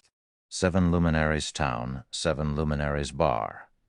After listening to the fervent invitations from various parties in the town, Shi Feng and Billowing Water chose to engage in further negotiations with a female elf named Moon Bamboo, who was a guardian knight and had mastered a bronze mana purification technique. How about it? Will you join us, friends? While Dawnlight might not be among the top 5 parties in town, we are solidly ranked in the top 10. Moon Bamboo explained to Shi Feng and Billowing Water. After elegantly taking a sip of coffee, she continued, "We currently need 2 more members to complete our party. If you join Dawnlight, you'll enjoy 2 major benefits that most other parties can't offer. Firstly, you won't have to worry about acquiring a bronze purification technique. The party leader and I have already mastered one each, while the other 2 members have acquired their own. They just need to learn how to use them. So, if we obtain more bronze purification techniques in the future, you 2 will receive your share right away. Additionally, once the other 2 members succeed in learning their bronze purification techniques, Dawnlight will have 4 members who have mastered the technique. At that time, our party won't have to fear encountering teams composed of monstrous Tier 5 experts from the Holy Race. As a side note, both the party leader and I have mastered 2 gold combat techniques each. Secondly, you'll save on accommodation fees. Normally, you would have to spend 1 eternal gold per day for accommodation in the town. However, our party has used contribution points to rent a 6-person hotel suite for a month. We still have more than 10 days left, so you won't have to spend anything on accommodation during this period." While Moon Bamboo explained the benefits of joining the Dawnlight party to Shi Feng and Billowing Water, a tall and muscular man, a Tier 5 summoner, walked over to the table and unceremoniously sat down next to her. "Bamboo, you've been negotiating with these youngsters for half an hour and you still haven't won them over. I thought you'd be more capable with that beauty and big sister energy of yours," the male summoner said, sighing and shaking his head. "I'm recruiting 2 superior demigods at the same time. Why don't you give it a try, Mr. Party Leader?" Moon Bamboo said, rolling her eyes at the male summoner. There were very few players operating in 7 Luminaries Town, and the majority of them were members of the various pseudo-apex powers. Players from other powers constituted less than 10% of the town's population. It should be known that human players who died on the Western continent would be sent back to the Eternal Continent with 100% certainty. If they wished to return to the Western continent, they would have to pay an additional 150 eternal gold for the teleportation fee. Such an expenditure was exorbitant, even for the various pseudo-apex powers. Unless they had made significant contributions to their guilds on the Western continent, they would have to pay out of their own pockets. Hence, it became very difficult for non-pseudo-apex power parties to recruit new members. After all, newcomers had plenty of parties to choose from, so they would naturally compare their options. "My name is Sky Pivot, and I am the party leader of Dawnlight." The male summoner introduced himself to Shi Feng and Billowing Water with a smile. "Our party is planning to explore the Plane of Fallen Gods, a level 160 to level 180 map, soon. Rumor has it that the map drops treasures that can help with our Tier 6 promotion. As the party leader, I can exercise my authority to allow you to have first pick of one of the items we obtain during the expedition. If we acquire additional mana purification techniques, I will also give them to you for free, so you won't need to invoke your privilege for them. What do you think, friends?" When Sky Pivot finished speaking, Moon Bamboo couldn't help but look at him in shock. Every party was currently preparing to tackle the Plane of Fallen Gods in order to achieve Tier 6 promotion as quickly as possible. After all, this would give them an advantage over the other parties in town and give them a head start in exploring the Primordial Demon's Necropolis, a world mode regional dungeon rumored to drop advanced bronze and possibly even silver mana purification techniques. If they were to let the 2 newcomers have the promotion treasure first, it would likely impact their later exploration of the Primordial Demon's Necropolis. "If that's the case, I would like to join your party," Shi Feng said after considering his options. His primary goal was to reach Tier 6. As for the World Fragment, obtaining it relied entirely on luck. Rather than blindly searching for a World Fragment, he would be better off securing a mana purification technique first and learning more about the Western continent.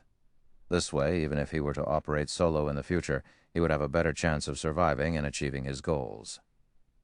"I'm fine with it too," Billowing Water said, nodding. The promotion treasure and mana purification technique also tempted her. "Great. Then it's settled. We'll set off tomorrow." Sky Pivot exclaimed, laughing heartily. Following that, Shi Feng and Billowing Water raised their cups to celebrate their joining the Dawnlight Party. After enjoying a delicious meal at the bar, they rested in the hotel until dawn. At the break of dawn, under Sky Pivot's urging, the entire party of 6 set off for the Plane of Fallen Gods. Chapter 3499, Chapter 573, Mana Purification Technique. Chapter 3499, Chapter 573, Mana Purification Technique. Chapter 573, Mana Purification Technique. Western Continent, Plane of Fallen Gods. The Holy Race's presence was everywhere on the Western Continent, so it was incredibly challenging for human players to explore and acquire resources here. If human players were to traverse the Western Continent, they would come across Holy Race parties or teams fighting monsters almost once every few minutes. To avoid clashing with these Holy Race players, Shi Feng and the others had to proceed with extreme caution, which in turn hampered their travel speed. The Plane of Fallen Gods was situated 4 large maps away from 7 Luminaries' town.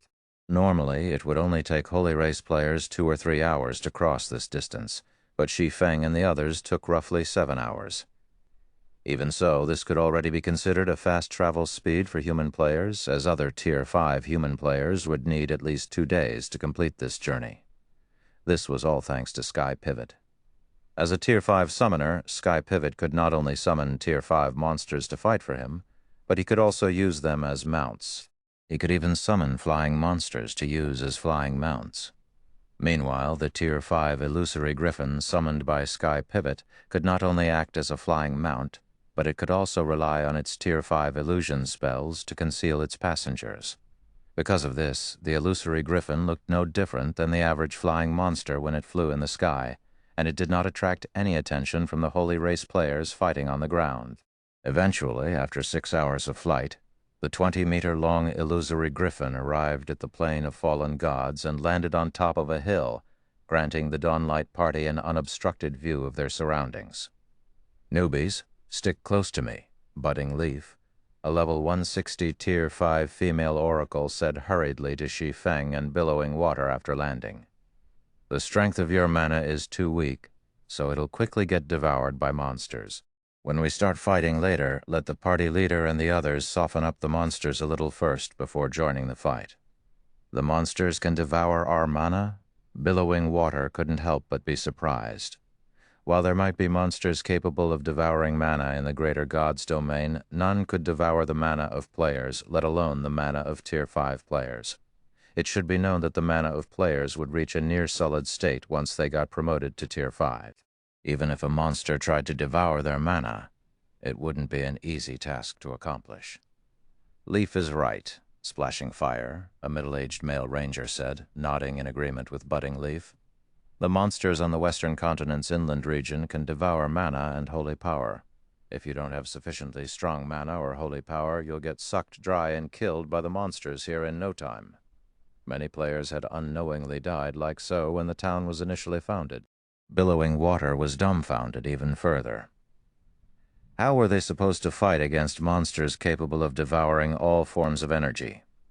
For melee players like herself, it wouldn't matter whether she fought using combat techniques or skills.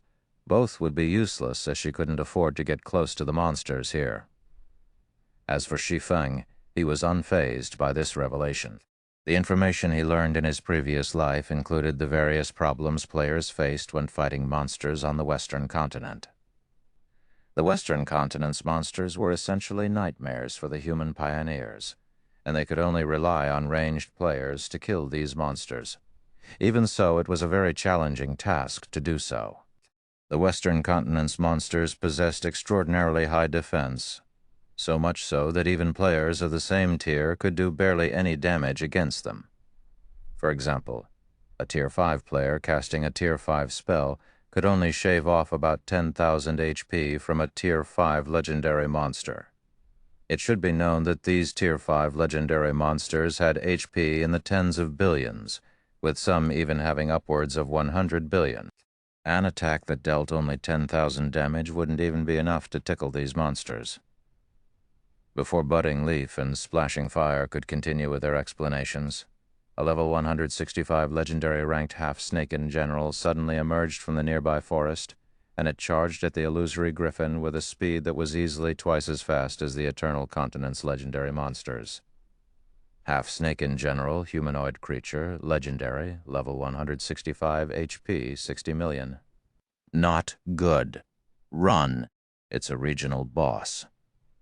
Billowing Water and the others had originally readied themselves for a fight. However, when Sky Pivot saw the half-snake in general, he promptly called for a retreat with a grave expression on his face. That's a regional boss? When Billowing Water saw the half-snake in general's stats, she couldn't understand why Sky Pivot would react so nervously. Normally, level 160 legendary bosses in the Greater Gods domain would have several hundred billion HP at the very least, with some even having up to 1 trillion HP. If a level 165 monster only had 60 billion HP, it couldn't even be considered a Tier 5 legendary monster. It wouldn't take much time for Tier 5 players to kill such a monster. Moreover, even if the half-snake in general was indeed a region boss, their Tier 5 party should be able to slay it with ease. Before Billowing Water could figure out why Sky Pivot was so terrified, the half-snake in general suddenly appeared beside her while twirling its 2 crescent blades. At the same time, the half-snake in general started to dance an enchanting dance that mesmerized all who saw it. When Billowing Water saw the half-snake in general's blade dance, she could feel herself being drawn to it, and this situation caused an unprecedented chill crept up her spine, a fusion combat technique. The half-snake in general had undoubtedly executed a combat technique at the silver rank or above. Moreover, the attack wasn't composed of just the combat technique, but also a mental attack. If she were to fall for the half-snake in general's mesmerization for even a moment, she would lose her life to the regional boss in the blink of an eye. At this time, Billowing Water finally understood why Sky Pivot would react so fearfully toward encountering such a weak regional boss.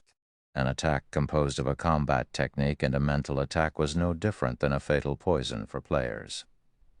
This was because players would have great difficulty responding with a combat technique of their own while being subjected to a mental attack. Fighting the half-snake in general in such a situation would be an absolute nightmare. Ha! Fortunately, Billowing Water was a saint-ranked expert with plenty of combat experience under her belt, and she promptly let out a shout to clear her mind. At the same time, a golden greatsword appeared in her hands, and she used the massive weapon like a shield to defend herself against the half-snake in general's twirling blades. Boom! The instant the weapons collided, Billowing Water was sent flying over 100 yards away. In just one exchange, it was evident that there was a great disparity in strength between both sides. However, the half-snake in general's attack still wasn't over. Utilizing the reactive force generated from having its attack blocked by Billowing Water's formless twilight, the half-snake in general propelled itself toward Shi Feng, who was evidently weaker than the 4 other standing members of the party. It's over for this newbie. When Moon Bamboo saw that less than 15 yards separated the half-snake in general and Shi Feng, she couldn't help but close her eyes. The half-snake in general was not only fast, but also incredibly nimble, although Moon Bamboo did not know how Billowing Water had managed to summon a greatsword out of nowhere. Shi Feng was evidently a standard swordsman, as he carried 2 long swords around his waist. If he were subjected to the half-snake in general's mental attack and blade dance simultaneously, he might not even have time to draw his weapons, let alone defend himself. Clang! Suddenly, the sound of metal hitting something hard echoed throughout the area. Immediately afterward, whether it was Moon Bamboo and the others or Billowing Water, who had been sent flying, all of them gaped in shock. At this time, Shi Feng could be seen standing steadily in place with both hands raised up to his neck, and the half-snake in general's crescent blades were grasped firmly within his hands. As for the half-snake in general, even though it was hissing menacingly and applying force to its arms, it couldn't push its crescent blades forward by even a millimeter more. Chapter 3500. Chapter 574, Half-Step Tier 6. Chapter 3500. Chapter 574, Half-Step Tier 6. Chapter 574, Half-Step Tier 6. This newbie's strength is incredible. If we are talking solely about strength, he has already surpassed the average Tier 6 berserker.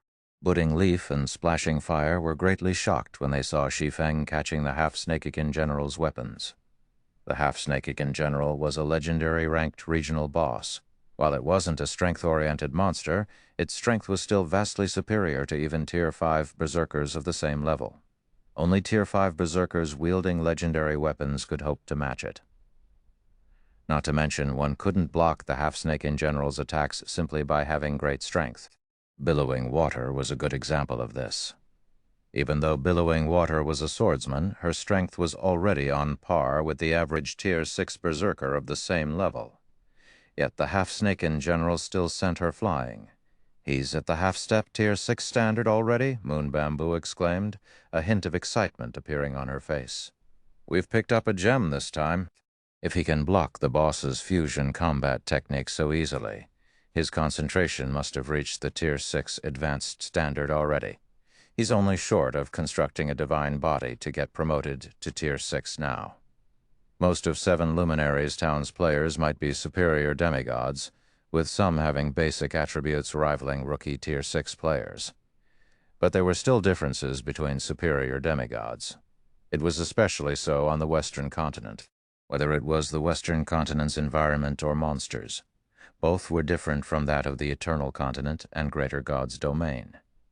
While many human players who had entered the Western continent might rival actual Tier 6 players, they couldn't fully exhibit their strength here. This was because the Western continent was home to monsters capable of devouring all forms of energy and launching powerful mental attacks. Without sufficient mana and concentration, players would be powerless against these monsters. Normally, newcomers in Seven Luminaries Town would lack mana and concentration. As a result, the monsters of the Western continent could easily devour their mana and influence their minds. This prevented newcomers from effectively utilizing combat techniques, skills, and spells, limiting them to fighting against average Tier 5 legendary monsters. If a newcomer wished to stand a chance against the Tier 5 regional bosses of the Western continent, they would need to master at least a basic mana purification technique. As for Tier 6 divine monsters, only half-step Tier 6 experts like Sky Pivot and Moon Bamboo, who have mastered bronze mana purification techniques and possess Tier 6 intermediate standard concentration, would stand a fighting chance against them. Currently, although Shi Feng's mana was somewhat weak, his concentration had already reached the Tier 6 advanced standard. Even if he were to face a divine monster on the Western continent, he wouldn't be powerless to resist. Meanwhile, the addition of a half-step Tier 6 expert to the party would undoubtedly increase the party's overall strength by a large margin. Is his concentration at such a high level already? Billowing Water, who was sent flying into the distance, couldn't help but look at Shi Feng in disbelief. She was confident that her concentration was top-notch, even among paragons of the same generation. And although her concentration had yet to reach the Tier 6 intermediate standard, she wasn't far from reaching it. However, when facing the half-Snakekin General's fusion combat technique, she could barely defend against it.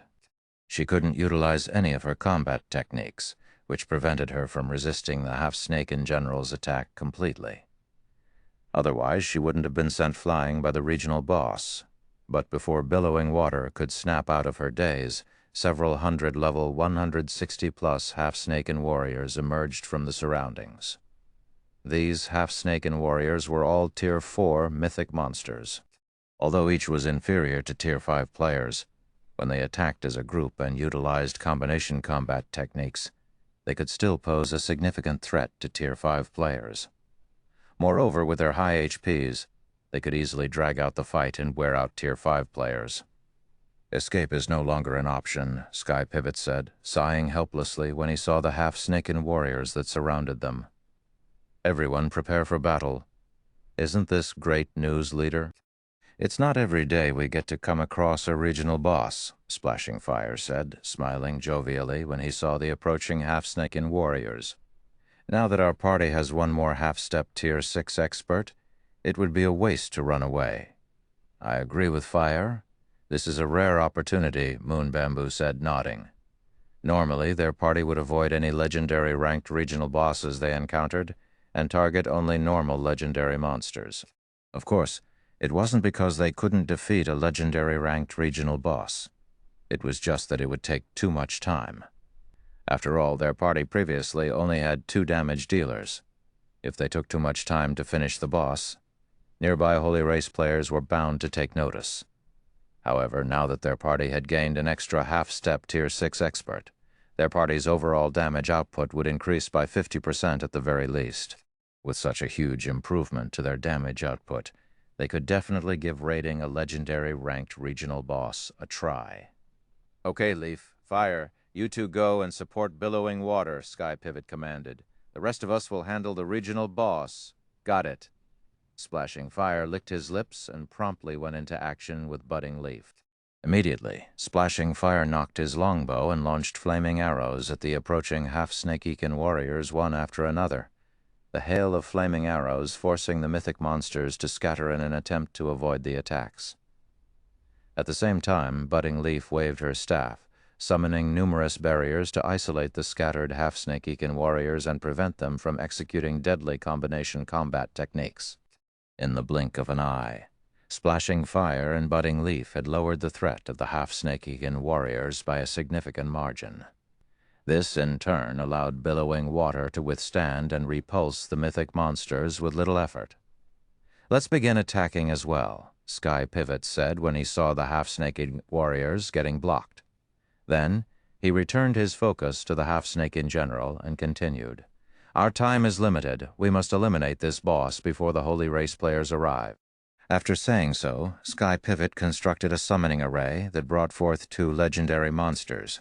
Then, together with the previously summoned illusory griffin, the 3 summoned creatures stood around Sky Pivot and transformed into a phantom dragon. Under Sky Pivot's control, the phantom dragon cast Dragon's Glory, a 3-fold Tier 5 draconic spell. Immediately, hundreds of laser beams shot at the half-snake in general from all directions. At the same time, Moon Bamboo appeared behind the half-Snake-Eakin general and raised her shield, releasing numerous shadow chains that bound the regional boss. At the same time, a gigantic sword of light also descended from the sky. Tier 5 Super Spell, Light Shadow Taboo.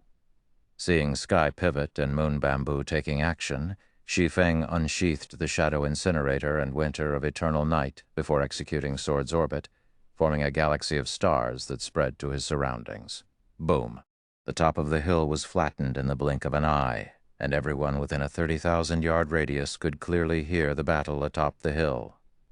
"There's a battle happening over there. Whoever's fighting must be fighting a regional boss if they're causing such a huge commotion. Let's hurry on over. We can't let the others get ahead of us."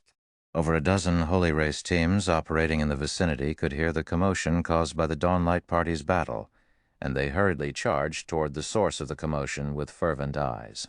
Thank you for listening to the story on KevinAudio.com. Volume 36, Chapter 3501, Chapter 5075. Visit from Red Frost, Plain of Fallen Gods. The hill that was originally over 100 meters tall had transformed into a vast canyon after a battle, which affected a radius of 10 kilometers, took place here. Numerous gorges that were over 100 meters deep could be seen dotting the canyon. The entire terrain had undergone a drastic transformation, and gradually mending spatial tiers could still be seen in the canyon. "The battle's already over? Damn it! We were still one step too late. How could it have ended so quickly? It hasn't been more than 3 minutes since we first heard the commotion. Could it have been a 100-man team?" When the teams of Holy Race experts arrived at the battlefield, they were disappointed to find that the battle they came to interfere with had already concluded. At the same time, they couldn't help but wonder what had taken place here. They had hurried their way over here as soon as they heard the commotion. They had even ignored the monsters that tried to attack them, afraid they would miss out on the action. While the Plain of Fallen Gods was vast, it had no more than 20 regional bosses. But maybe because of how few regional bosses there were here, each regional boss offered extraordinary rewards. It was especially so for the first kill rewards. Due to this, competition over the Plain of Fallen Gods regional bosses was exceptionally intense. It wasn't an exaggeration to say that a swarm of players would gather at even the slightest sign of a regional boss. Yet, even though they had taken such a short time to reach the battlefield, they failed to find even a single monster after arriving, let alone players. It was as if the battle they heard was nothing but a dream. While teams of Holy Race experts were coming and going from the battlefield, the Dawnlight party was cautiously resting in a small cave deep within the depths of the canyon. The party of 6 didn't even dare to breathe loudly as they tentatively stared at the countdown timer displayed in the corner of their vision, the timer indicating how much time was left until they could log out of the game. 10 more seconds. This barrier should hold up, Budding Leaf whispered as she watched several Holy Race teams investigate the canyon outside. These Holy Race players are truly insane. How did so many of them show up in less than 3 minutes? It's a good thing that you guys fought quickly, leader. Otherwise, we would have had to fight against over 1,000 Holy Race experts. Billowing Water also gazed out of the cave solemnly, not daring to relax her guard. Although she had already heard about the situation regarding the Western Continent's inland region from Sky Pivot and Moon Bamboo, she still couldn't help but be frightened by all the Holy Race teams outside. Every Holy Race player that came to check in on the canyon was at level 160, Tier 5 and above. Moreover, every one of them gave off a presence comparable to the veterans of 7 Luminaries Town, and each team had at least 3 experts of Sky Pivot and Moon Bamboo's caliber. Even though Billowing Water stood among the apex of the Eternal Continent's experts, she was reduced to the weakest caste in this place. We were lucky this time. We could have never finished the boss so quickly without Black Flame's help, Sky Pivot said, smiling. As we previously discussed, we'll log off to rest for 6 hours. The Holy Race players outside should give up and leave for good after failing to find anything for 6 hours. Everyone nodded in agreement. Then, as soon as their respective timers counted down to 0, they promptly chose to log out of the game one after another. Just as everyone was fading out of existence, Billowing Water couldn't help but look at Shi Feng's fading figure with a complicated look. Originally, she thought she could let Shi Feng know his insignificance by bringing him to the Western Continent. She never thought she would be the one being shown how insignificant she was instead. In fact, if it weren't for Shi Feng's assistance this time, their party would have never been able to kill the half-snake in general and secure the regional boss's lucrative loot. Star Lake City, Zero Wing Training Center. As the sun set, the virtual gaming cabin of a special living quarter slowly opened. Then Shi Feng climbed out of the cabin, grabbed one of the life potions placed next to the cabin, and drank it while admiring the cityscape outside the window. As one of Star Lake City's large training centers, the Zero Wing Training Center was only a couple of streets away from the city's commercial center. Even as the sky darkened, the streets outside the building remained bustling with cars and people. Many of these people were young talents who had come from the surrounding towns to join the city's various powers. It seems Zero Wing's fame has spread quite a bit, Shi Feng thought in surprise, when he saw the long line of people waiting to enter the Zero Wing Training Center. Previously, the long line of people waiting outside the Zero Wing Training Center was mainly due to Zero Wing's partnership with the Green God Corporation. The Green God Corporation had encouraged many of its members who had been kicked out of Silver Frost City to come to Star Lake City and join Zero Wing. However, even after several days had passed, the number of people seeking to join Zero Wing did not decrease. On the contrary, it was continuously increasing. After learning that Zero Wing was recruiting members, many powers operating in the neighboring towns had even paid a hefty price to send their young talents to take Zero Wing's recruitment test. Because of this, Gentle, Snow, and Hidden Soul had to work hectically these past few days. Shi Feng even had to start worrying about the training center's lack of space and thinking about purchasing more real estate in Star Lake City. Otherwise, Zero Wing could at most afford to recruit around 1,000 geniuses to nurture. If Zero Wing only had 1,000 geniuses to work with, who knew how long it would take for the guild to gain more mental strength grandmasters, become recognized as a Class 2 guild by the God's Domain Association, and become qualified to move into a second-tier city. I've already received the Blaze Conglomerate's promised 3 billion star coins, but the 10 drops of Stardew will probably take another day or two to arrive. Looking at his watch, Shi Feng inwardly prayed, "Let's hope these Stardews can help Zero Wing reach Class 2 quickly." Otherwise, the Guild's development in the Crystal City of Secrets will stagnate. The development of human powers on the Western continent was much faster than he anticipated. The Seven Luminaries Alliance had already established a town on the Western continent. At this rate, he could already tell that the conflict between humans and the Holy Race would happen much sooner and at a much greater intensity. Currently, Zero Wing might have relied on the secret crystal trading firm's benefits to recruit a batch of fifth-floor experts. But if Zero Wing couldn't offer any additional benefits, these fifth-floor experts were bound to leave Zero Wing once they fulfilled their contract.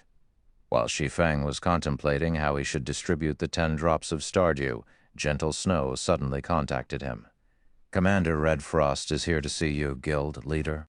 She says she has something urgent to discuss with you. Should I let her in?" "Commander, Red Frost wants to see me?" Shi Feng was surprised by Red Frost's visit. As the Starlake Legion's commander, Red Frost was a very busy person, and even the Legion's vice-commanders could rarely meet her, let alone get her to visit them in person.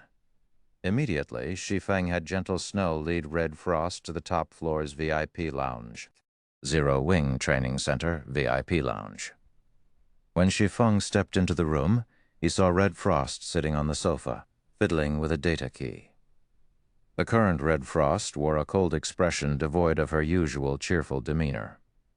"You're finally here, my almighty Vice Commander," Red Frost said, a hint of curiosity appearing on her cold face. "May I know if my esteemed Vice Commander can answer me one question? What on earth have you done to provoke 15 third-tier mobile cities to initiate a city battle with us? All of them will even be arriving together in 7 days." Chapter 3502, Chapter 576, Sanctuary's Curse. Chapter 3502, Chapter 576, Sanctuary's Curse. Chapter 576, Sanctuary's Curse. Red Frost spoke without emotion, her indifferent voice adding a layer of frost to the room's atmosphere. Despite having already become a 1-star Grand Master, Shi Feng was still affected by this chilly atmosphere. 15 third-tier cities have declared war on us simultaneously. It's been centuries since such a thing happened in our region, Red Frost said with emphasis as she scrutinized Shi Feng. The last time such a thing happened, Silver Frost City hadn't even become a second-tier city yet. If not for the City Lord having a favorable view of you, do you know what kind of situation you would be facing right now?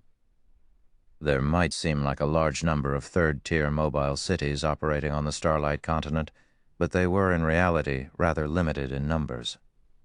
Normally, a third-tier city would only come across another third-tier city after wandering about for several months, and unless a new energy vein was discovered, it was highly unlikely for multiple third-tier cities to be present in the same location at the same time. Meanwhile, even a handful of third-tier cities competing over an energy vein would typically result in some of the involved cities losing a couple of the energy veins they originally owned. In severe cases, some of the involved cities might even be knocked back to their starting point and forced to survive with just one energy vein. In that state, they would be at risk of running out of energy at any moment and cease to be a city. As for the current situation, where 15 third-tier cities were gathering to attack Star Lake City together, Red Frost couldn't even begin to imagine what would become of Star Lake City if this situation wasn't handled properly. "I haven't done anything as over-the-top as you might think," Shi Feng said, chuckling as he looked at Red Frost's solemn expression. "If there's anything I've done, it's simply disrespecting the son of Silver Frost City's City Lord." As soon as Shi Feng finished speaking, Red Frost couldn't help but reveal a look of astonishment. "You're saying you offended Zhao Quan, the son of the City Lord overseeing the second-tier mobile city of our region?" Red Frost couldn't help but seek confirmation. "That's right. It's him," Shi Feng said, nodding. "How audacious of you," Red Frost commented before pursing her lips. "That fellow's the most favored child of Silver Frost City's City Lord. He's slated to inherit the City Lord position in the future. If you have offended him, neither you nor Zero Wing can continue operating within Silver Frost City's territory. Not even our City Lord can cover for you this time." Shi Feng wasn't surprised by Red Frost's words.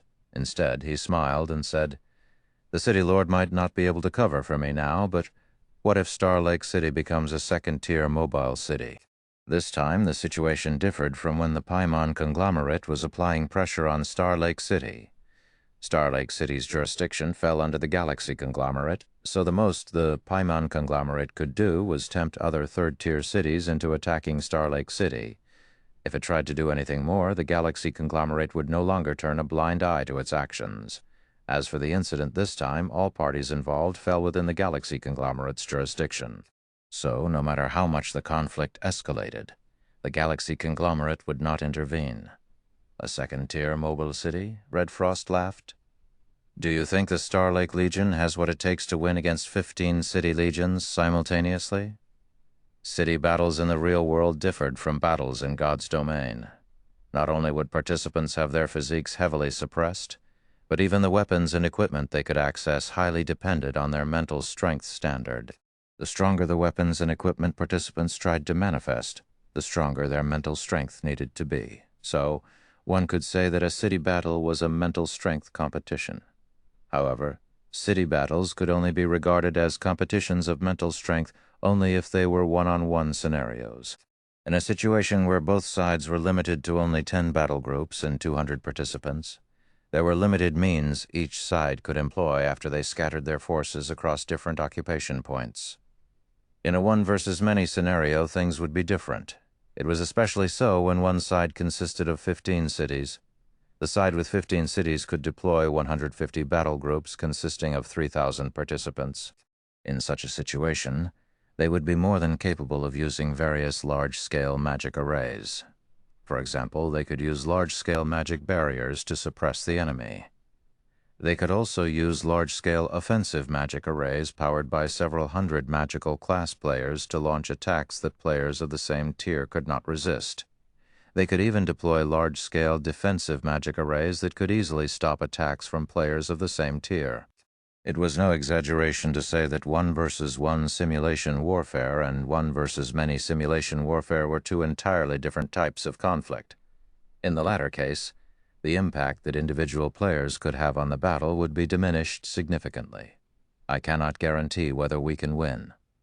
Looking at Red Frost, Shi Feng contemplated for a moment before asking, if you were to recover your peak strength, how likely are you to win the Tier 6 battle, Commander Red Frost?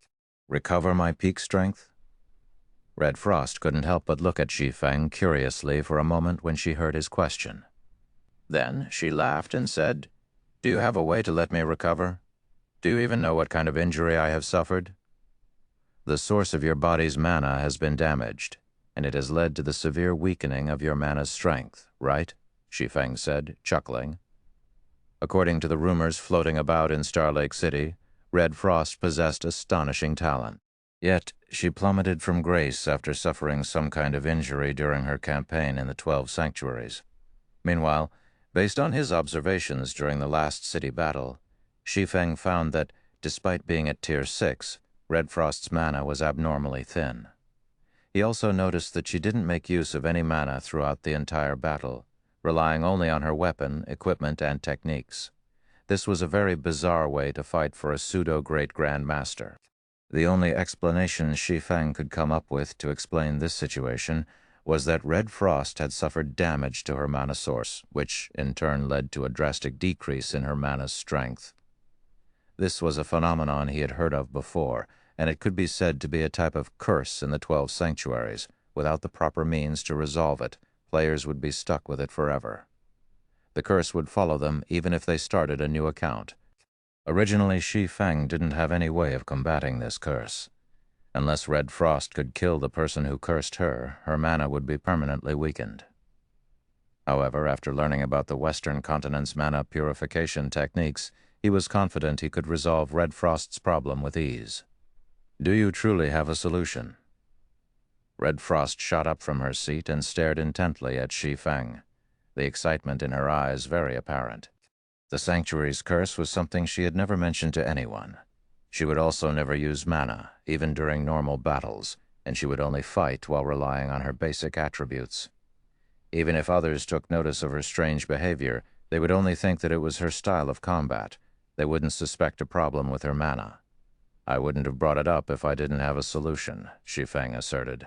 So, once again, how confident are you in winning the Tier 6 battle if you can recover your peak strength, Commander Red Frost?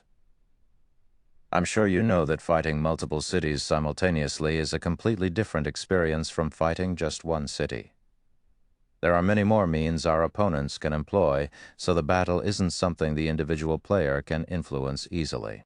After pondering for a moment, Red Frost answered, "If I can recover my peak strength, I would probably have a 30 to 40% chance of winning the Tier 6 battle." Up to 40%? Shi Feng was a little surprised by Red Frost's answer. Originally, he felt that, even if he looked at the situation optimistically, Red Frost would only have a 20% chance of victory. Moreover, this was built on the foundation that Red Frost was a pseudo-great grandmaster. What if we add in a battle group that's fully equipped with legendary weapons and equipment? Chapter 3503, Chapter 577, On the Basis that I Am Black Flame. Chapter 3503, Chapter 577, On the Basis that I Am Black Flame. Chapter 577, On the Basis that I Am Black Flame. A battle group fully equipped with legendary weapons and equipment. When Red Frost heard Shi Feng's words, she felt he was joking with her. Whether it was legendary weapons or legendary equipment, both were incredibly rare and precious in the greater god's domain. Even upper-ranking hegemonic powers would rarely be willing to let their developing paragons use these items. Take Star Lake Legion, for example. The entire Legion only had 3 legendary weapons and equipment in its possession, and all 3 were on loan from the city lord after he dug into his own pockets to acquire them. The Star Lake Legion couldn't even afford to fully equip a player in legendary items, let alone a full battle group consisting of 20 participants. In fact, not even top-ranking second-tier mobile cities would dare to think of fully equipping a 20-man battle group in legendary items. Indeed, a battle group fully equipped with legendary weapons and equipment. Shi Feng nodded. If you can have such a battle group under you, how confident are you at winning, Commander Red Frost? Normally, only upper-ranking hegemonic powers and above could possibly accomplish the feat of fully equipping a 20-man battle group in legendary weapons and equipment. Ordinary hegemonic powers and corporations operating in third-tier cities shouldn't even consider doing such a thing. However, he was in possession of the Divine Engraver legacy. He was also a basic apprentice Divine Engraver. So long as he could further develop the strength of his mana by a little bit, it shouldn't be difficult for him to learn how to draw intermediate divine patterns in 7 days. Previously, he had already mastered drawing a set of basic divine patterns. The only reason he didn't attempt to learn how to draw intermediate divine patterns and become a bona fide divine engraver was that he lacked god crystals. If he wanted to learn a set of intermediate divine patterns from the Divine Engraver legacy, he would need to spend 50 god crystals. This was not an amount that the average power could take out. Back then, he would have needed to sell everything he owned just to gather the required 50 god crystals. Not to mention, becoming a bona fide divine engraver wasn't his priority back then. So he didn't bother to invest too much time and resources into the endeavor. Now, though, not only did the Green God Corporation secretly gather a group of lifestyle talents for him, but he had also received a large amount of funds. He could begin nurturing a large batch of players into apprentice divine engravers at any time, and it wouldn't be long before these players became apprentice divine engravers. If he couldn't become an official divine engraver before that happened, he wouldn't be able to carry out his subsequent plans. After all, he couldn't possibly spend 50 god crystals to let someone else learn from the Book of Eternity in his place. The cheapest and safest way to carry out his plans would be if he learned how to draw intermediate divine patterns himself. Meanwhile, once he could draw intermediate divine patterns, he would be able to strengthen fragmented legendary items. At that time, he would simply have to strengthen a battle group fully equipped with fragmented legendary items. Then he would have himself a battle group that possessed basic attributes, rivaling a battle group fully equipped with legendary items. Moreover, he wouldn't have to worry about applying too much extra burden on the participant's mental state. Of course, to keep his ability to draw divine patterns a secret as much as possible, he still couldn't reveal too many. A 20-man battle group was about the limit. If he strengthened the weapons and equipment of only 20 participants, he could still justify it by claiming to have purchased a batch of intermediate divine patterns at an exorbitant price. Any more, and he would have a hard time explaining himself. If he were to accidentally expose to the various powers his ability to draw intermediate divine patterns, it'd be the end of the road for him. Whether it was Demon's Gate or the Seven Luminaries Alliance, every apex power would try to capture him at all costs to take control of the intermediate divine patterns in his possession. With his current strength, there would be nothing he could do to resist. If you can get such a battle group for me, there is nothing else I can say. Grinning, Red Frost patted her well-endowed chest and expressed confidently, "If I still can't secure victory in the Tier 6 battle, I will help you with anything you need in the future without question." Looking at Red Frost's seductive and noble appearance, Shi Feng suddenly felt that if Blackie and the others were to learn of Red Frost's suggestion, they would 100% hope that the coalition of 15 cities would win against Star Lake City. Setting aside the fact that Red Frost was a stunning beauty, just the fact that she was a pseudo-great grandmaster was already enough to tempt any upper-ranking hegemonic power and pseudo-apex power into recruiting her. In the greater world, 3-star grandmasters could control a city, while great grandmasters could influence the direction of an entire continent's development. A great grandmaster could also control a first-tier city and command respect from the various upper-ranking hegemonic powers and conglomerates. If you have no problems with the Tier 6 battle, winning the city battle also wouldn't be a problem, Shi Feng hurriedly said when he noticed Red Frost starting to scrutinize him again. After the city battle, Star Lake City will be able to take a leap forward and become a second-tier city. I'm sure the City Lord will be very interested in my proposal. The lifelong dream of many 3-star grandmasters was to preside over a second-tier mobile city. This was so they could cross the large hurdle before them and enter the realm of great grandmasters. No matter how affluent a third-tier city was, it still had far too few energy resources to supplement the birth of a great grandmaster. Even the most energy-rich location in a third-tier city would only be comparable to the central district of a second-tier city, and it was still far from matching the most energy-rich location of a second-tier city. Not to mention, a second-tier city's city lord enjoyed much greater status in the God's Domain Association than a third-tier city's city lord enjoyed much greater status in the God's Domain Association than a third-tier city's city lord. The God's Domain Association was an incredibly mysterious organization in the greater world. Nobody knew about the association's origins, but everyone knew that the association could produce great grandmasters. Or, more specifically, apart from certain special opportunities in God's domain, the only way a person could become a great grandmaster in the greater world was by relying on the God's Domain Association. In fact, the majority of the greater world's great grandmasters only existed because of the association. Star Lake City's city lord was already old, and his chances of becoming a great grandmaster were slim. If he wanted to achieve a breakthrough and prolong his lifespan and youth, his only option would be to become the city lord of a second-tier city. "You're right." Returning to her seat, Red Frost crossed her legs and nodded. Then she smiled and said, "The city lord will not be able to resist a chance to become a second-tier city's city lord. He will even be willing to stake his life for it. But the problem is, on what basis do you expect us to believe you can fulfill any of your promises?" Shi Feng's proposal indeed tempted Red Frost. Her mind had even temporarily fallen into disarray because of it. However, she was a pseudo-great grandmaster. She was also the Silver Lake Legion's commander, and she wielded the most authority in Star Lake City after the city lord. She naturally wouldn't trust someone so easily. Not to mention Shi Feng's offer sounded too good to be true. Shi Feng also sat back down. Then, looking at Red Frost in the eye, he calmly said, "On the basis that I am Black Flame." Shi Feng did not speak in a loud voice. Yet, his words had seemingly stopped time as the lounge fell completely silent.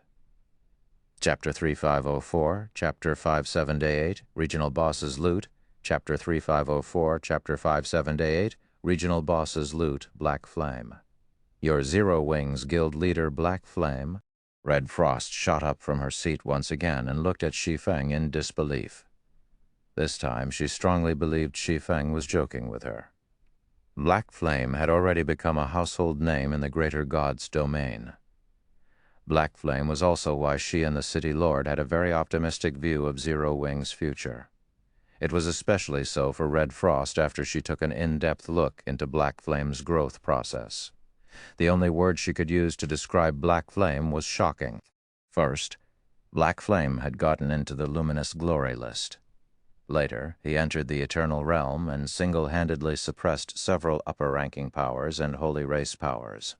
Then, just when everyone thought Black Flame's success was only a product of luck, he appeared in the miniature ancient world and accomplished something even more astonishing.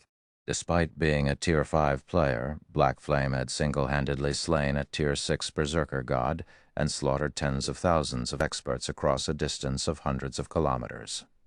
After the battle, he was even ranked 11th on the Sacred Glory list, granting him great fame across the greater god's domain for some time.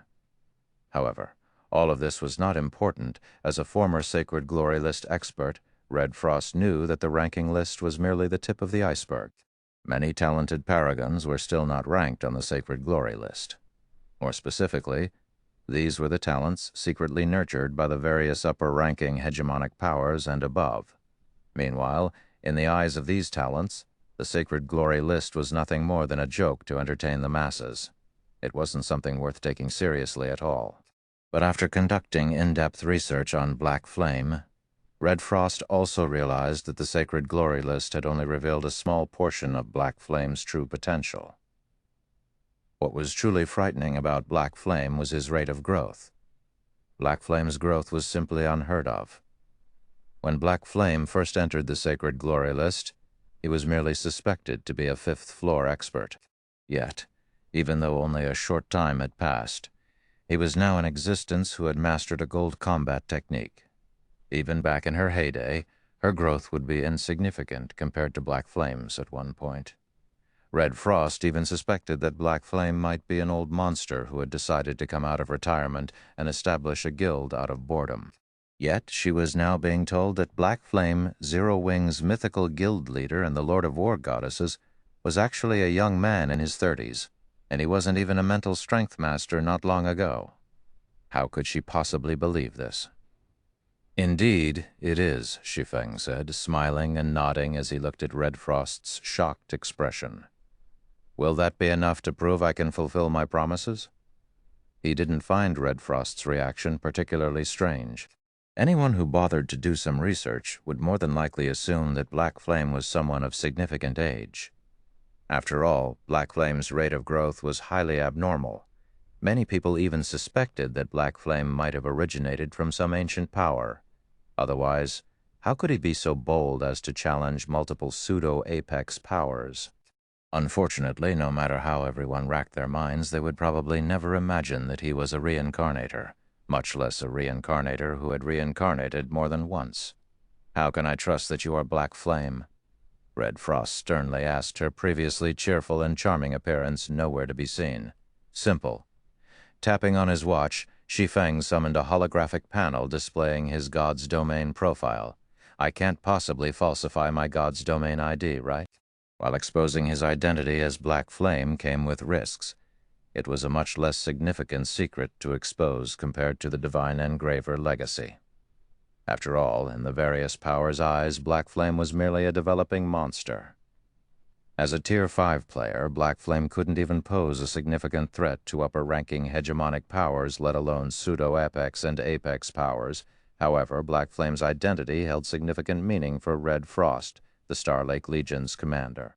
This was because only those who had come into personal contact with him would know how abnormal his rate of growth truly was. The worth of his future potential easily surpassed the worth of a second-tier city. "You really are Black Flame." When Red Frost saw the ID displayed on the holographic panel, she couldn't help but look at Shi Feng as if she had just seen a priceless treasure. "Aren't you afraid I'll leak your identity? The Paimon conglomerate still has a bounty on your head. And not only has the bounty grown to 1 billion star coins, but it also includes a permanent residential slot in a first-tier city." "I doubt you will be tempted by such trifling rewards, Commander Red Frost," Shi Feng said, chuckling. "If you could be so easily tempted, you would never have stayed in Star Lake City. you would have long moved into a first-tier city and enjoyed much greater status in the greater world. No matter how weak Red Frost had become in God's domain, it did not change the fact that she was a pseudo-great grandmaster in the real world. This alone was enough to net her a core executive position in any pseudo-apex power. Had she taken on such a position, she could have promptly moved into one of the high and mighty special-tier mobile cities, let alone a first-tier mobile city. You are correct. Red Frost nodded, a hint of nostalgia flashing in her eyes. Then she took a deep breath and continued. Since you have proven yourself to be Black Flame, I will no longer question the feasibility of tackling the 15 cities. I will also personally speak to the city lord about your proposal. Black Flame had single-handedly annihilated the experts of 3 upper-ranking hegemonic powers in the miniature ancient world, so defeating 15 third-tier city legions would be nothing more than repeating that feat. Not to mention, Black Flame had stated that he could help her recover to her peak. I will have to trouble you with that, then, Commander Red Frost. Shi Feng expressed his gratitude. No trouble, it's no trouble at all, Red Frost said, smiling. Just don't forget your promise to me, naturally. I guarantee you'll recover to your peak in 7 days, Shi Feng affirmed. He was rather confident in obtaining a mana purification technique in 7 days. After all, mana purification techniques weren't particularly rare on the Western continent. It was even possible to exchange for mana purification techniques using resources in 7 Luminaries Town. Of course, bronze purification techniques were still a little tricky to obtain. This could be seen by how only a minority of the veteran players operating in 7 Luminaries Town had learned a bronze purification technique. If he couldn't get his hands on a bronze purification technique in 7 days, he would have to settle with exchanging a common purification technique. Even if it couldn't resolve Red Frost's problem completely, it should more or less recover some of her Tier 6 mana's strength. Following this, Shi Feng and Red Frost spent the next 3 hours discussing the details of their cooperation. This also meant that 6 hours had passed in God's domain. So Shi Feng promptly returned to his living quarters and logged back into the game as soon as he concluded his discussion with Red Frost. Everyone in the Dawnlight party had agreed to log back into the game at a specific time. If he let the others wait for him for too long, they might fall into danger. After all, the plane of fallen gods remained the Holy Race players' territory. The Holy Race players would not hesitate to join forces to subjugate any human players they discovered on the map. Hence, every second and minute a human player spent on the plane of fallen gods was incredibly dangerous. Plane of fallen gods. You're back, Brother Black Flame. When Sky Pivot saw Shi Feng appearing, he solemnly said, Now that everyone's here, we will split the loot according to our previous agreement. No problem. Shi Feng nodded when he saw the excitement on Sky Pivot's face. The half-snaking general had dropped 11 items previously. However, as they were in a rush before, they quickly collected the items closest to them before fleeing to this cave. Then they hastily logged out of the game after setting up a magic barrier on the cave's entrance. So, even until now, nobody knew what they had obtained from the regional boss. Subsequently, under Sky Pivot's command, everyone took out the items they looted. Immediately afterward, the density of mana and various other energies in the cave started to rise rapidly. Even eternal energy had started to gather from all directions. Chapter 3505, Chapter 57-9, Soul Blood. Chapter 3505, Chapter 57-9, Soul Blood. Chapter 505, Chapter 5079, Soul Blood. What dense eternal energy. Incredible. The eternal energy gathered here is already denser than when we defeated the final boss of that Hell Mode team dungeon. Sky Pivot and the other original members of the Dawnlight party promptly lost their calm when they sensed the change in their surrounding environment. Is that really the case, leader? Has the loot of this regional boss gathered denser eternal energy than a Hell Mode team dungeon's final boss? Billowing Water asked out of curiosity. She wasn't aware of the Western Continent's loot situation, so she didn't share the same reaction as Sky Pivot and the others. In God's domain, the higher the quality of an item, the more mana it could attract from the surroundings. But judging by the reactions of Sky Pivot and the others, although the half-snakican general's loot had also attracted a lot of mana. The standard of judging an item's quality was evidently based on the eternal energy the item attracted. "It is much denser," Sky Pivot said, nodding. "Our party previously collaborated with a couple of other parties to raid a Hell Mode team dungeon, but the final boss's loot only doubled the density of the surrounding eternal energy. The affected area was also only limited to a 10-yard radius," Moon Bamboo explained. "But as you can see, these items have increased the surrounding eternal energy's density by several times. If not for the magic barrier we've set up, the area they can influence might even increase to a radius of several hundred yards. Essentially, we've struck gold this time." "Indeed." Looking at the 11 items on the ground, Budding Leaf sighed ruefully and said, "When we participated in the joint dungeon raid, a total of 8 noteworthy items dropped, and our party only received 2. Our party even lost 2 members during the raid. Even so, we still ended up profiting significantly. But what we got from that raid is nothing compared to our current harvest." The Dawnlight party had obtained 2 valuable items from the Hell Mode team dungeon they raided. Of them, one was a bronze mana purification technique, while the other was a combat-ranked secret treasure. The bronze purification technique was given to Moon Bamboo, the vice party leader of the team, while the combat-ranked secret treasure was given to Sky Pivot. After receiving their respective treasures, both Moon Bamboo and Sky Pivot saw a significant increase in strength. Even after accounting for the loss of their 2 party members, the Dawnlight party's overall strength still increased significantly, allowing the party to retain its status in 7 Luminaries Town. "Enough talking. The barrier might be able to prevent the Holy Race players outside from detecting us, but some of them might have scouting skills that can see through the barrier's concealment. Let's quickly appraise these items before trouble finds us," Sky Pivot urged. Moon Bamboo nodded and promptly began to use her identification skill to appraise the 11 items. Many of the Holy Race's combat methods and skills were incomprehensible to human players. As a result, many parties failed to survive their encounters with Holy Race players. So, it was best to avoid contact with Holy Race players as much as possible. 30 seconds later, Moon Bamboo finished appraising the 11 items, the speed of her appraisal astonishing even Shi Feng. "We really lucked out this time," Moon Bamboo exclaimed. "Other than 4 common secret treasures and 2 legendary materials, we also got 1 bronze purification technique and 4 combat secret treasures."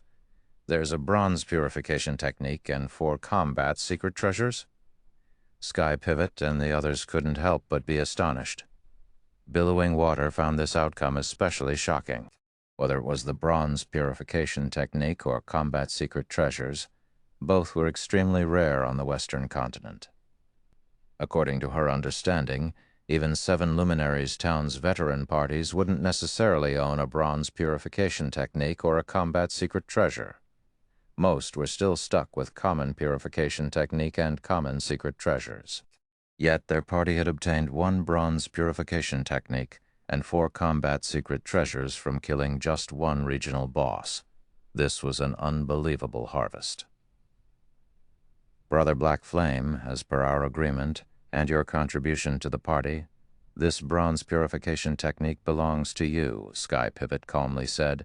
"Besides that, you and Billow can have priority in choosing 1 item from the remaining items." Moon Bamboo, Budding Leaf, and Splashing Fire did not object to Sky Pivot's arrangement. They simply looked at the party's 2 newcomers.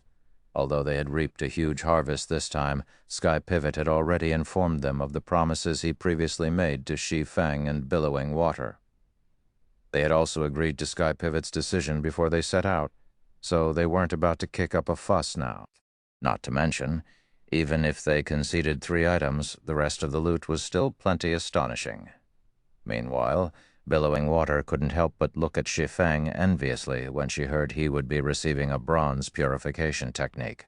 For newcomers like themselves to survive on the Western continent, it was imperative that they strengthen their mana as soon as possible.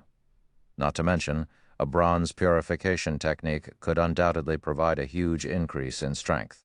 If she could get her hands on one and learn it successfully, she was confident she could enter 7 Luminaries Town's upper ranks. "Would you like to make a trade with me, Miss Billow?" Shi Feng quietly asked when he noticed Billowing Water's yearning for the bronze purification technique. We previously agreed that half of my earnings in the Forbidden Zone would belong to you. If I give this bronze purification technique to you, can we settle the matter? Are you really willing to trade this bronze purification technique for half of your harvests later? Billowing Water asked, confused by Shi Feng's offer. Even though she hadn't spent much time in Seven Luminaries Town, she knew how valuable a bronze purification technique was.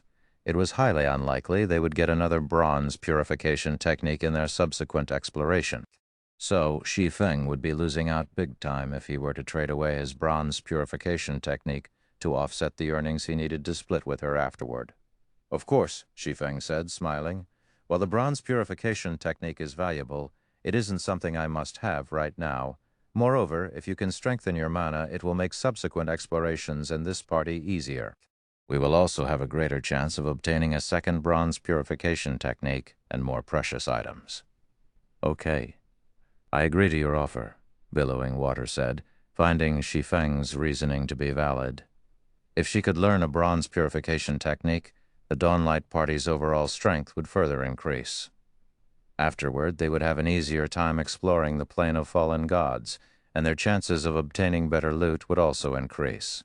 If another bronze purification technique truly did drop, Shi Feng would have bet correctly and earned much more than he originally would have. Immediately, Shi Feng handed the bronze purification technique he obtained to Billowing Water and strode toward the 10 remaining items. I'll choose this one, Shi Feng said as he picked up a crystal vial containing a drop of scarlet liquid. The scarlet liquid was called Soul Blood, and it was one of the 2 legendary materials dropped by the regional boss. Seeing this, Billowing Water couldn't help but be surprised once again. This time, though, she completely failed to understand why Shi Feng would choose a legendary material instead of the more precious combat secret treasures. However, what Billowing Water did not know was that the reason Shi Feng had decided to trade away the precious bronze purification technique in the first place was precisely so that he could keep this unassuming Soul Blood. Are you sure you want to choose the Soul Blood, Brother Blackflame? When Sky Pivot saw Shi Feng choosing the crystal vial, he couldn't help but seek further confirmation from Shi Feng. Chapter 3506, Chapter 580, Tier 6 Advanced Concentration. Chapter 3506, Chapter 580, Tier 6 Advanced Concentration. Chapter 580, Tier 6 Advanced Concentration. Chapter 580, Tier 6 Advanced Concentration. Brother Black Flame, while the description of Soul Blood states that it can be used to permanently improve a player's concentration, its actual effects are minimal. Splashing Fire sincerely explained when he saw Shi Feng using his privilege to acquire the Soul Blood. Quite a few parties in town have obtained the Soul Blood before, and they were all deceived by its described effects initially. They all thought they had gotten their hands on some great treasure, and one of the top-ranking teams had even paid a significant amount of money to purchase the Soul Blood from others. However, out of everyone who has used Soul Blood, not a single person managed to raise their concentration standards. It was quite a well-known incident back then, Budding Leaf added. The team originally intended to use Soul Blood to raise 3 of its newcomers' concentration standards from Tier 6 Basic to Tier 6 Intermediate, since, after factoring in the help of a mana purification technique, the team would promptly gain 3 more capable combatants. However, even though all 3 of those newcomers were originally already stuck at the limits of the Tier 6 Basic standard, none of them managed to raise their concentration to the Tier 6 Intermediate standard. The outcome nearly drove everyone on that team to madness. Moon Bamboo also nodded, expressing her agreement with Splashing Fire and Budding Leaf. By now they had already regarded Shi Feng as one of their own. Not to mention, as a half-step Tier 6 expert, Shi Feng might become even stronger than Sky Pivot once he learned a mana purification technique. So it was in their best interest to dissuade him from a bad decision and form a good relationship with him. Even at the limits of the Tier 6 Basic Standard, they didn't achieve a breakthrough. Billowing Water was taken aback when she heard Budding Leaf's explanation. Previously, she too had contemplated whether she should go for the Soul Blood. After all, if she could push her concentration to the Tier 6 Intermediate Standard, paired with a bronze mana purification technique, she could reach the half-step Tier 6 standard, or possibly even higher. "It's fine, I'll choose it," Shi Feng stated firmly, as he continued holding on to the soul blood. Soul blood was a material unique to the Eternal Realm, and it was available in scarce quantities. During his previous life, any soul blood that appeared on the market would be immediately snatched up by the various pseudo-apex and apex powers. Other powers wouldn't even have a chance to obtain one. Honestly, Shi Feng had still been skeptical when he first saw the vial of soul blood previously. After all, how could he come across one so easily? However, after Moon Bamboo appraised it, he promptly resolved to make a trade with Billowing Water. Soul blood's introduction was true in that it could be used to improve a player's concentration standard. However, what the introduction didn't mention was how players should go about using soul blood. Because of this, during the initial phase of soul blood's discovery, players would ingest soul blood directly and receive negligible improvements to their concentration. This, in turn, led to soul blood being treated as garbage by players and left in a corner to collect dust for a considerable amount of time after its initial discovery. During his previous life, it wasn't until players discovered a library that had survived in the Eternal Realm since the mythical era did the various powers become aware of the correct way to utilize soul blood. When that discovery was made, it caused a sensation throughout the entire Greater Gods domain. According to records found in the ancient library, there were 3 ways to utilize soul blood. The first method was to ingest it directly. This method yielded the worst results, and it could only let players with concentration below the Tier 6 standard achieve a 1-rank improvement. Moreover, this method would only be effective once, with subsequent consumptions of soul blood not yielding any improvements. And if players with Tier 6 concentration tried to ingest soul blood directly, they would only receive negligible improvements. The second method was to refine soul blood into a soul amplification potion. When players consumed the soul amplification potion, they would see a permanent increase of 1 or 2 ranks to their concentration standard. While players of all concentration standards could use this second method, each player could only consume 1 soul amplification potion in their lifetime. The third method was to merge with the soul blood by dripping it onto one's eye. This method would cause players to experience scorching pain like no other in their souls. So long as players could endure the pain and avoid losing consciousness throughout the merging process, the soul blood would thoroughly merge with their souls and permanently improve their concentration by 1 rank. Likewise, each player could only use this method once in their lifetime, of the 3 methods. The second method was both the safest and most effective. Coming in second in effectiveness was the third method, but it was also the riskiest of the 3 methods. However, regardless of the method, players could only try one. Once they successfully applied one of the 3 methods, they would become immune to the effects of soul blood. Currently, producing the soul amplification potion was out of the question for Shi Feng. Firstly, he didn't have the recipe.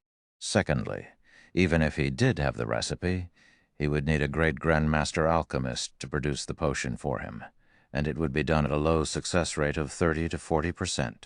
Hence, he could only go with a third method of utilizing the soul blood. It was also the most common method used by players who had obtained soul blood in his previous life. Although the soul amplification potion could improve concentration by up to 2 ranks, the opportunity for players with Tier 6 concentration to permanently increase their concentration by 1 rank was enough to make countless experts lose their minds. It was especially so for players operating on the Western continent. Such an improvement would allow players to achieve a qualitative improvement. When Sky Pivot and the others saw Shi Feng's determination, they no longer tried to dissuade him. Instead, they proceeded with allocating the remaining loot based on party contribution. Unsurprisingly, the 4 combat secret treasures were distributed to Sky Pivot, Moon Bamboo, Billowing Water, and Shi Feng.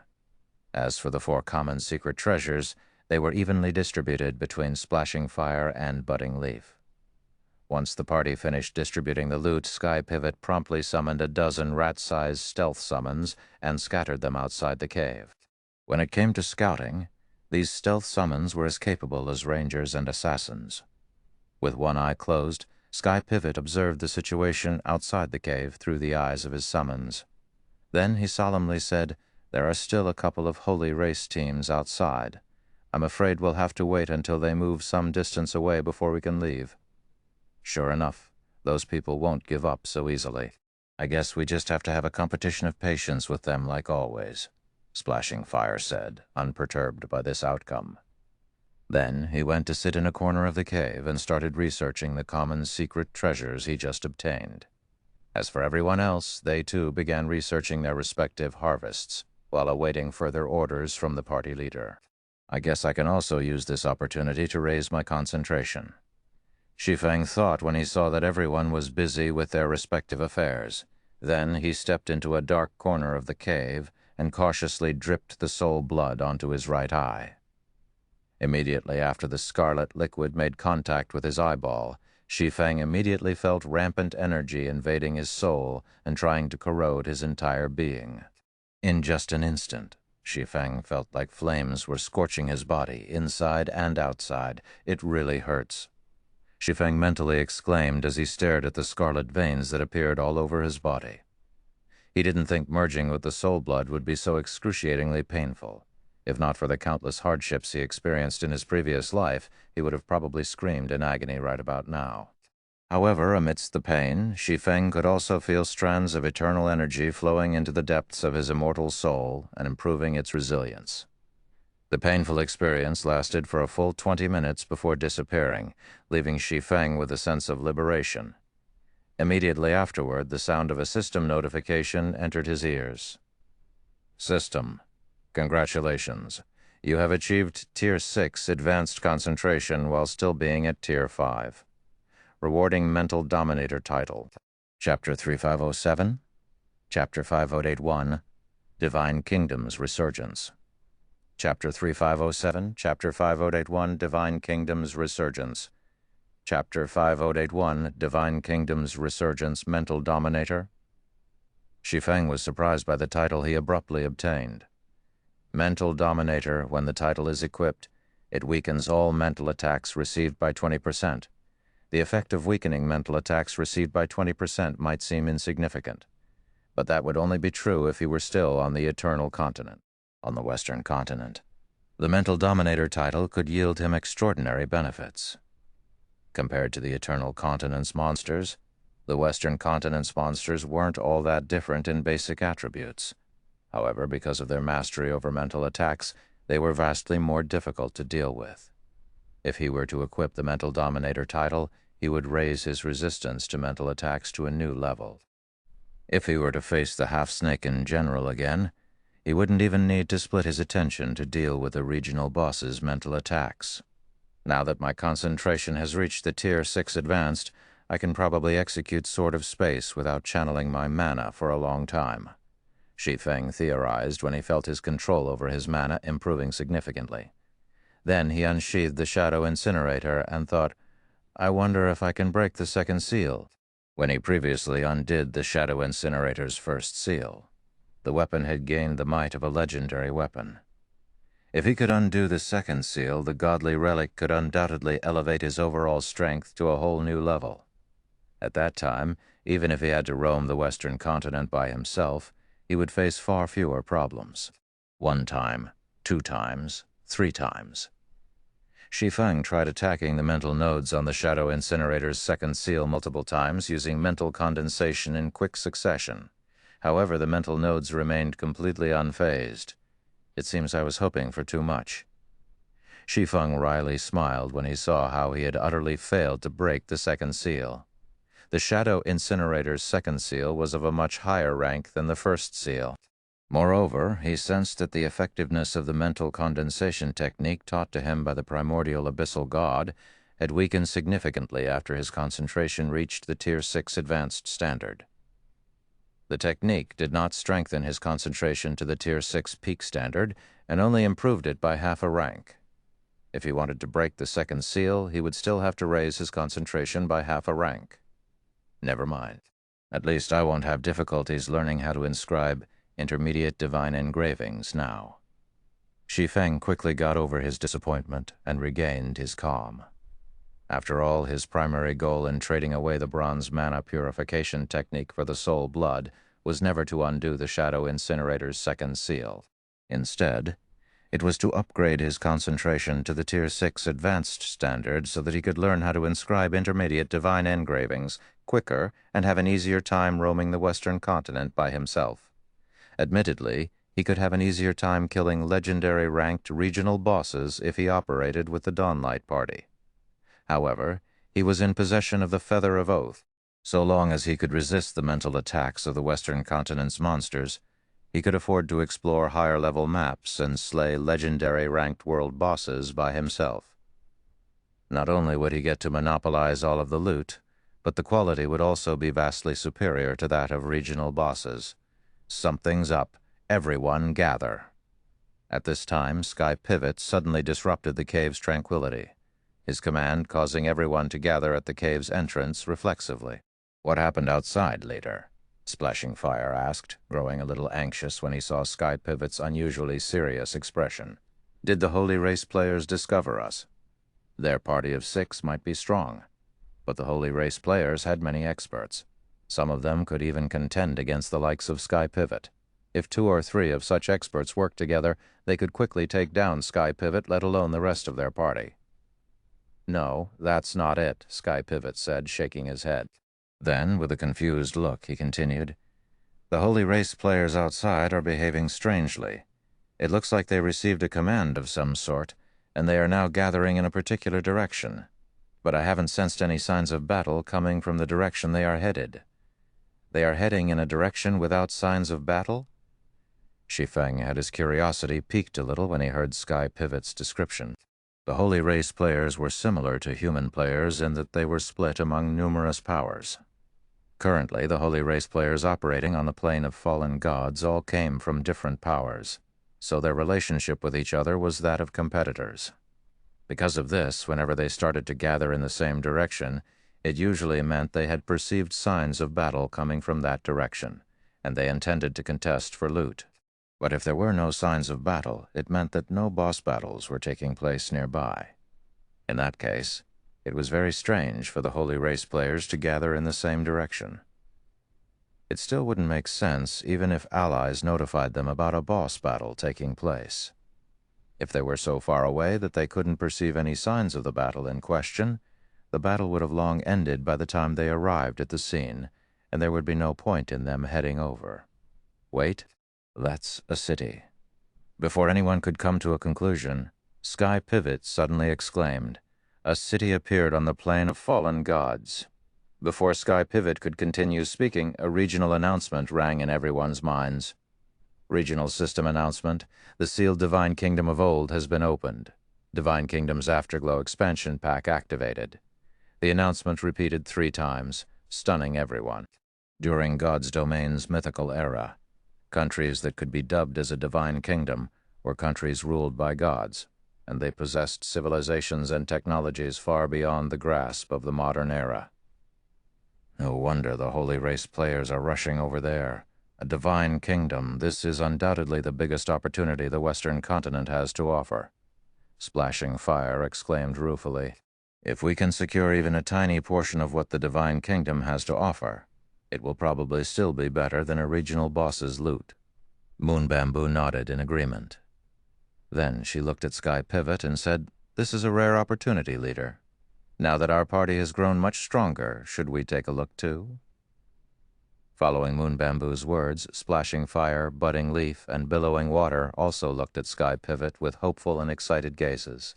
During the past half an hour, they had already equipped the secret treasures they had obtained. Billowing Water had also gained initial mastery over her bronze purification technique, putting her current strength close to Sky Pivot. "Okay, let's go and take a look." After hesitating for a moment, Sky Pivot decided to take a gamble. Plane of Fallen Gods, Central Region. What should have been a vast forested plain was now dominated by a towering city. The city occupied the entirety of the Plane of Fallen Gods Central Region and awed all players who approached it with its mountain-like walls. It should be known that even the walls of holy cities would normally only reach a height of 100 meters. Yet, the city that occupied the central region had walls measuring thousands of meters in height. Even birds would need to fly a long time to reach the top of the walls and cross them. As for players who couldn't fly, these walls were akin to an insurmountable barrier. At this time, though, thousands of flying mounts filled the sky above the city. Each of these flying mounts was at Tier 4 or above, and standing on the back of these flying mounts were holy race players exuding astonishing auras. Even the weakest of these holy race players exuded auras on par with the average Tier 6 human player. As for the holy race players standing atop the several Tier 5 flying mounts positioned in the lead, their presence was akin to that of gods, and they exuded holy power that distorted the surrounding space. At this time, a level 164, Tier 5 middle-aged man with a solemn appearance could be seen approaching a young man on his Tier 5 flying mount. The young man had holy patterns marking his eyes, and the middle-aged man put on a respectful expression when he arrived before the young man. Lord Royal Thunder, all Tier 6 combatants operating in the plane of fallen gods have already gathered. They number more than 50,000, and they are ready to comply with your orders. The middle-aged man reported. We have also discovered several human parties riding Tier 5 flying mounts secretly stalking us from 3,000 yards away. Should we eliminate them before we proceed? Chapter 3508, Chapter 502, Demon of Swords. Chapter 3508, Chapter 502, Demon of Swords. Chapter 3508, Demon of Swords. Human parties. A look of interest appeared on the young man with patterned eyes. Then he turned to the fair-skinned girl with an indifferent face standing next to him and asked, Are there any noteworthy experts among them, Feather? You jest, Lord Thunder. There are no noteworthy experts among humans. They are merely a bunch of ants. The girl named Extreme Feather responded. Currently, only the chosen ones nurtured by the humans' apex powers can put up a fight against me. Every other human is unlikely to survive a single move from me. Is that so? The young man named Royal Thunder couldn't help but lose interest after hearing Extreme Feather's answer. Then he turned back to the middle-aged man and said, In that case, quickly take care of those human parties. I don't wish to waste time on them. Royal Thunder had no doubts about Extreme Feather's words. Extreme Feather was one of the 9 great chosen ones under his command, and she was one of the key figures assisting him in securing his position within his family. When he initially heard that there were human players nearby, his first thought was to find a noteworthy opponent among them for Extreme Feather. After all, only by fighting strong opponents could Extreme Feather grow quicker. But if the opponents were merely insignificant ants, there was no need to waste time on them. Understood, the solemn middle-aged man responded before flying away with 1,000 holy race experts. Meanwhile, a little over 2,000 yards away, the various human parties operating on the plane of fallen gods had gathered together. Every party had used a Tier 5 group isolation scroll to conceal their presence. Unless one came very close to these parties, even 5th-floor experts would have difficulty noticing them. It seems the other side has discovered us. Pivot. A robust man riding atop a Tier 5 void manta commented when he saw the 1,000 or so holy race experts flying over from a distance. Then, he looked at a nearby male summoner and smiled, saying, Will you be needing our help this time? Careful not to eat your own words, Fireball, Sky Pivot said in exasperation as he looked at the robust man. According to 7 Luminaries Town's party rankings, Dawnlight is 1 rank above Fire Demon. You should be more concerned about your own party right now. In 7 Luminaries Town, the Fire Demon Party and the Dawnlight Party could be considered rivals. However, not once did the Fire Demon Party ever manage to surpass the Dawnlight Party in rankings. Times have changed. Pivot, the robust man named Fireball said with a nonchalant smile. Our party has recently welcomed a strong newcomer, so our strength is no longer the same as before. Not to mention, didn't Dawnlight lose 2 members some time ago? Do you think your party is the only one with new members? Sky Pivot said disdainfully. Hey, not everyone is equal, Fireball said before delightedly, pointing at a female swordsman with an enticing figure. Our newcomer is extraordinary. While she might be young in age, she has already reached the half-step Tier 6 standard. Even an old guy like you might have a tough time against her. Hello, party leader Sky Pivot. I am Kang Sha, the Fire Demon Party's newest member. Kang Sha introduced herself to Sky Pivot in a seductive voice. I'm still new to Seven Luminaries Town, so I hope you can look out for me in the future. Hello. I am Sky Pivot, the Dawnlight Party's leader. Sky Pivot hurriedly introduced himself as well when he saw how polite Kang Sha was. Kang Sha. While looking at the Fire Demon Party's seductive new member, Shi Feng suddenly recalled a name from his previous life. Demon of Swords, Kang Sha. She was one of the chosen ones nurtured by the apex power Demon's Gate. She became a 3-star mental strength grandmaster at a very young age, and she was also the youngest person to become a taboo in Demon's Gate's history. However, outside of Demon's Gate, few people had ever seen Kang Sha's true appearance. It wasn't even possible to find Kang Sha's battle records through public means. Even so, the Seven Luminaries Alliance had awarded Kang Sha the title of Demon of Swords and described her as an existence on par with the 10 great sword gods. At one point during Shi Feng's previous life, the Midnight Tea Party's legendary existence, Endless Scars, fought Kang Sha. Although Endless Scars did not disclose the fight's result, Shi Feng did learn one thing from Endless Scars. Only primordial gods could defeat Kang Sha. The evaluation stunned Shi Feng when he first heard it. Primordial gods were existences standing at the very apex of God's domain, even among players regarded as taboos. Very few could put up a fight against primordial gods, let alone stand shoulder to shoulder with primordial gods. While Shi Feng wondered about Kang Sha's true identity, Firebull, the Fire Demon Party's leader, directed his Void Manta closer to the Dawnlight Party. "What do you think, Pivot? Look at how polite our newcomer is," Firebull boasted. "I can also tell you that Kang Sha isn't just polite. She can absolutely stun you once she takes action. So long as your party is willing to admit defeat, we wouldn't mind helping you out this time. Otherwise, you might not even get past the city gates before getting sent back to the Eternal Continent." "Stun me?" Sky Pivot couldn't help but laugh. Then he pointed at Shi Feng and said, "Do you know who our party's newcomer is?" "Who is he?" Firebull responded with an expression of disdain. "Black Flame, the Lord of War Goddesses, ranked 11th on the Sacred Glory list," Sky Pivot proudly stated. "Once those holy race experts arrive, just watch as we enter the city ahead of you." Sky Pivot wasn't worried about the approaching holy race experts. Aerial combat was different from ground combat. It was especially so when everyone currently lacked the ability to fly on their own on the Western continent. In such a situation, it was easy for several hundred players to form an impenetrable encirclement on the ground. However, in the air, where everyone had to rely on flying mounts to stay airborne, the best the holy race experts could accomplish was to have several players attack from up close. Everyone else could only rely on long-range bombardment. In such a situation, their party could simply rely on defensive magic arrays to defend against incoming attacks while they charged into the city. Meanwhile, once they entered the city, the monsters that infested the city would greatly diminish the advantage of numbers. At that time, the Holy Race players would have a much more difficult time keeping them pinned. 11th on the Sacred Glory list? Firebull laughed.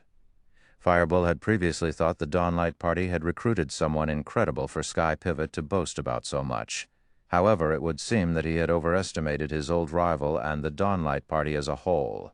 The party must be in dire straits if it was treating a Sacred Glory expert as a treasure. Black Flame?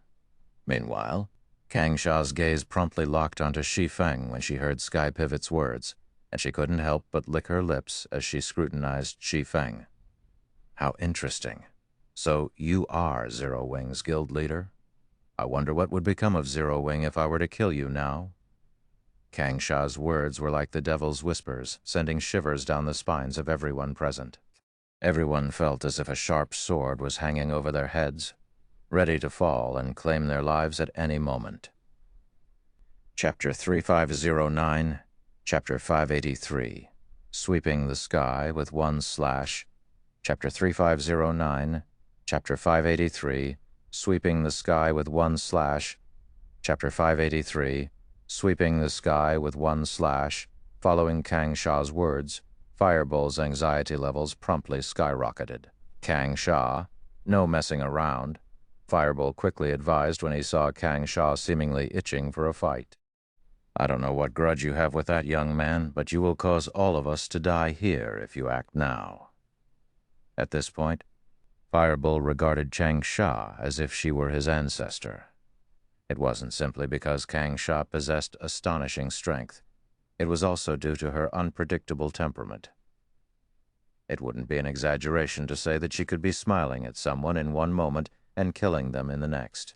In fact, this had happened multiple times in Seven Luminaries Town, and the Fire Demon Party had already made many enemies in town because of Kang Sha. Currently, they were about to engage a force of 1,000 Holy Race experts in battle.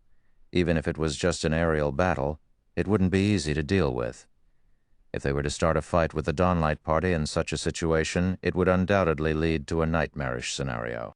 Others might not know of the Dawnlight Party's true strength, but as an old rival of the party, Fireball knew just how formidable the party was.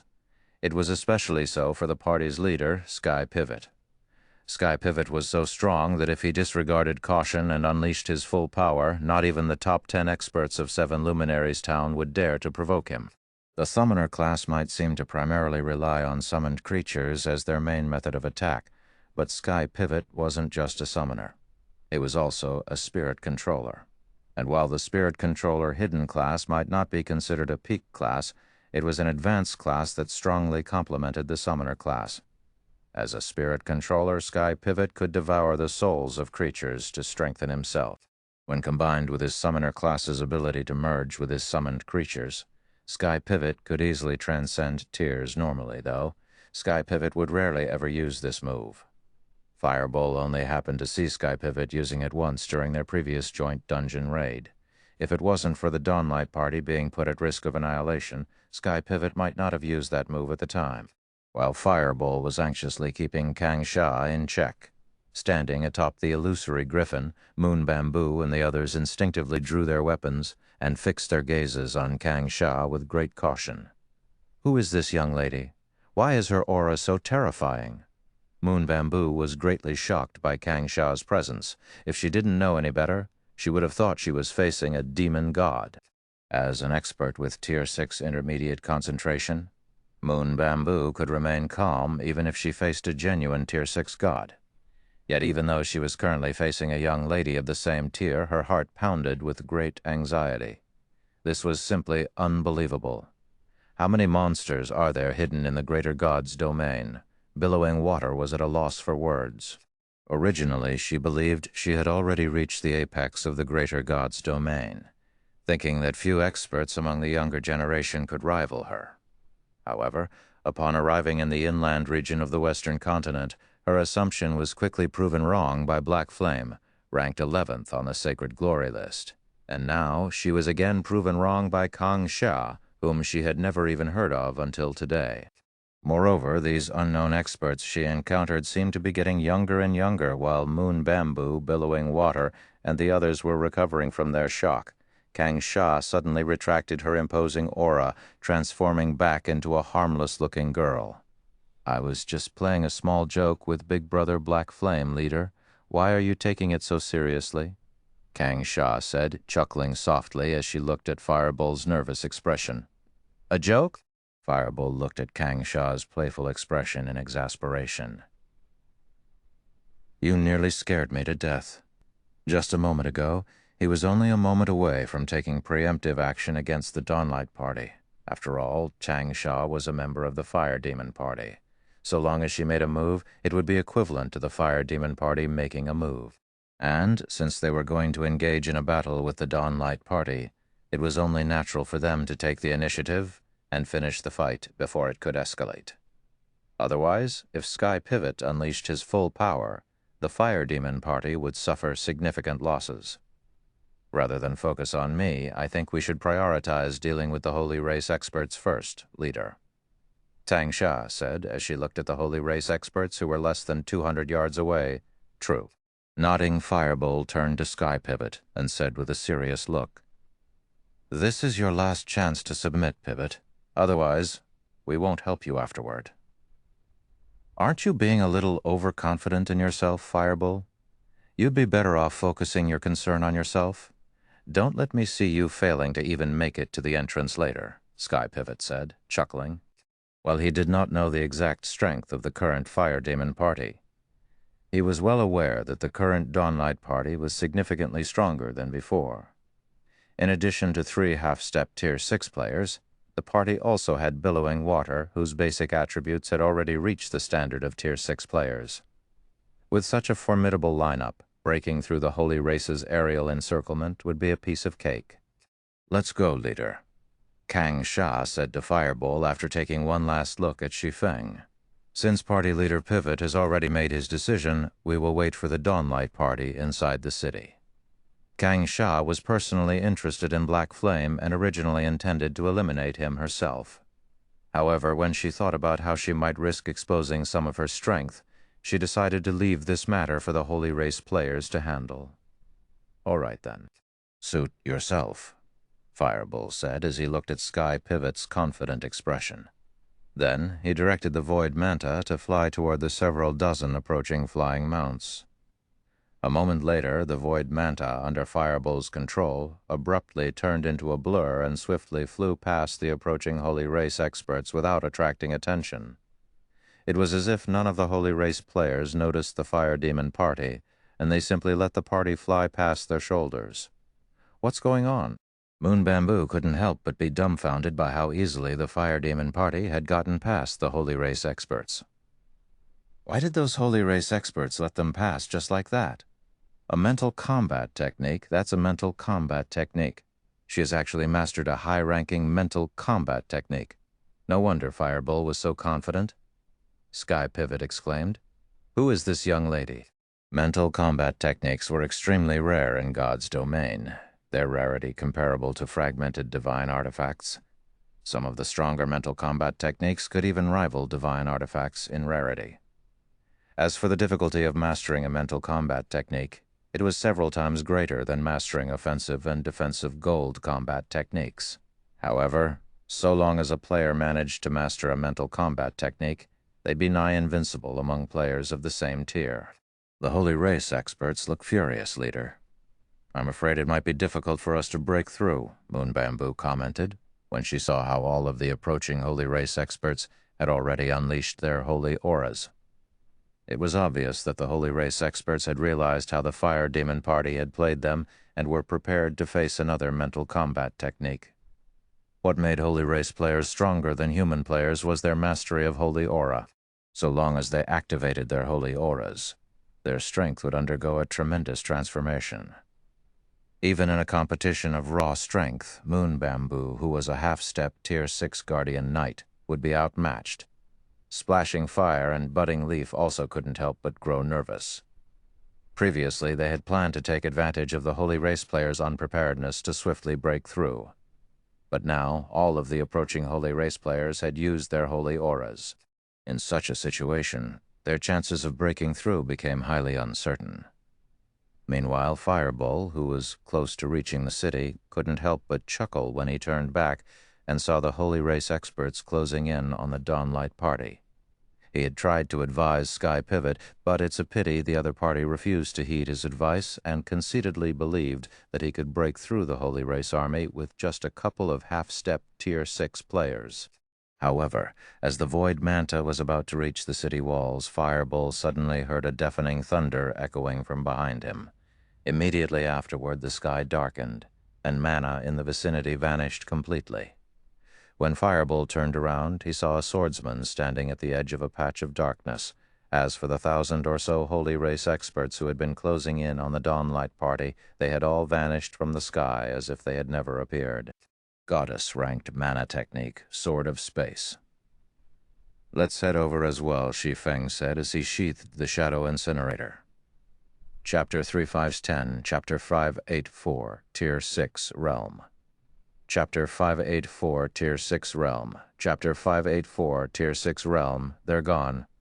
1,000 Holy Race experts disappeared, just like that. The Fire Demon party's members riding atop the Void Manta gaped in shock as they looked at the empty sky behind them. That was a force of 1,000 Tier 5 Holy Race experts they were talking about. Faced with such a force, their party only dared to rely on a mental combat technique to slip by. As for facing the Holy Race experts in direct confrontation, that would simply be suicidal. Holy Race players might not be proficient at ranged attacks, but so long as the several dozen flying mounts the Holy Race experts rode on could get within 100 yards of their party, it would promptly turn into a nightmarish scenario for their party. Tier 5 Holy Race players might similarly lack the ability to fly on the Western continent as Tier 5 human players, but they could strengthen their physical bodies with Holy Aura, which would, in turn, allow them to jump across a distance of 100 yards easily. At that time, the Holy Race experts could use their flying mounts as a springboard to close the distance with their party and attack them. If any of their party members lacked sufficiently strong defensive capabilities, they would last no more than a few seconds against the Holy Race experts. Yet now, the Holy Race experts they feared were knocked out of the sky by one of the Dawnlight Party's newcomers in a single attack. None of the Holy Race experts managed to withstand the force of the newcomers' attacks. This was simply unbelievable. After all, these were Tier 5 Holy Race experts they were talking about, with their holy auras activated. These Holy Race experts would gain strength and defense vastly superior to human players. Yet of the 1,000 Holy Race experts that approached the Dawnlight Party, not even one managed to remain on their flying mounts. They were all heavily injured and knocked out of the sky. That damned sky pivot. Firebull was greatly shocked as he watched Shi Feng sheath his sword. Where did he find such a monster? Firebull previously thought he had already lucked out significantly when he recruited Kang Sha. But now it turned out that one of the newcomers Sky Pivot recruited was even more monstrous. The feat of heavily injuring 1,000 Tier 5 Holy Race experts with one attack was something neither he nor Sky Pivot could accomplish, even if they went all out. If anyone could pull off such a feat, it would have to be the old monsters in Seven Luminaries Town who were fully equipped with legendary weapons and equipment. Has he reached the Tier 6 realm already?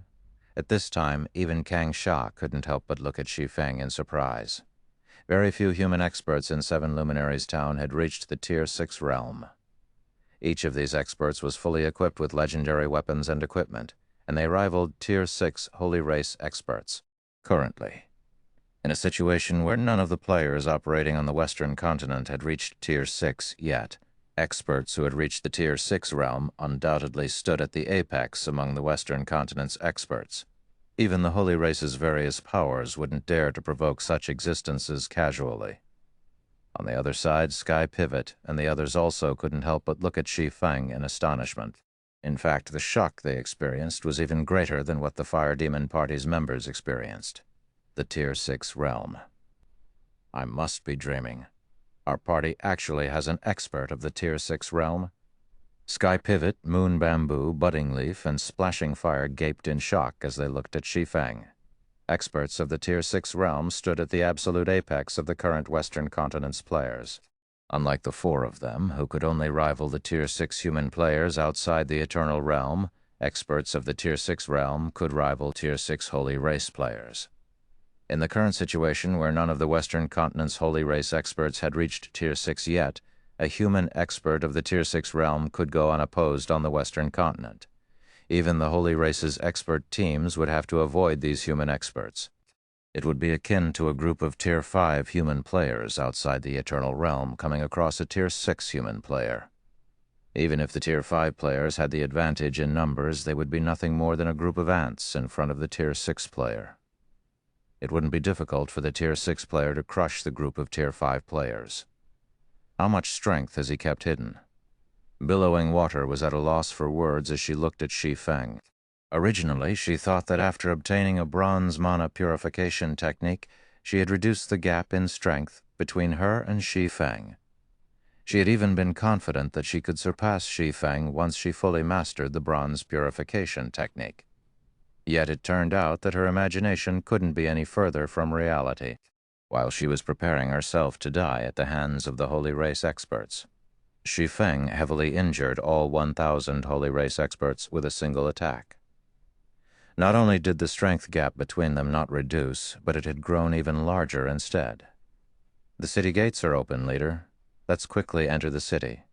It'd be the end of us if we get surrounded by the Holy Race's army, Shi Feng said when he saw Sky Pivot still in shock. Contrary to Sky Pivot and the other's conclusion, Shi Feng was not an expert of the Tier 6 realm. He also couldn't go up against the Holy Race's Tier 5 army alone. After upgrading his concentration to the Tier 6 advanced standard, it was true that he was able to reduce the time it took him to execute Sword of Space, and with the technique's ability to let him surpass the limits of Tier 5, it was only natural the Tier 5 Holy Race players failed to resist his attack. However, it remained a fact that he needed time to channel his strength to execute the technique.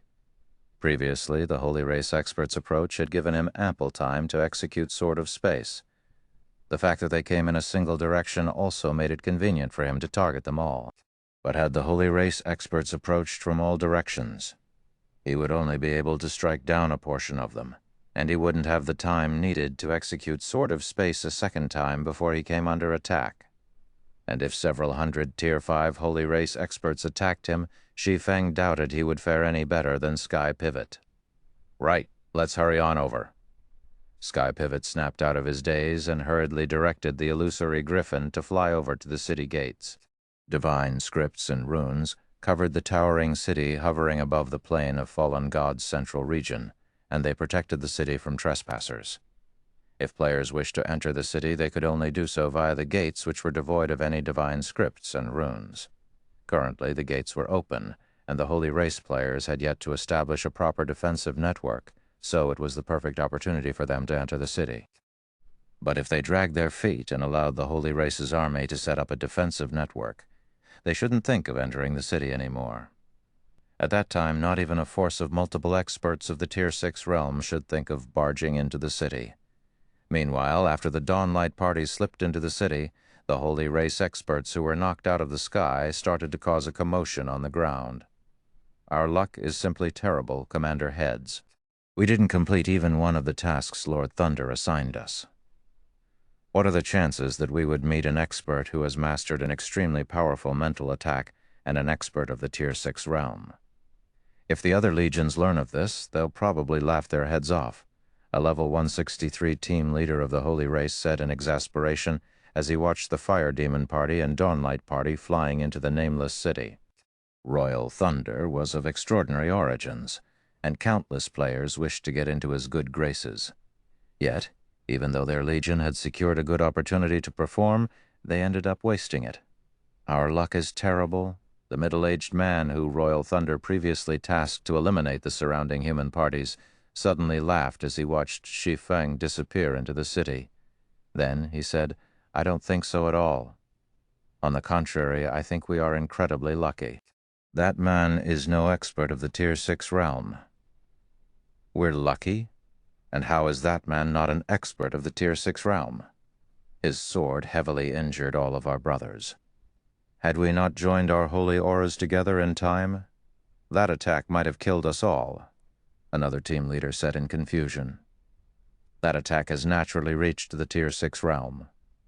Smiling, the middle-aged man named Hundred Heads said, "But the mana usage method of that attack is very similar to that of primordial gods. So I suspect he has obtained the primordial god-ranked mana technique that those big shots have always wanted." Chapter 3511, Chapter 58, City Treasury. Chapter 3511, Chapter 58, City Treasury. Chapter 511, Chapter 58, City Treasury. A primordial god-ranked mana technique. Are you sure you're not mistaken, Commander Heads? I heard that the humans have hardly any saint-ranked mana techniques, while primordial god-ranked mana techniques are no different than myths to them.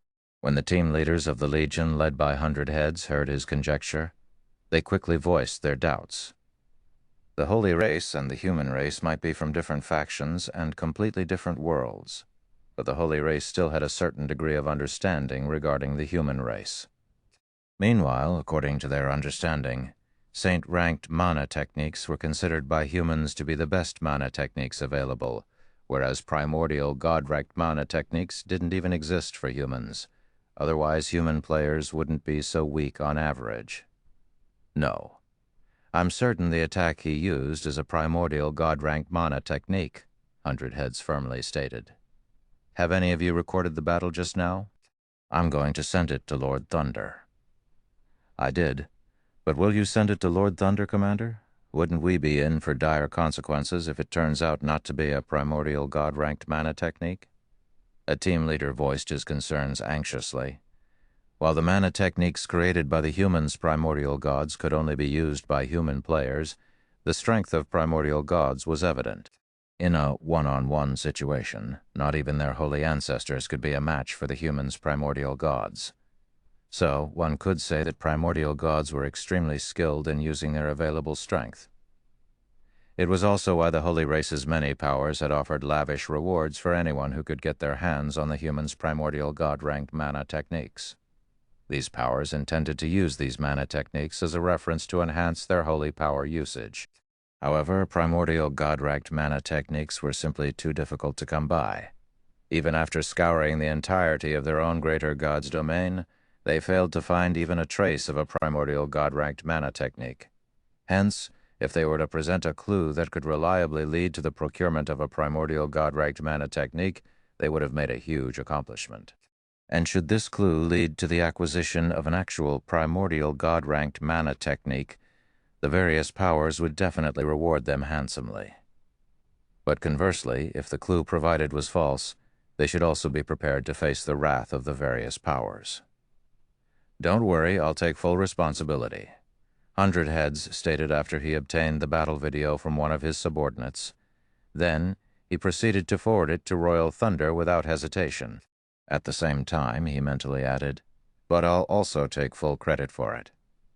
On a certain street lined with ancient buildings forged completely out of steel, several Holy Race legions were currently engaged in heated combat with several half-Snakean monsters. Many of these half-Snakean monsters were at the Tier 5 legendary rank, and even the weakest among them was a Tier 4 superior mythic. Their levels also ranged from upwards of 170, and their numbers exceeded 10,000.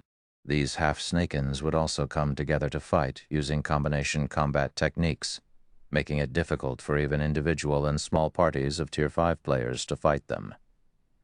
However, under the might of the Holy Race's several Tier 5 legions, the half-Snaken army quickly shrunk in size. How interesting. One of the humans from just now actually possesses a primordial god-ranked mana technique, Royal Thunder, who was commanding the battle from the rear, said with a smile after reading a report he just received. A primordial god-ranked mana technique? Extreme Feather, standing next to Royal Thunder, revealed a look of interest when she heard the other party's words. Is the report accurate, Your Highness? Seeing as 100 Heads decided to send me this message, he must be very confident in his judgment, Royal Thunder said. Then he turned to Extreme Feather and asked, "Why has your interest finally been piqued?" "You jest, Your Highness. How can anybody not be interested in a primordial god-ranked mana technique?" Extreme Feather responded. "Do you want me to go and capture the person for you now?" "It's not an urgent matter," Royal Thunder said, waving his hand. "According to the report, the human named Black Flame has already entered the city. In that case, he must have been randomly teleported to somewhere in the city. This zone is special, so it will be difficult for the humans to leave, even if they want to. Not to mention, Black Flame is an expert of the Tier 6 realm. I don't doubt he and his party can traverse the city so long as they are careful, so it is only a matter of time before we encounter them. It won't be too late to capture him when that happens." Extreme Feather nodded in agreement. Of the groups that had entered the nameless city, the Legion directly under Royal Thunder's command should be the only group capable of taking down an expert of the Tier 6 realm. The other powers' legions would be helpless against an expert of such caliber, so there would be no need to fear that Black Flame's party might get killed by other Holy Race legions.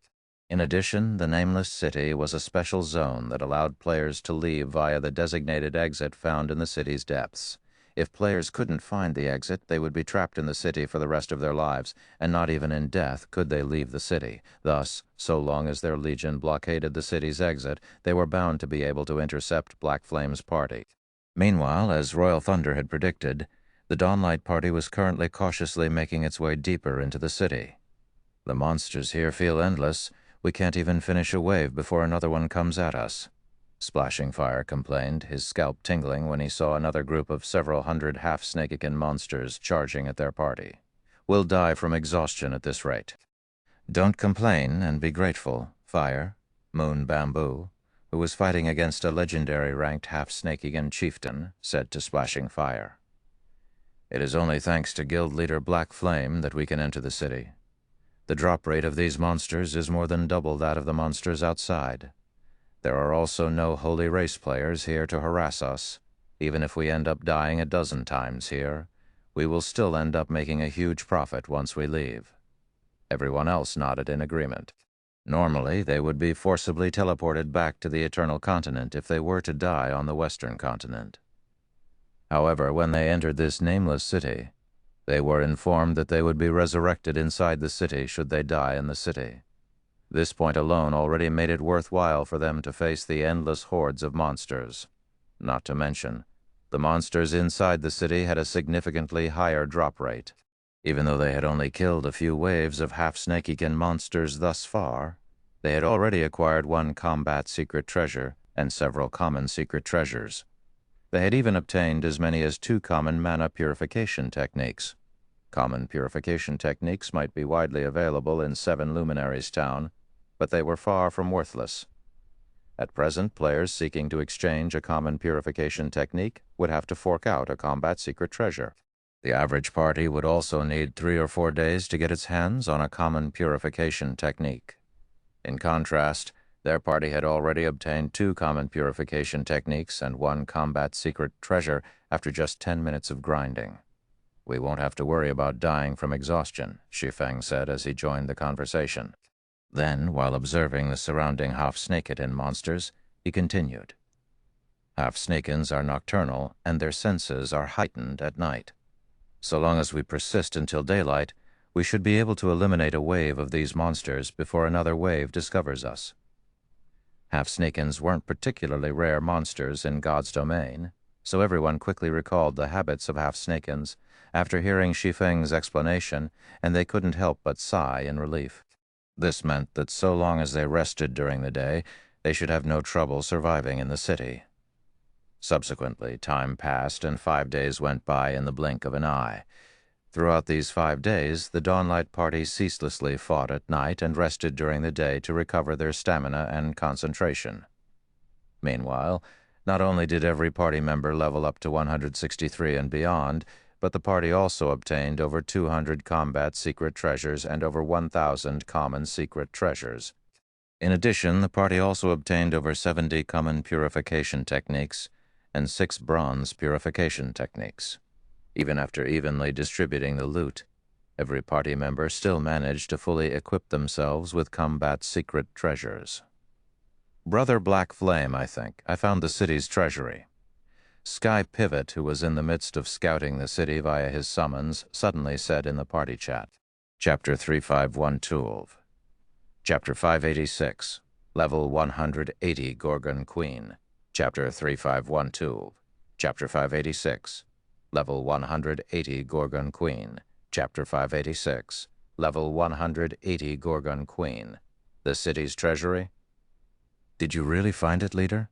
When the others in the Dawnlight Party heard Sky Pivot's words, they promptly perked up their ears, not wanting to miss out on anything important.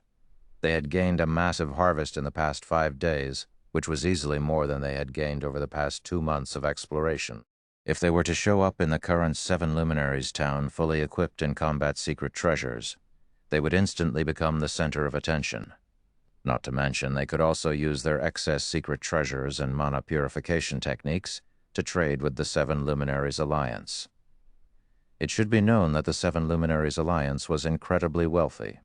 So long as they could provide sufficient secret treasures and mana purification techniques, they could even exchange legendary weapons and equipment. Of course, they wouldn't do such a thing, as they all belonged to organizations. Obtaining secret treasures on the Western Continent might be relatively easy, but it was a completely different situation on the Eternal Continent. On the current Eternal Continent, even a single common secret treasure could cause the various powers core experts to lose their minds. If each of them were to bring back a haul of several hundred common secret treasures to their respective organizations, they would definitely cause a massive uproar. Not to mention, they would also be bringing back multiple combat secret treasures. However, if they were talking about the city's treasury, the harvest they obtained in the past 5 days would most likely be pitiful in comparison. In God's domain, any city's treasury represented the entire city's wealth. The value of the items inside easily outstripped the items that monsters could drop. Simply acquiring a city's treasure could allow a power to prosper and grow stronger. "I'm not entirely sure," Sky Pivot said after taking a deep breath. "I found an underground chamber that's sealed by divine scripts and runes through my shadow rats. There are also 1,000 legendary ranked half-Snakekin chieftains and 100 regional boss-ranked half-Snakekin generals guarding the entrance. 1,000 chieftains and 100 generals, heathens. Is this a nest of bosses?" Splashing Fire gasped. "Normally, it would take a team or party of highly skilled experts just to raid one regional boss. Moreover, regional bosses would typically only operate solo or with a group of underlings. It was simply unheard of for 100 regional bosses to be in the same location. If that's the case, the sealed chamber should be the city's treasury," Billowing Water said, feeling that Sky Pivot's judgment should be on the mark. It wasn't uncommon for the various powers to raid monster-infested cities. Meanwhile, the treasuries of these cities would usually be guarded by multiple bosses. The only difference between those cities and this nameless city was that this city's treasury had many, many more bosses guarding it. "What should we do? Should we give it a try?" Budding Leaf asked. "Of course," Moon Bamboo stated firmly. "Any city's treasury would contain an astronomical wealth, let alone a city left behind by a divine kingdom. The items contained in this nameless city's treasury would most likely be beyond measure." Shi Feng also nodded in agreement with Moon Bamboo, although he had already achieved his goal of coming to the plane of fallen gods. Now that the opportunity to secure this nameless city's treasury was presented before him, he naturally had to give it a try. "Okay, I'll lead the way." Sky Pivot stopped hesitating when he saw that everyone was in agreement. Nameless City, Underground Passage. Under Sky Pivot's lead, the party traversed the city's underground network without encountering any monsters, and arrived at an underground plaza after just 3 short hours. Currently, though, the underground plaza that was the size of several sports stadiums was occupied by 10,000 Holy Race experts, and these experts were methodically eliminating the 100 half-Snakekin generals. "Damn it! The Holy Race got here ahead of us." Splashing Fire softly cursed with a look of reluctance when he saw that all half-Snakekin chieftains were dead, and the surviving half-Snakekin generals had little HP remaining. Had they arrived when the Holy Race was in a stalemate with the monsters, they could have still taken the opportunity to cause chaos or perhaps even cause both sides to suffer severe losses. But now that the battle's outcome had already been decided, they would have to face the wrath of 10,000 Holy Race experts. Moreover, they would have to do so while grounded this time, as expected of the Holy Race.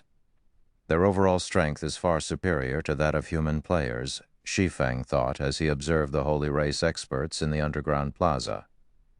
In his previous life, Holy Race players were much stronger than human players on average. This wasn't simply because Holy Race players had access to holy power. Besides that, Holy Race players were also much better at utilizing their holy power than humans were at utilizing mana. In addition, the population of Holy Race players was much larger than human players. Now, seeing the Holy Race experts on the underground plaza, he gained a better understanding of the Holy Race's situation. It would seem that the Holy Race players weren't just stronger than human players on average. They also had a very obvious superiority in numbers regarding fifth-floor experts. Of the Holy Race teams gathered on the plaza, at least 10% of each team's members were at the fifth-floor standard. On the human side, even the various Apex powers would have difficulty fielding such teams. Aside from special exceptions, Apex powers could only afford to have one fifth-floor expert leading each of their 100-man elite teams on average.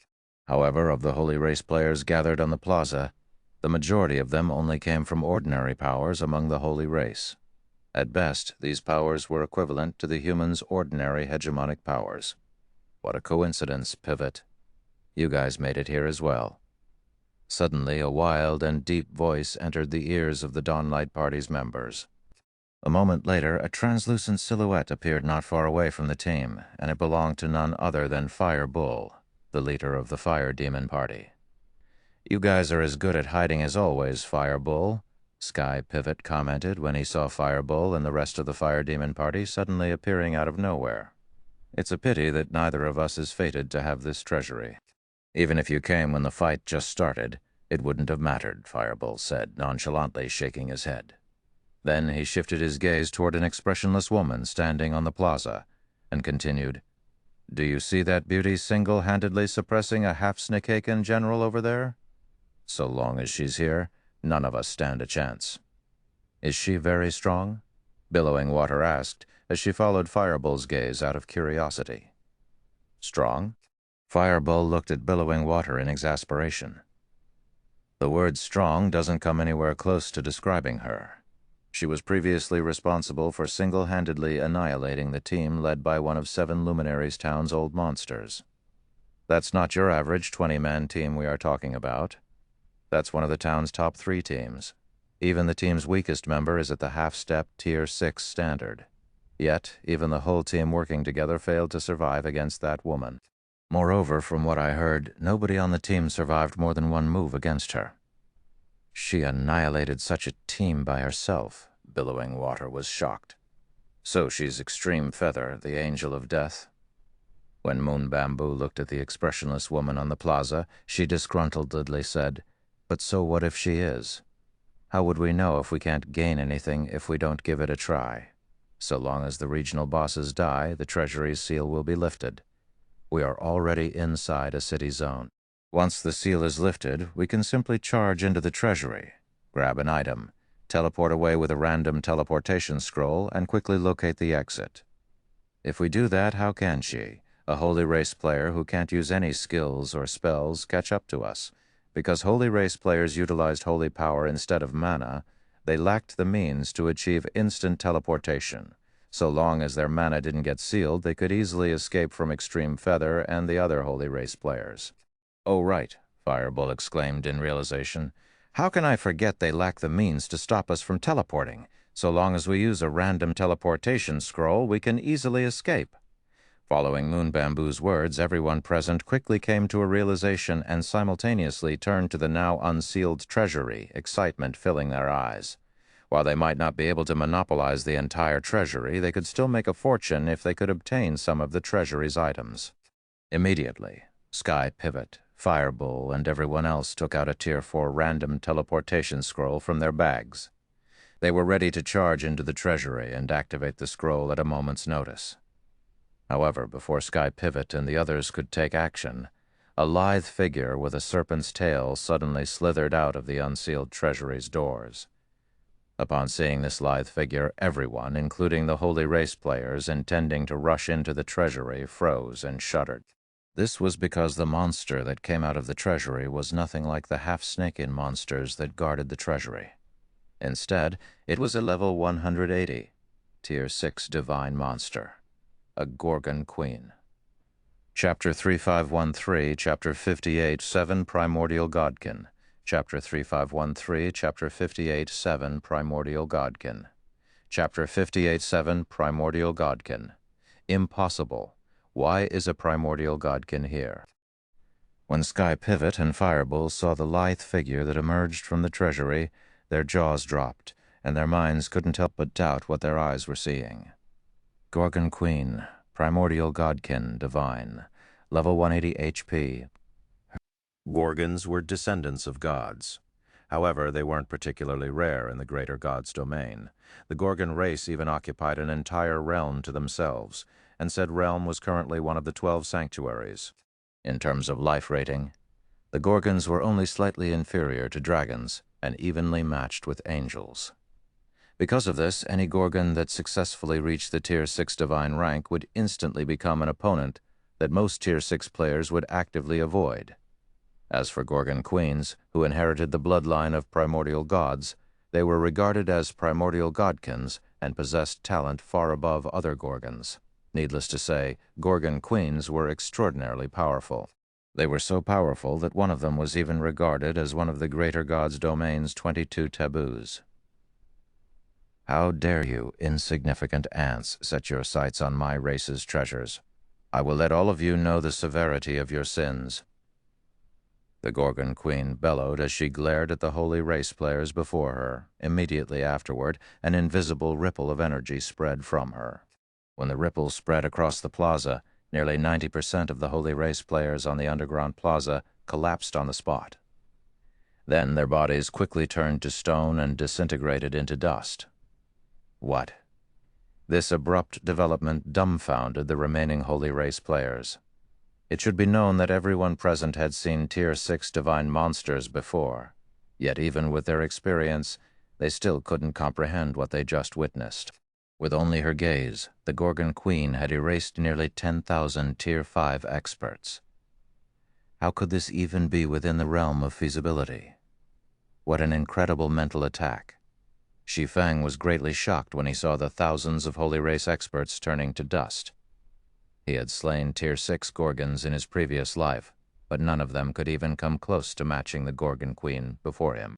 With just one mental attack, the Gorgon Queen had annihilated all players whose concentration was under the Tier 6 intermediate standard. Moreover, this was only an AoE mental attack. Her single-target mental attacks would undoubtedly be much more powerful. "Have fun by yourself. That Gorgon Queen isn't something my party can handle at this point," Firebull said to Sky Pivot before hurriedly activating his random teleportation scroll.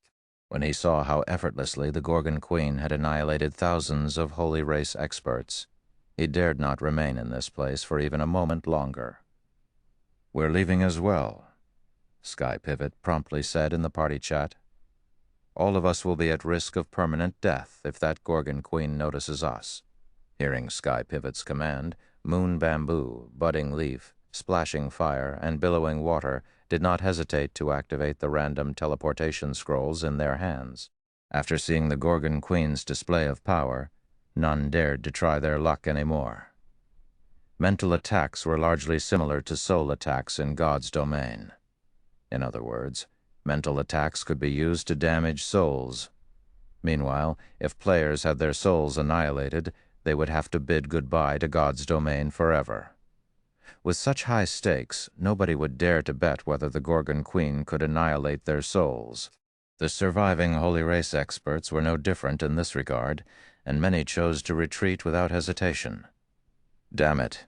Extreme Feather cursed angrily when she saw the other powers experts fleeing. Unfortunately, despite her anger, she could do nothing about this situation. "We should quickly retreat as well, Miss Feather," a level 165 holy race expert anxiously advised when he saw the gloomy look on Extreme Feather. The surviving experts might be able to survive the Gorgon Queen's AoE mental attacks, but the Gorgon Queen definitely wasn't limited to such attacks. She undoubtedly possessed much stronger targeted mental attacks. As for whether they could resist these targeted mental attacks, only a fool would try to test it. After looking at her anxious subordinates, Extreme Feather gritted her teeth and said, "Everyone retreat." Upon hearing Extreme Feather's call for retreat, the remaining holy race players sighed in relief.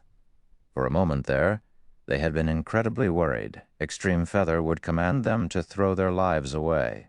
Immediately, the surviving holy race players scattered and fled from the underground plaza, none daring to stay here even a moment longer.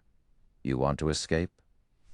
When the Gorgon Queen saw the holy race players fleeing, a contemptuous look appeared on her beautiful face. "Do you think I'll let you?" Moving her serpent tail, the Gorgon Queen slithered toward the remaining 1,000 or so holy race experts like a bolt of lightning. Every holy race expert she slithered past, turning to stone on the spot. The Gorgon Queen didn't have to lift even a finger to petrify the fleeing players. She simply wasn't an existence that Tier 5 players could hope to resist. "Let's give it a try," Shi Feng thought when he saw the Gorgon Queen hunting down the remaining holy race players.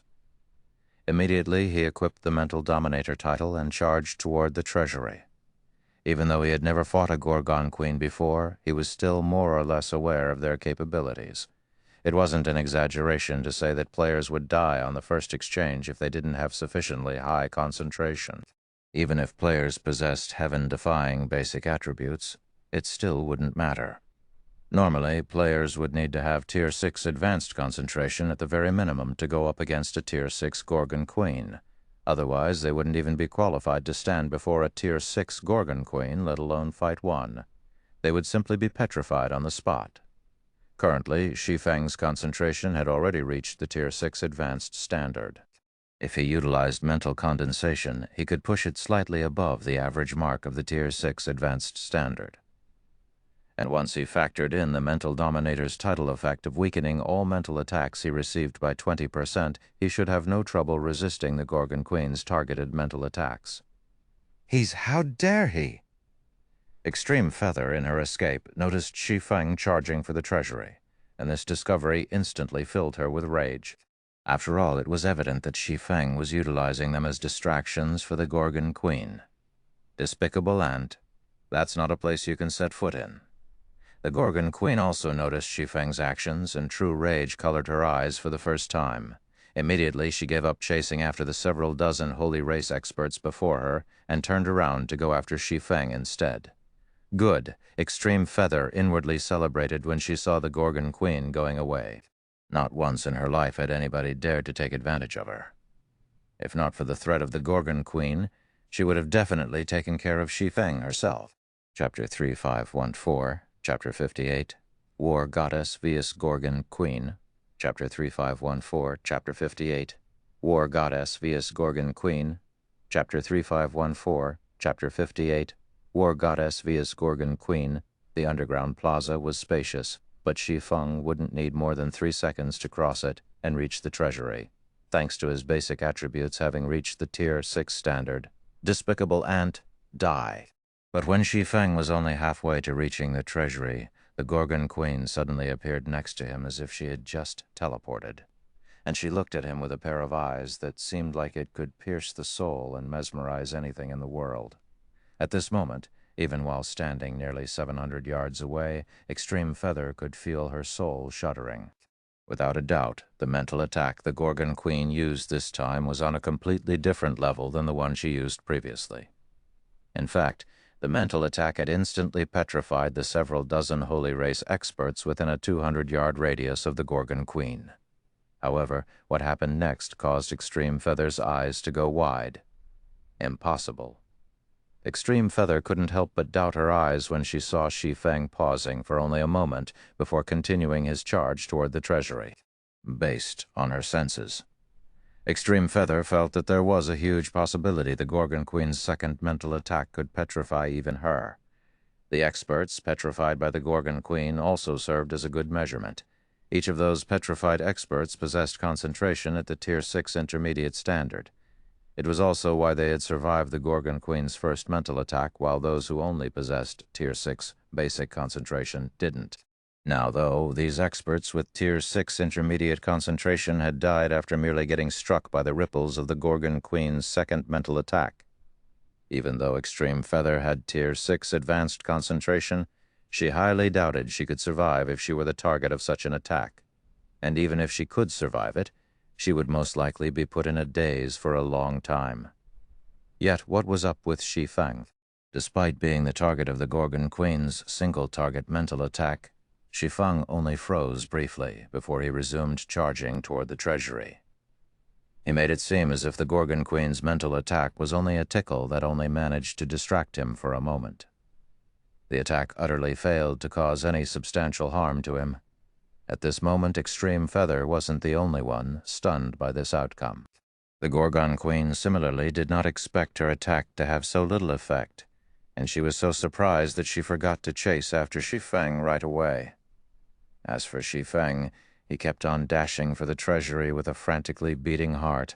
Almost for a moment there, Shi Feng nearly had his consciousness dragged out of his body and lost control over his body. Fortunately, he had instinctively used the mental condensation technique taught to him by the primordial abyssal god at the very last moment, which in turn dragged his separating consciousness back into his body. Despicable ant. You won't get a second chance. When the Gorgon Queen saw Shi Feng crossing the treasury's doors, A layer of gloom colored her beautiful face, and the temperature of her surroundings instantly rose by 100 degrees. Immediately, she slithered after Shi Feng, rapidly reducing the distance between them. At the same time, she summoned 2 crescent blades into her hands and transformed them into an illusory behemoth that tried to devour Shi Feng with its gaping maw. Upon seeing this scene, the escaping holy race experts shuddered in fear. The shock they experienced from witnessing this scene was also 100 times greater than when they saw the Gorgon Queen instantly killing thousands of their companions. A gold holy art. Extreme Feather gasped when she saw the illusory behemoth that was 1,000 meters tall. Holy arts were unique to holy race players.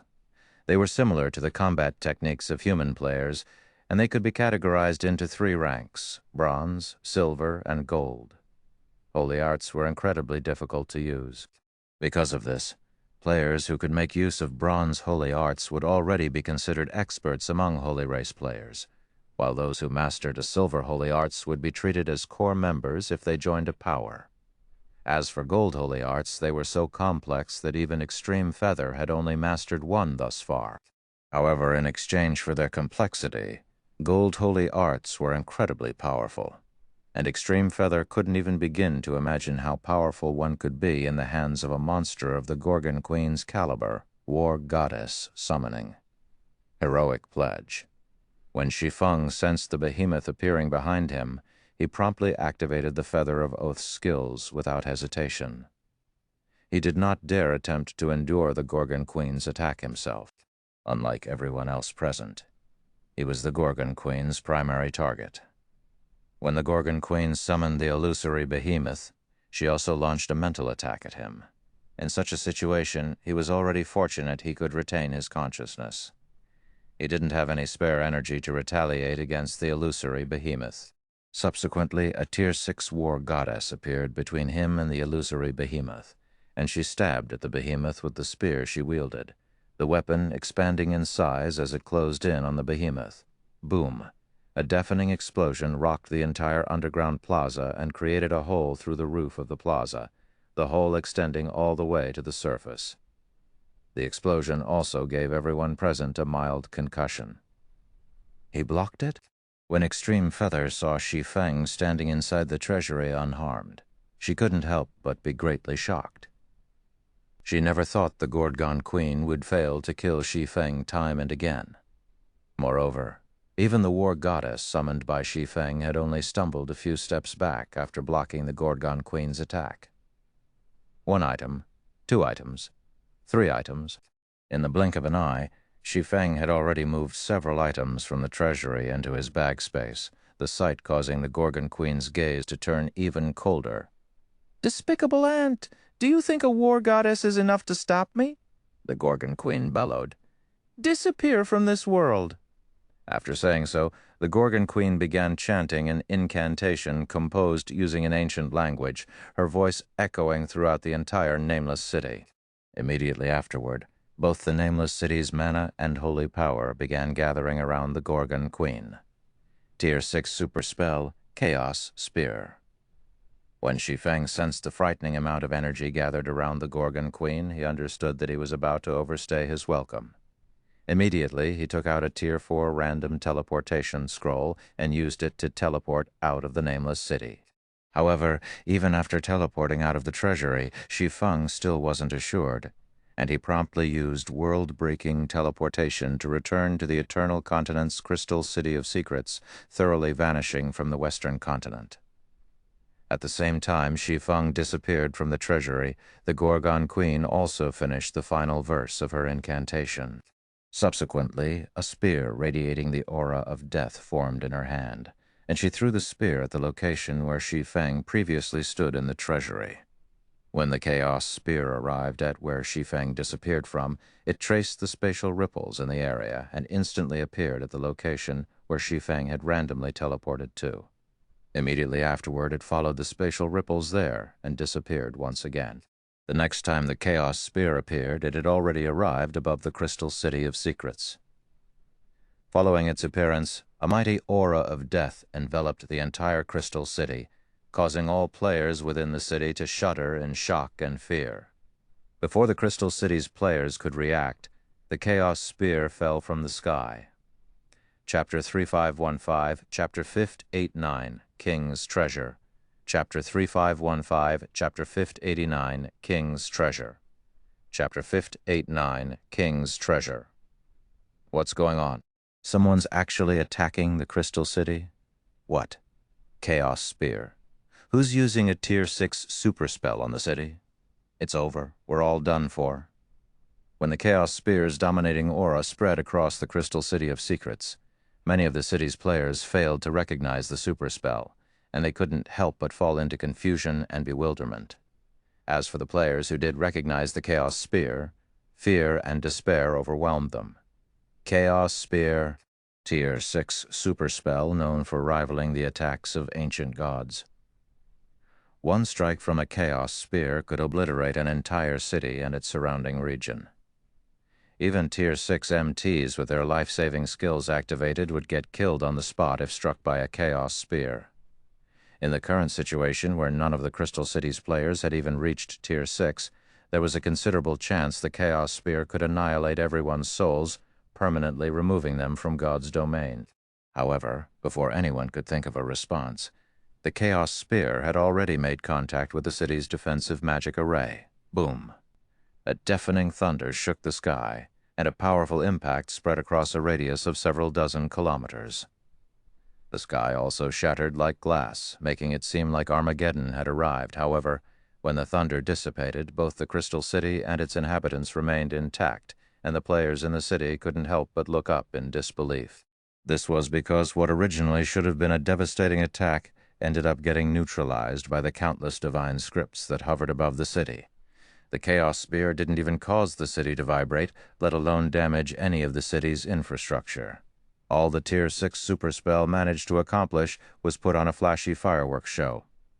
That was close. Shi Feng sighed in relief when he saw the shattered sky above the city. If he hadn't chosen to teleport back to the Crystal City using the Abyss Workshop certification right away, he would have absolutely died at the Gorgon Queen's hands. He had personally witnessed the strength of primordial godkins in his previous life.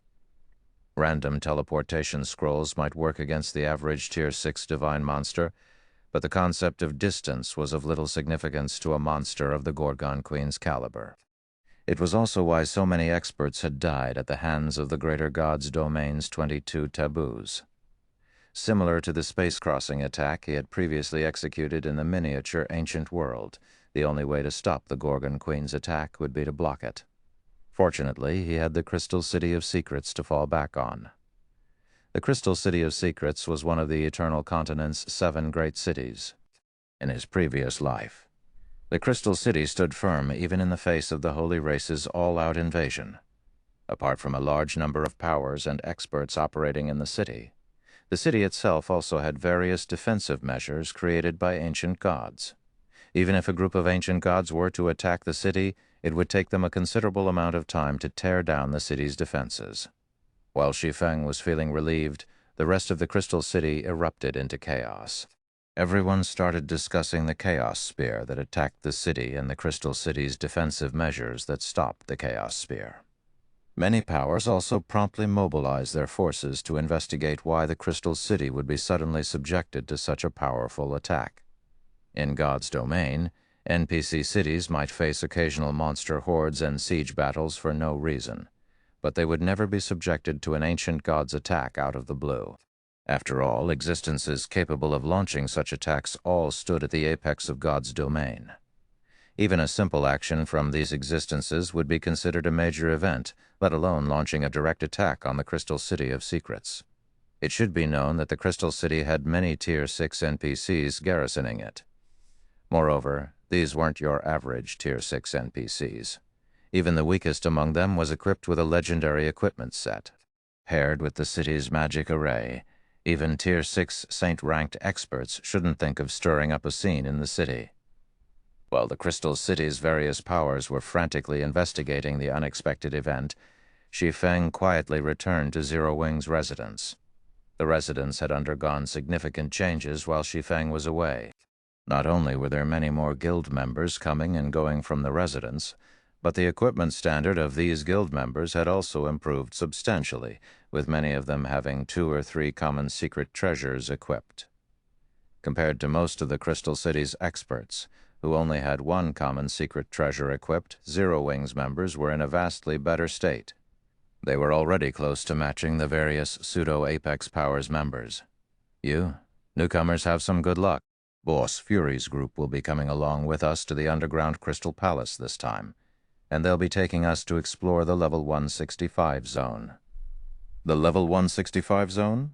I heard that only the various pseudo-Apex Powers elite teams can grind there right now, and they've also found quite a few extraordinary secret treasures already. It seems you all are well informed. For your information, Boss Fury's group has already located a boss. If we can successfully raid it, our guild might get its very first extraordinary secret treasure.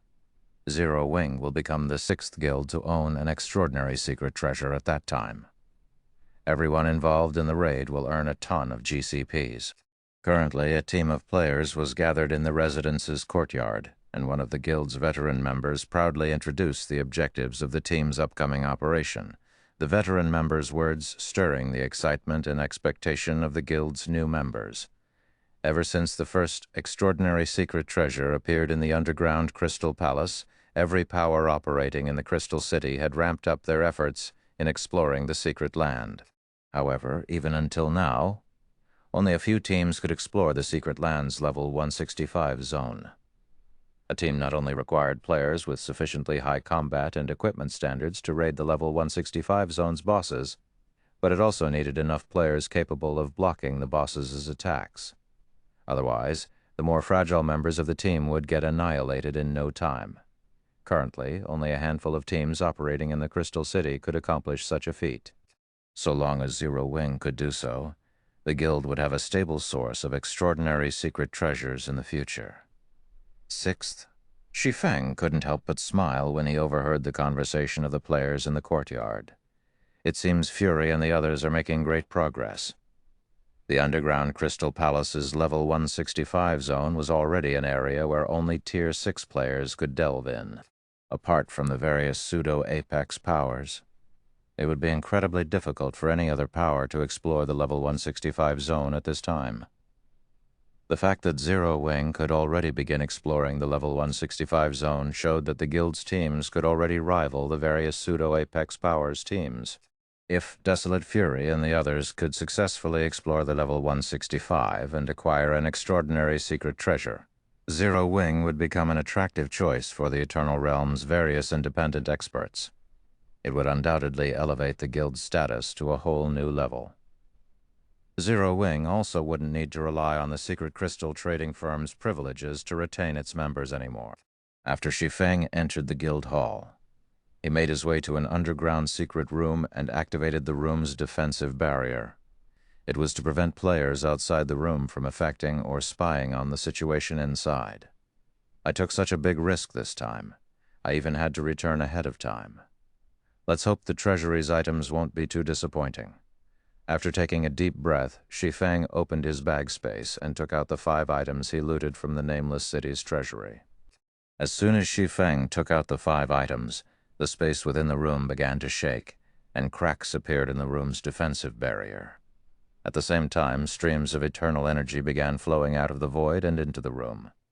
Chapter 3516, Chapter 590, Promoting the Frost Flame Phantom Dragon.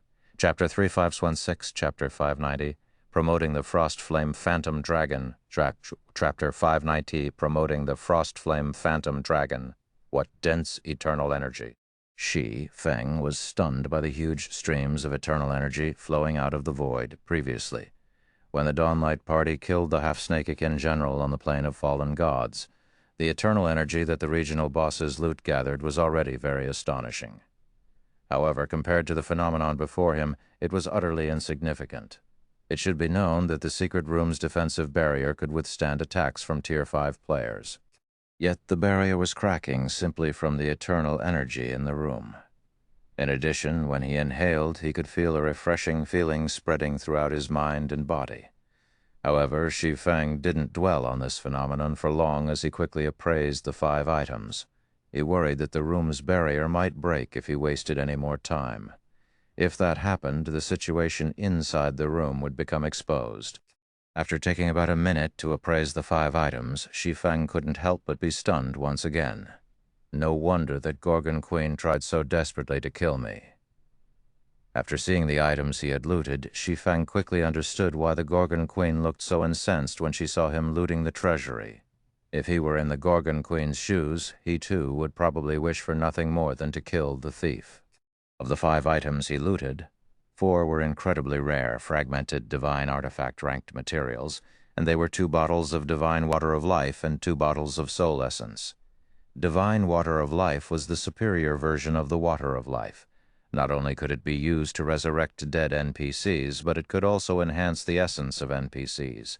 Its only downside was that players couldn't use it. Regardless, it was an item that had disappeared since the ancient era, and he had only learned about it through records found in the Grand Library. But if he were to put a value on the divine water of life, each bottle should be worth 1 legendary weapon at the very least. As for soul essence, it was an item with only one purpose: to give players who had suffered permanent deaths in God's domain a second chance to enter God's domain. It was a simple purpose, but it was one that all players in God's domain highly coveted. Although each player could only use soul essence once in their lifetimes, its value still matched that of fragmented divine artifacts. As for the 5th item Shi Feng looted, it was a consumable, or, more specifically, it was a potion produced by a craftsman alchemist, the elixir of fortune. So long as players drank the potion, their luck, a hidden attribute, would be increased significantly for 24 hours. Looking at the divine water of life, soul essence, and elixir of fortune, Shi Feng suddenly got goosebumps. It should be known that he had only gotten past the treasury's doors and stopped at the outermost section. Moreover, he had only randomly looted 5 items from the outermost section. However, from what he managed to see, the treasury was at least the size of a sports stadium, and he saw many more items similar to the 5 he looted present in the treasury. In his previous life, when Zero Wing captured an ancient holy city, the combined value of the items Zero Wing obtained from the holy city's treasury couldn't even come close to the 5 items before him. Yet these 5 items only comprised a small portion of the items stored in the stadium-sized treasury, but before Shi Feng could recover his senses, a series of system notifications suddenly rang in his ears. System: a Gorgon Queen has cursed you. System: the Gorgon Queen's curse will cause part of your soul to dissipate with each death you suffer. While this curse is in effect, the Gorgon Queen will also be alerted to your presence, so long as you get within 1,000 yards of the king's treasury. How ruthless! Shi Feng couldn't help but be flabbergasted when he saw the notifications. Although he had already guessed that the treasury's origins were extraordinary, he didn't expect to suffer such severe consequences from looting it. The Gorgon Queen's curse ensured he would lose a portion of his immortal soul with each death he suffered. This meant that from now onward, even normal deaths would gradually push him toward a permanent death in God's domain. Moreover, even if he exhausted his immortal soul and resurrected it using soul essence, the curse still wouldn't disappear. The only way he could get rid of it was by killing the curse's caster. Even if it were in his previous life, the feat of slaying a Tier 6 primordial godkin was something he would have to mobilize the entirety of Zero Wing's strength. It simply wasn't a task he could complete by himself. However, Shi Feng quickly got over his shock and shifted his attention toward the 2 bottles of divine water of life. Divine water of life was labeled as one of the 3 divine liquids in God's domain, and it could elevate the life rating of any creature except players to the extremes. Items such as the fruit of life and the 7 luminaries fruit were nothing in comparison to the divine water of life. During his previous life, Shi Feng had seen a personal guard who had been enhanced using the divine water of life. The personal guard in question was also one of the only 5 advanced legendary guards that existed in the entire Greater God's domain. Normally, the various powers executives could, at best, recruit epic-ranked NPCs to serve as their personal guards. Meanwhile, when developed to their full potential, epic guards could closely match 4-winged Valkyries of the same tier. As for legendary guards, not even the various apex powers would dare think of recruiting one. This was because every legendary guard could rival gods of the same tier when fully developed. As for advanced legendary guards, they were existences on par with ancient gods, though in the eyes of players they were even more challenging to deal with than ancient gods. This was because personal guards had a much easier time obtaining weapons and equipment than players. Meanwhile, an advanced legendary guard could potentially equip themselves fully with divine weapons and equipment. And once they managed to do so, their combat prowess would be on par with primordial gods. Meanwhile, all 5 advanced legendary guards in Shi Feng's previous life were fully equipped with divine weapons and equipment. Because of this, even the various apex powers had to treat the owners of these personal guards with respect. Normally, advanced legendary guards were born with their rank. It wasn't a realm that personal guards could achieve by relying on external items. The divine water of life was the only exception. It was also because one of the 5 advanced legendary guards had come into existence by relying on the divine water of life that the various powers were made aware of its existence. Only, apart from the owner of the artificial advanced legendary guard, nobody else knew how to obtain the divine water of life. I don't have any personal guards with great potential right now, so I can only gamble on it, Shi Feng thought as he took out the ancient oath. Flying mounts might not be comparable to personal guards in combat power, but they were much more useful than personal guards. This was because even if a flying mount died, it could be resurrected limitlessly without using water of life. Previously, the Frostflame Phantom Dragon had already become an advanced legendary flying mount after undergoing a mutation. If it could achieve further improvements, it would greatly benefit him. Thinking up to this point, Shi Feng summoned the mutated Frostflame Phantom Dragon inside the secret room. Then, to ensure his success, he fed both bottles of divine water of life to the Phantom Dragon.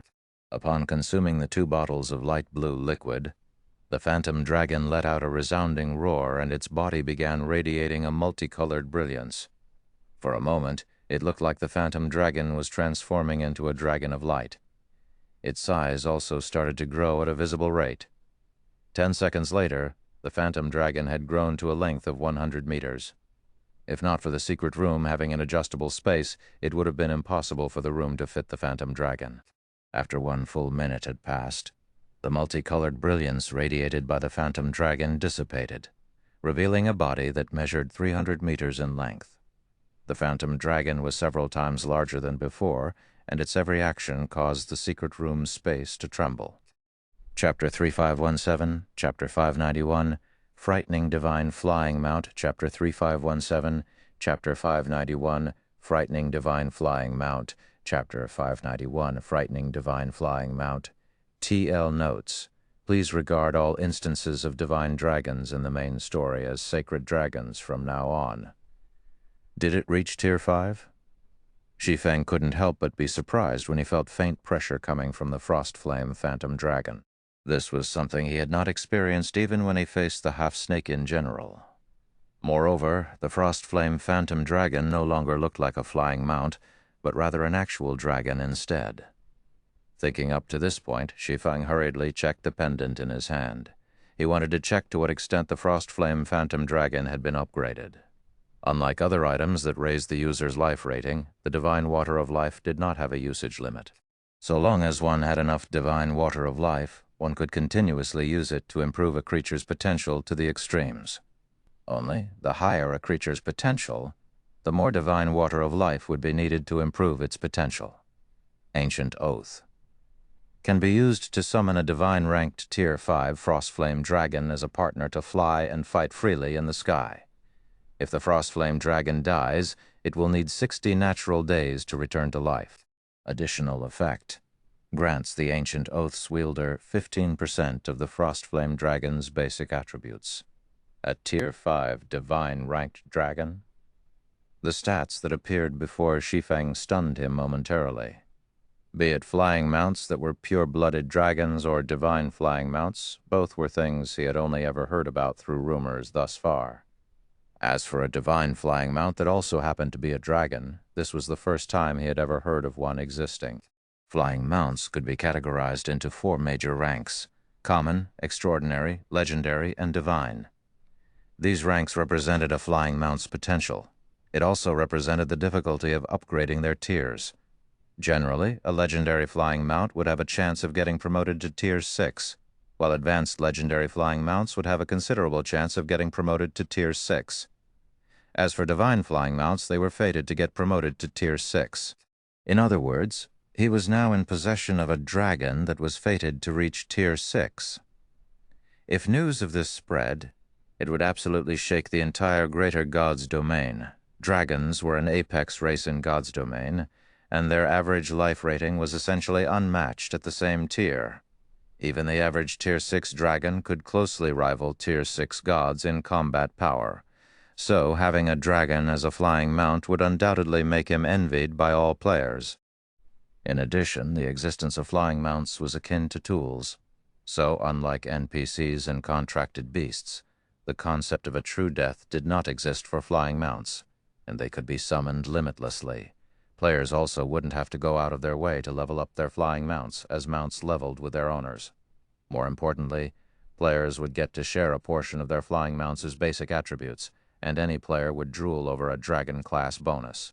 This was because what made dragons strong was their heaven-defying basic attributes, and their basic attributes far outclassed monsters of the same tier. It should be known that monsters already possessed far greater basic attributes than players in general. The disparity was so significant that even if players equipped themselves with top-tier weapons and equipment, they would still be slightly behind monsters of the same level and tier in basic attributes. Yet, dragons possessed even greater basic attributes than the average monster, with a Tier 5 dragon having the basic attributes of a Tier 6 monster of the same level. So one could only imagine the basic attributes one could obtain from a dragon flying mount. With this, I can probably fight the Western continent's Tier 6 divine monsters, even without getting promoted to Tier 6. When Shi Feng looked at his attribute panel and saw the numbers listed, he couldn't help but feel as if he were dreaming. Even though he was only receiving 15% of the Tier 5 Frostflame Dragon's basic attributes, the bonus was already enough to put his basic attributes on par with a Tier 5 expert equipped with a full set of legendary equipment. A full set of legendary equipment. For most players, owning a full set of legendary equipment was something they could only dream of achieving. Even the various Apex Powers chosen ones wouldn't necessarily get to enjoy such a benefit. This was because a Tier 6 expert fully equipped with legendary equipment would be strong enough to match Tier 6 gods. Assigning such valuable equipment to Tier 5 players would be an utter waste. Such behavior would be beyond extravagant, and very few powers would be foolish enough to do such a thing. Thinking up to this point, Shi Feng pulled up his contacts and called Gentle Snow. When the call connected, Gentle Snow couldn't help but look at Shi Feng in surprise and ask, "You're back already, guild leader." Previously, Shi Feng had already informed her through the real world that he was currently visiting the Forbidden Zone's western continent and stated that they shouldn't try to contact him unless it was an emergency. As for the Eternal Realm's western continent, Gentle Snow had more or less learned about it from Shi Feng. So she knew that while the western continent had many more opportunities available than the Eternal continent, it was also filled with much greater dangers. She also heard from Shi Feng that the western continent was infested with holy race players, so he couldn't afford even a moment's carelessness. "Something unexpected happened, so I made a trip back first," Shi Feng said, nodding. "I'm planning to bring some of Zero Wing's members with me when I go there again, so have Qian Liu and the others quickly gather in the guild residence." "Now?" Gentle Snow hesitated to comply with Shi Feng's orders. "We are currently exploring the underground Crystal Palace's level 165 zone. We are also planning to raid a regional boss once our reinforcements arrive. If we leave now, we will miss this precious opportunity. It's fine. At most, you'll miss out on an extraordinary secret treasure." In a definitive tone, Shi Feng said, "Just tell Fury and the others that I have different arrangements for you all, and you won't be exploring with them for the time being." Zero Wing might be exploring the underground Crystal Palace's level 165 zone currently, but this expedition was led by Desolate Furies and Scarecrow Fox's groups. The expedition didn't only consist of Zero Wing's members. Ultimately, the boss's loot would have to be distributed based on contributions, and not all would go to Zero Wing. Not to mention, Compared to the underground Crystal Palace and the rest of the Eternal Continent, the Western Continent was of vastly greater importance. So, he planned to bring some of Zero Wing's members to develop them on the Western Continent. Otherwise, others might say that Zero Wing lacked capable combatants and could only rely on joining forces with other powers to achieve its current standards. "All right, then. I'll inform them immediately," Gentle Snow replied as she stopped hesitating. Then she promptly informed Su Qianliu and the others on the expedition team about Shi Feng's orders. Meanwhile, when Su Qianliu, Hidden Soul, and the others heard about Shi Feng's command, they swiftly returned to the residence, abandoning their exploration of the level 165 zone. As for Desolate Furies and Scarecrow Fox's groups, although they were confused by Shi Feng's decision, they didn't make any comments about it. After all, this was Zero Wing's private affair, and they were merely Zero Wing's collaborators. Zero Wing's residence, Guild Leader's office. "Why did you summon us back in such a hurry, Guild Leader? Did something happen?" Hidden Soul, who had already chosen to become a member of Zero Wing thoroughly, asked as she looked at Shi Feng. "The various powers are in the midst of competing for the level 165 zone's regional bosses to give their members a better chance of getting promoted to Tier 6. Isn't it a waste for us to give up like this?" It wasn't easy for players to get promoted to Tier 6 in God's domain. Not to mention, the strength of the divine body created would also influence players' strength in the future. Because of this, the various powers were currently looking for ways to improve their experts' chances of getting promoted to Tier 6 with a powerful divine body, and extraordinary secret treasures were one of the more effective methods that could be used to accomplish this goal. Meanwhile, once the various powers' experts created a sufficiently strong divine body, they could promptly get promoted to Tier 6 and capture ownerless settlements occupied by divine monsters. This, in turn, would grant the various powers unimaginable advantages and wealth. Yet, even though Zero Wing also had an opportunity to secure such advantages and wealth, they had actively abandoned it. Looking at Hidden Soul's slightly angry expression, Shi Feng smiled and retrieved a book from his bag space, asking, "Extraordinary secret treasures might be important, but what do you think of this item?" The book was none other than the bronze mana purification technique he had obtained from grinding in the Nameless City with the Dawnlight Party. Chapter 35118, Chapter 592. Advanced Bronze Mana Purification Technique. Chapter 35118, Chapter 592.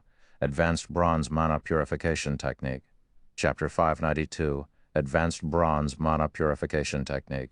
A mana purification technique.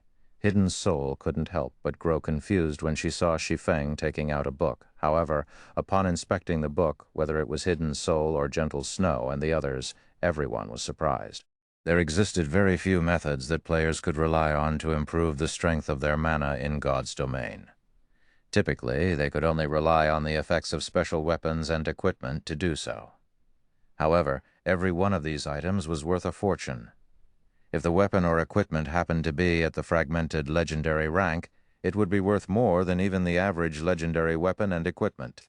Yet now, a mana purification technique could accomplish the same result as one of those valuable items, and the effects were even permanent. The technique completely shattered their knowledge of God's domain.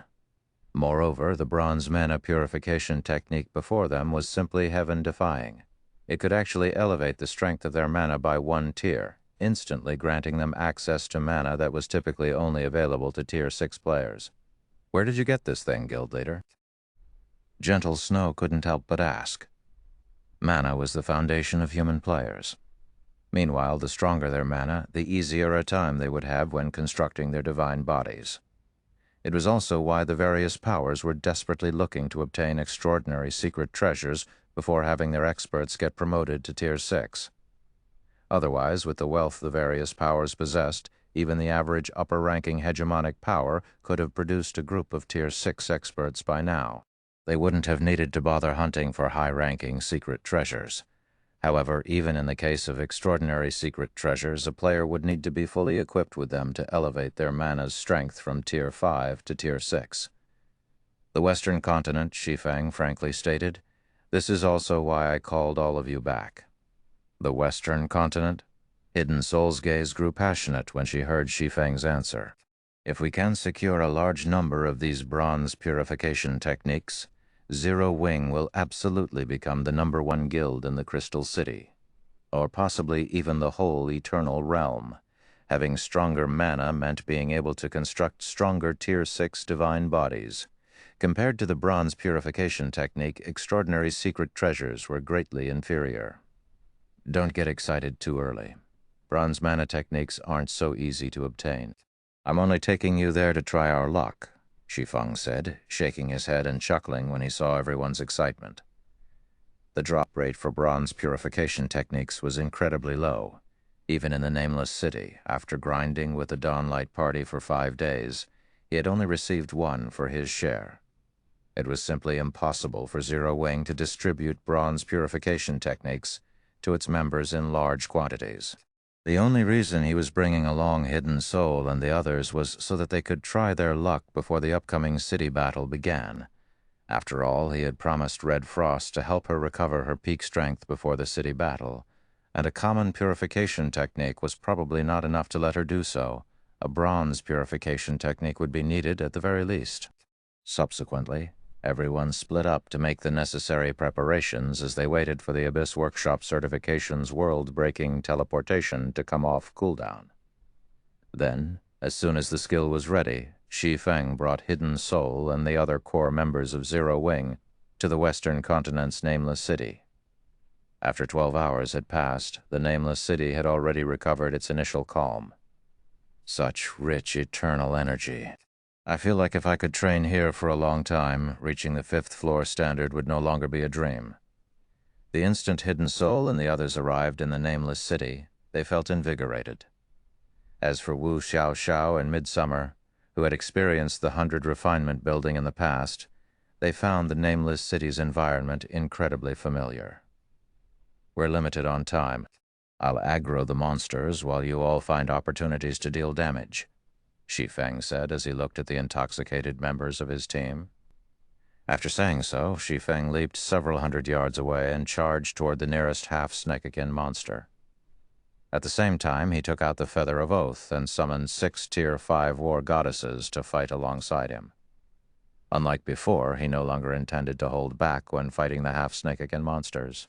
Previously, when he was grinding with the Dawnlight Party, everyone in the party needed to share the loot they obtained.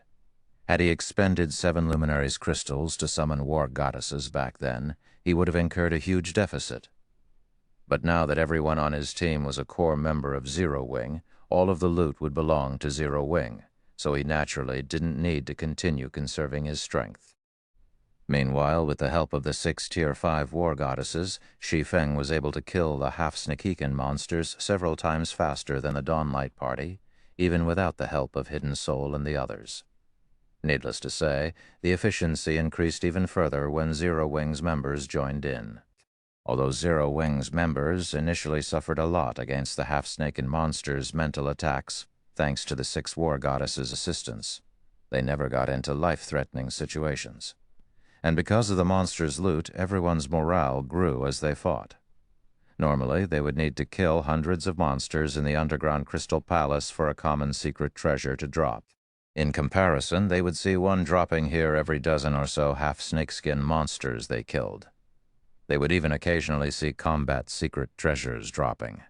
It should be known that combat secret treasures were normally only dropped by regional bosses in the underground Crystal Palace. The chances of normal monsters dropping it were close to 0. Combat secret treasures were so rare that even until now, Gentle Snow was the only one fully equipped with combat secret treasures. Moreover, it was the Ice Crystal secret treasure set that Zero Wing had obtained quite some time ago. As for everyone else present, they only had 2 combat secret treasures equipped, with the rest of their kit comprising common secret treasures. Even so, they could already rank among the upper echelon of experts in the Crystal City. When one half-Snaking general was about to die, Shi Feng took out the elixir of fortune and drank it. Then, he promptly ended the legendary regional boss's life. Is that an advanced bronze purification technique? Shi Feng couldn't help but be surprised when he saw mist-like eternal energy gathering around a book the half-Snaking general dropped. He hadn't been hoping for much when he used the elixir of fortune. He only hoped to obtain 1 or 2 bronze purification techniques before the city battle. After all, he couldn't afford to grind for 5 straight days this time. Going by past experience, common purification techniques could increase the density of the surrounding eternal energy by several times when initially dropped, while bronze purification techniques could make the surrounding eternal energy vaguely visible to the naked eye. Currently, though, the mana purification technique the half-Snakekin general dropped had turned the surrounding eternal energy into a mist-like state. There was no doubt it was the advanced bronze purification technique currently sought by all of 7 Luminaries Town's players. Chapter 3519, Chapter 593, 15 cities arrive. Chapter 3519, Chapter 15 cities, 15 cities arrive. Chapter 593, 15 cities arrive. Is this advanced bronze purification technique precious, guild leader? Hidden Soul asked when she saw Shi Feng looking visibly moved as he picked up a book from the ground. They had already obtained several mana purification techniques from killing only a few hundred half-Snakekin monsters, so it didn't seem like mana purification techniques were as rare as Shi Feng made them out to be. Precious? Shi Feng couldn't help but feel exasperated when he saw Hidden Soul's calm reaction. Would you believe me if I said this is possibly the first advanced bronze purification technique found on the entire Western continent? Based on Sky Pivot's claims, advanced bronze purification techniques could only be obtained from the Primordial Demon's Necropolis, a World Mode regional dungeon. World Mode regional dungeons were off-limits to non-Tier 6 players, and even Tier 6 experts would face a considerable chance of death. Normally, Tier 6 players would have to operate in 20-man teams at the very least to ensure their safety. Yet now, they had obtained an advanced bronze purification technique without having to set foot into a place as dangerous as the Primordial Demon's Necropolis. If the 7 Luminaries Alliance were to learn of this, it would probably get the urge to strangle them. First, hearing Shi Feng's words, Hidden Soul took out a book she had looted from a Tier 4 mythic-ranked half-Snakekin warrior and happily said, "Then mine here should be the second one?" As soon as the book Hidden Soul took out was exposed to the surrounding environment, it promptly attracted eternal energy from its surroundings, and the density of the gathered eternal energy was comparable to what surrounded the book the half-Snakekin general dropped. Seeing Hidden Soul's elated look, Shi Feng couldn't help but fall silent. He had only obtained an advanced bronze purification technique after using the precious elixir of fortune. Yet Hidden Soul had acquired one without the help of a similar item. Moreover, it would seem that she had acquired it before he did. Of course, Shi Feng didn't find the situation completely unreasonable. The nameless city, for the most part, remained unexplored, so the monster's loot drop rate should be higher than normal, and this should be applied to advanced bronze mana purification techniques as well. Guild leader, several Holy Race teams are advancing in our direction from the east. Sleeping Quicksand, who was observing the surroundings using the Eyes of God's spell, suddenly reported. "They'll reach us in 10 seconds. We have limited time. Don't engage them," Shi Feng stated. "We'll head to the central region where there are more monsters. Quicksand, use Mirage Enchantment on the team." The Oracle class wasn't just a healing class, it was also a powerful support class. Not to mention, Sleeping Quicksand was conferred the title of Saintess by the 7 Luminaries Alliance in his previous life. Back then, she was considered one of the 10 strongest experts in the past century, currently. Although Sleeping Quicksand had yet to fully develop her potential, she was already close to reaching the 5th floor standard after honing herself in the Eternal Realm. Her concentration had also reached the Tier 6 intermediate standard already, so it wasn't difficult for her to cast Mirage Enchantment, a Tier 4 spell on a team of less than 20 players. Meanwhile, with the help of Mirage Enchantment concealing everyone's presence and the 6 war goddesses clearing the way, the team shook off the pursuing Holy Race players in no time. Then they swiftly made their way deeper into the nameless city. Subsequently, a day passed in the blink of an eye. Thanks to the help of the 6 war goddesses, Zero Wing's team killed far more half-Snakekin monsters in 1 day than the Dawnlight Party did in 5 days. Everyone on the team also reached level 165, placing them at the top of the Western continent. Guild leader, a call came in from Vice President CA in the real world, she says. The 15 cities will reach Star Lake City in less than 12 hours. Even if Star Lake City accelerates to buy time, it will take those cities no more than 20 hours to surround Star Lake City. Hidden Soul reported to Shi Feng after seeing him finish off a half-snake-in general. Also, Vice President Xia says she has already delivered the god crystals you need. Finally, I thought she wouldn't make it in time. Shi Feng sighed in relief at the news. Tally the loot and have everyone log off to rest. After making the deal with Red Frost, Shi Feng had promptly contacted Jia Qingying, hoping that she could utilize the Eternal Chamber of Commerce's trade network to purchase god crystals in bulk for him. Although he had tried to purchase god crystals in the Crystal City of Secrets via Zero Wing, the various powers regarded god crystals as a strategic resource and refused to sell any of their stockpiles. Not to mention, god crystals were as rare as fragmented legendary items. So, even after many days of effort, Zero Wing had only collected a little over 30 god crystals. Moreover, all of them were acquired from independent players at the astronomical price of 1 combat secret treasure per 2 god crystals. However, that still wasn't enough god crystals for his purposes. Each attempt to learn an intermediate divine engraving from the Book of Eternity cost 50 god crystals. With the god crystals he had on hand, he couldn't even afford one learning attempt. Not to mention, he also needed to save a few god crystals, so that he could utilize the Feather of Oath's heroic pledge in case of emergencies. Ultimately, after much deliberation, he chose to purchase god crystals from the Eternal Chamber of Commerce through Jia Qingying at the price of 20 eternal gold coins per god crystal. Last he was informed, Jia Qingying had successfully purchased at least 200 god crystals from the Eternal Chamber of Commerce, essentially spending most of the profits the secret crystal trading firm generated thus far. And after factoring in the guild's daily expenditure, Shi Feng was left with little to no money. "Leave it to me," Hidden Soul happily responded, and began collecting the items on the ground. After about 10 minutes, Hidden Soul finished organizing the team's loot and handed Shi Feng a list. "Here is a list of all the loot we obtained after entering the Nameless City, Guild Leader," Hidden Soul said as she looked at her own copy of the list excitedly.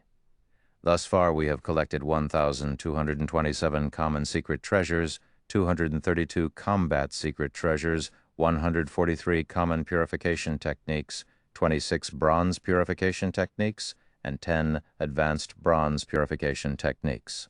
We already have enough purification techniques to outfit a 100-man team." Although Shi Feng already had a general idea of how much loot they had acquired, he still couldn't help but be shocked when he heard the actual numbers. Setting aside the secret treasures, just the 26 bronze purification techniques and 10 advanced bronze purification techniques they obtained would already be enough to cause the entire 7 luminaries town to go crazy. At this point, Shi Feng didn't even dare imagine how terrifying a Team Zero Wing could develop if it managed to digest all of these bronze and advanced bronze purification techniques. It should be known that any player who successfully learned a bronze purification technique would be publicly recognized as a half-step Tier 6 player in 7 Luminaries Town. Such players could even match Tier 6 players on the Eternal Continent. As for players who successfully learned an advanced bronze purification technique, although Shi Feng didn't have any references to go by, he was certain that such players would be at the half-step Tier 6 standard at the very least, and if Zero Wing were to suddenly gain a force of 36 half-step Tier 6 experts, it could probably dominate the entire Crystal City of Secrets and strike fear into the various pseudo-apex powers. Following this, Shi Feng kept all the mana purification techniques and common secret treasures. Then, he had everyone fully equip themselves in combat secret treasures before storing the rest away. After doing all that, he and the rest of the team found a secure location before logging out of the game. TL Notes. Due to changes made by the author, I will making the following changes from Chapter 414 onward. 1. Certain instances of basic intermediate divine patterns will now be changed to basic intermediate divine engravings. But note that both divine patterns and divine engravings exist. Divine engravings are a composition of divine patterns, e.g., Chapter 415, Original. The basic strengthening pattern was composed of 3 different divine patterns. the basic structural analysis pattern, the basic structural remodeling pattern, and the basic structural solidification pattern edited. The basic enhancement engraving was composed of 3 different divine patterns: the basic structural analysis pattern, the basic structural remodeling pattern, and the basic structural solidification pattern. 2. Engraving action and drawing action will also be replaced with inscribing action to avoid repetition, such as Shi Feng is engraving a basic divine engraving. 3. A set of basic intermediate divine patterns will be changed to an basic intermediate engraving. Chapter 3520, Chapter 59, Chapter 5094, Nightwatch Legion. Chapter 35020, Chapter 5094, Nightwatch Legion. Chapter 594, Nightwatch Legion. Star Lake City, Zero Wing Training Center. The hatch of Shi Feng's virtual gaming cabin opened, but before Shi Feng could climb out of the cabin, his quantum watch sounded an incoming call. After climbing out of the cabin, Shi Feng connected the call and immediately saw the holographic image of Pace Angel, who was tasked with managing the Zero Wing Training Center, appearing before him. Guild leader, Vice President Xia of the Green God Corporation, is already waiting in the lounge, Pace Angel hurriedly reported when she saw her call connecting. In addition, voices for Zero Wing to be removed from the city are growing louder because of the 15 cities closing in. Currently, over 100 corporations and families have already spoken up in protest to the city lord. Over half of the Star Lake Legion's members have also withdrawn from the Legion to force the city lord into making a decision. Some time ago, news of 15 cities joining forces to target Star Lake City spread. As a result, many of the city's local powers started calling for Zero Wing to be banished, and their voices have only grown louder as the 15 cities' arrival drew near. At this point, over half of the city's powers have already started to protest against the city lord. Normally, if half of a city's powers engaged in a protest, even the city lord would not be able to ignore it. After all, these powers and their members were vital to a city's survival and prosperity. Yet, if Star Lake City's city lord chose to banish Zero Wing, Zero Wing would no longer be able to operate in a city and have to settle with developing in a town. How resolute of these powers! Shi Feng nonchalantly smiled as he looked through the list Pace Angel sent him. But their departure isn't all bad news. We can use this chance to refine the current Star Lake Legion. It'll also make things easier for Zero Wing's members to join the Legion afterward. Refine the Star Lake Legion? Pace Angel was stunned by Shi Feng's nonchalant comment. While it might be great for Zero Wing that so many people were leaving the Star Lake Legion, the departure of these individuals would also result in a severe reduction in combat power for the Star Lake Legion. Losing so much combat power at such a critical juncture would put Star Lake City at an even more severe disadvantage when it went up against the 15 cities later. Ignore them. More importantly, I need you to have all of Zero Wing's battle group members gather in an advanced simulation room. I have something important to tell them, Shi Feng instructed. Understood. Although Pace Angel remained very worried, she still followed Shi Feng's orders and began contacting the members of Zero Wing's battle group one after another. Meanwhile, after tidying himself up, Shi Feng made his way to the top-floor lounge. He could wait no longer to get his hands on Jia Qingying's god crystals. Even though he had yet to learn a mana purification technique thanks to the soul blood boosting his concentration to the Tier 6 advanced standard, tasks such as analyzing items and restructuring mana became a lot easier for him to manage. Learning how to inscribe intermediate divine engravings also wouldn't be a difficult task. Top-floor VIP lounge. Inside the lounge that was as large as a basketball court, a man and a woman sat quietly on the sofa next to the window wall. Meanwhile, standing behind them were 4 young men and women dressed in formal wear. Of these 4 young men and women, even the oldest was only 24, while the youngest was only 22. Yet all 4 of them were not only 2-star mental strength grandmasters, but their presence was also stronger than that of Star Lake City's vice commanders. You and Elder Jin have gone too far with your absurdities this time, Qingying. How could you arbitrarily have the corporation's geniuses move to Star Lake City? The man seated on the sofa was in his 40s and radiated an imposing aura, and his eyes exuded a hint of rage as he looked at Jia Qingying, who sat next to him. I can ignore your decision to go against Silver Frost City, but I will be taking the Silver Frost Legion's former members with me. I'm sure you know of Nightwatch City's current situation. Having more members in the Nightwatch Legion will increase our chances of establishing a base in the city. I'm aware of the situation, Elder Mu, Jia Qingying unhurriedly said. But Zero Wing's importance is no less than Nightwatch City's. Also, if we lack manpower in Nightwatch City, we can simply partner with Zero Wing. We can establish a foothold in Nightwatch City easily with Zero Wing's help. Zero Wing? Are you sure you're not joking? Elder Mu laughed when he heard Jia Qingying's words. I've heard that Zero Wing's present situation in Star Lake City is far from optimistic. If Zero Wing can't even survive the upcoming raid by the 15 cities, do you think it can help us establish a foothold in Nightwatch City? Nightwatch City was the fourth second-tier mobile city that the Green God Corporation had set its sights on. It was significantly stronger than Silver Frost City, and its population was 3 times larger than Silver Frost City's.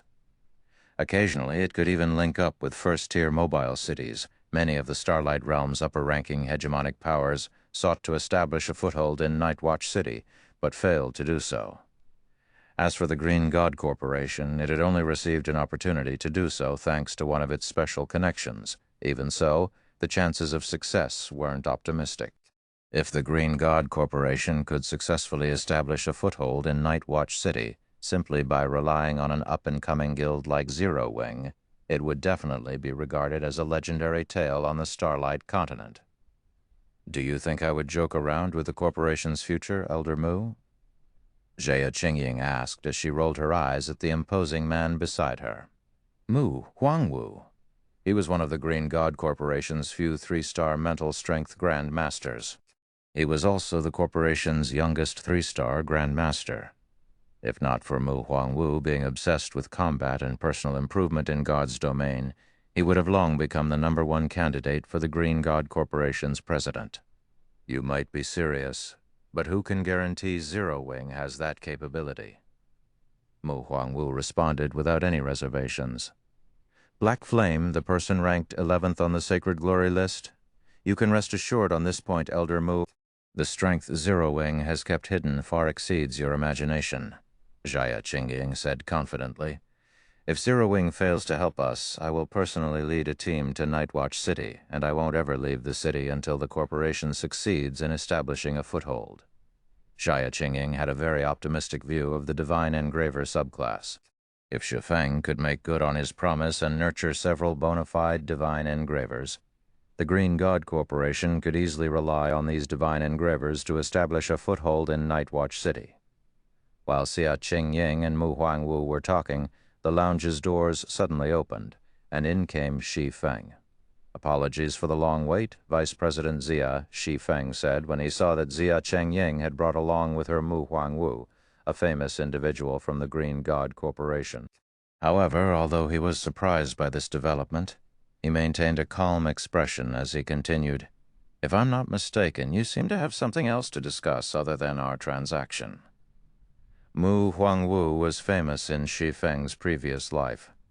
Not only was he one of the Green God Corporation's few 3-star Grand Masters, but he was also an incredibly talented instructor, having nurtured as many as 5 3-star Grand Masters and 1 pseudo-Great Grand Master for the Green God Corporation.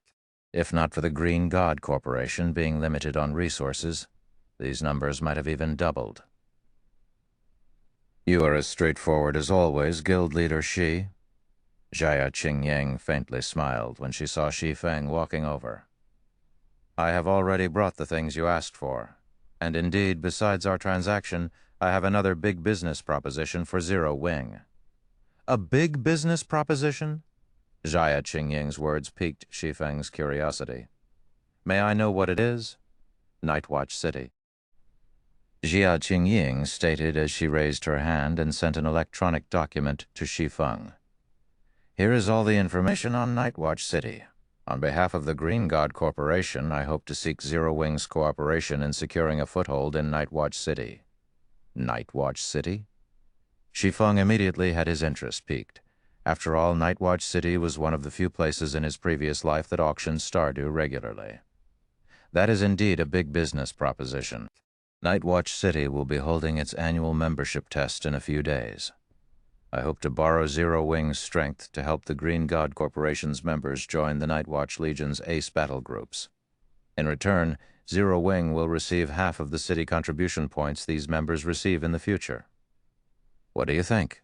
Zaya Qingying suggested. Have you lost your mind, Zaya Qingying? Mu Huangwu was dumbfounded by Zaya Qingying's offer. Do you know how few of our members can get into the Nightwatch Legion's ace battle groups? And you want to give half of their points away? Mu Huangwu was confident that 2 or 3 of the talents under his tutelage could join the Nightwatch Legion's ace battle groups. As for everyone else, their chances were incredibly slim. Even with external assistance, the best they could hope for was an extra 1 or 2 members getting into an ace battle group. While that could more or less be considered a good outcome, it was a different story if they had to give half of their members' contribution points away. They would gain nothing from this exchange and even end up with less than what they originally could have obtained. No problem, Shi Feng said to Xia Qingying, ignoring Mu Huangwu's rant. I can provide assistance to the Green God Corporation and let all of your members qualify for an ace battle group. However, I want 70% of their city contributions.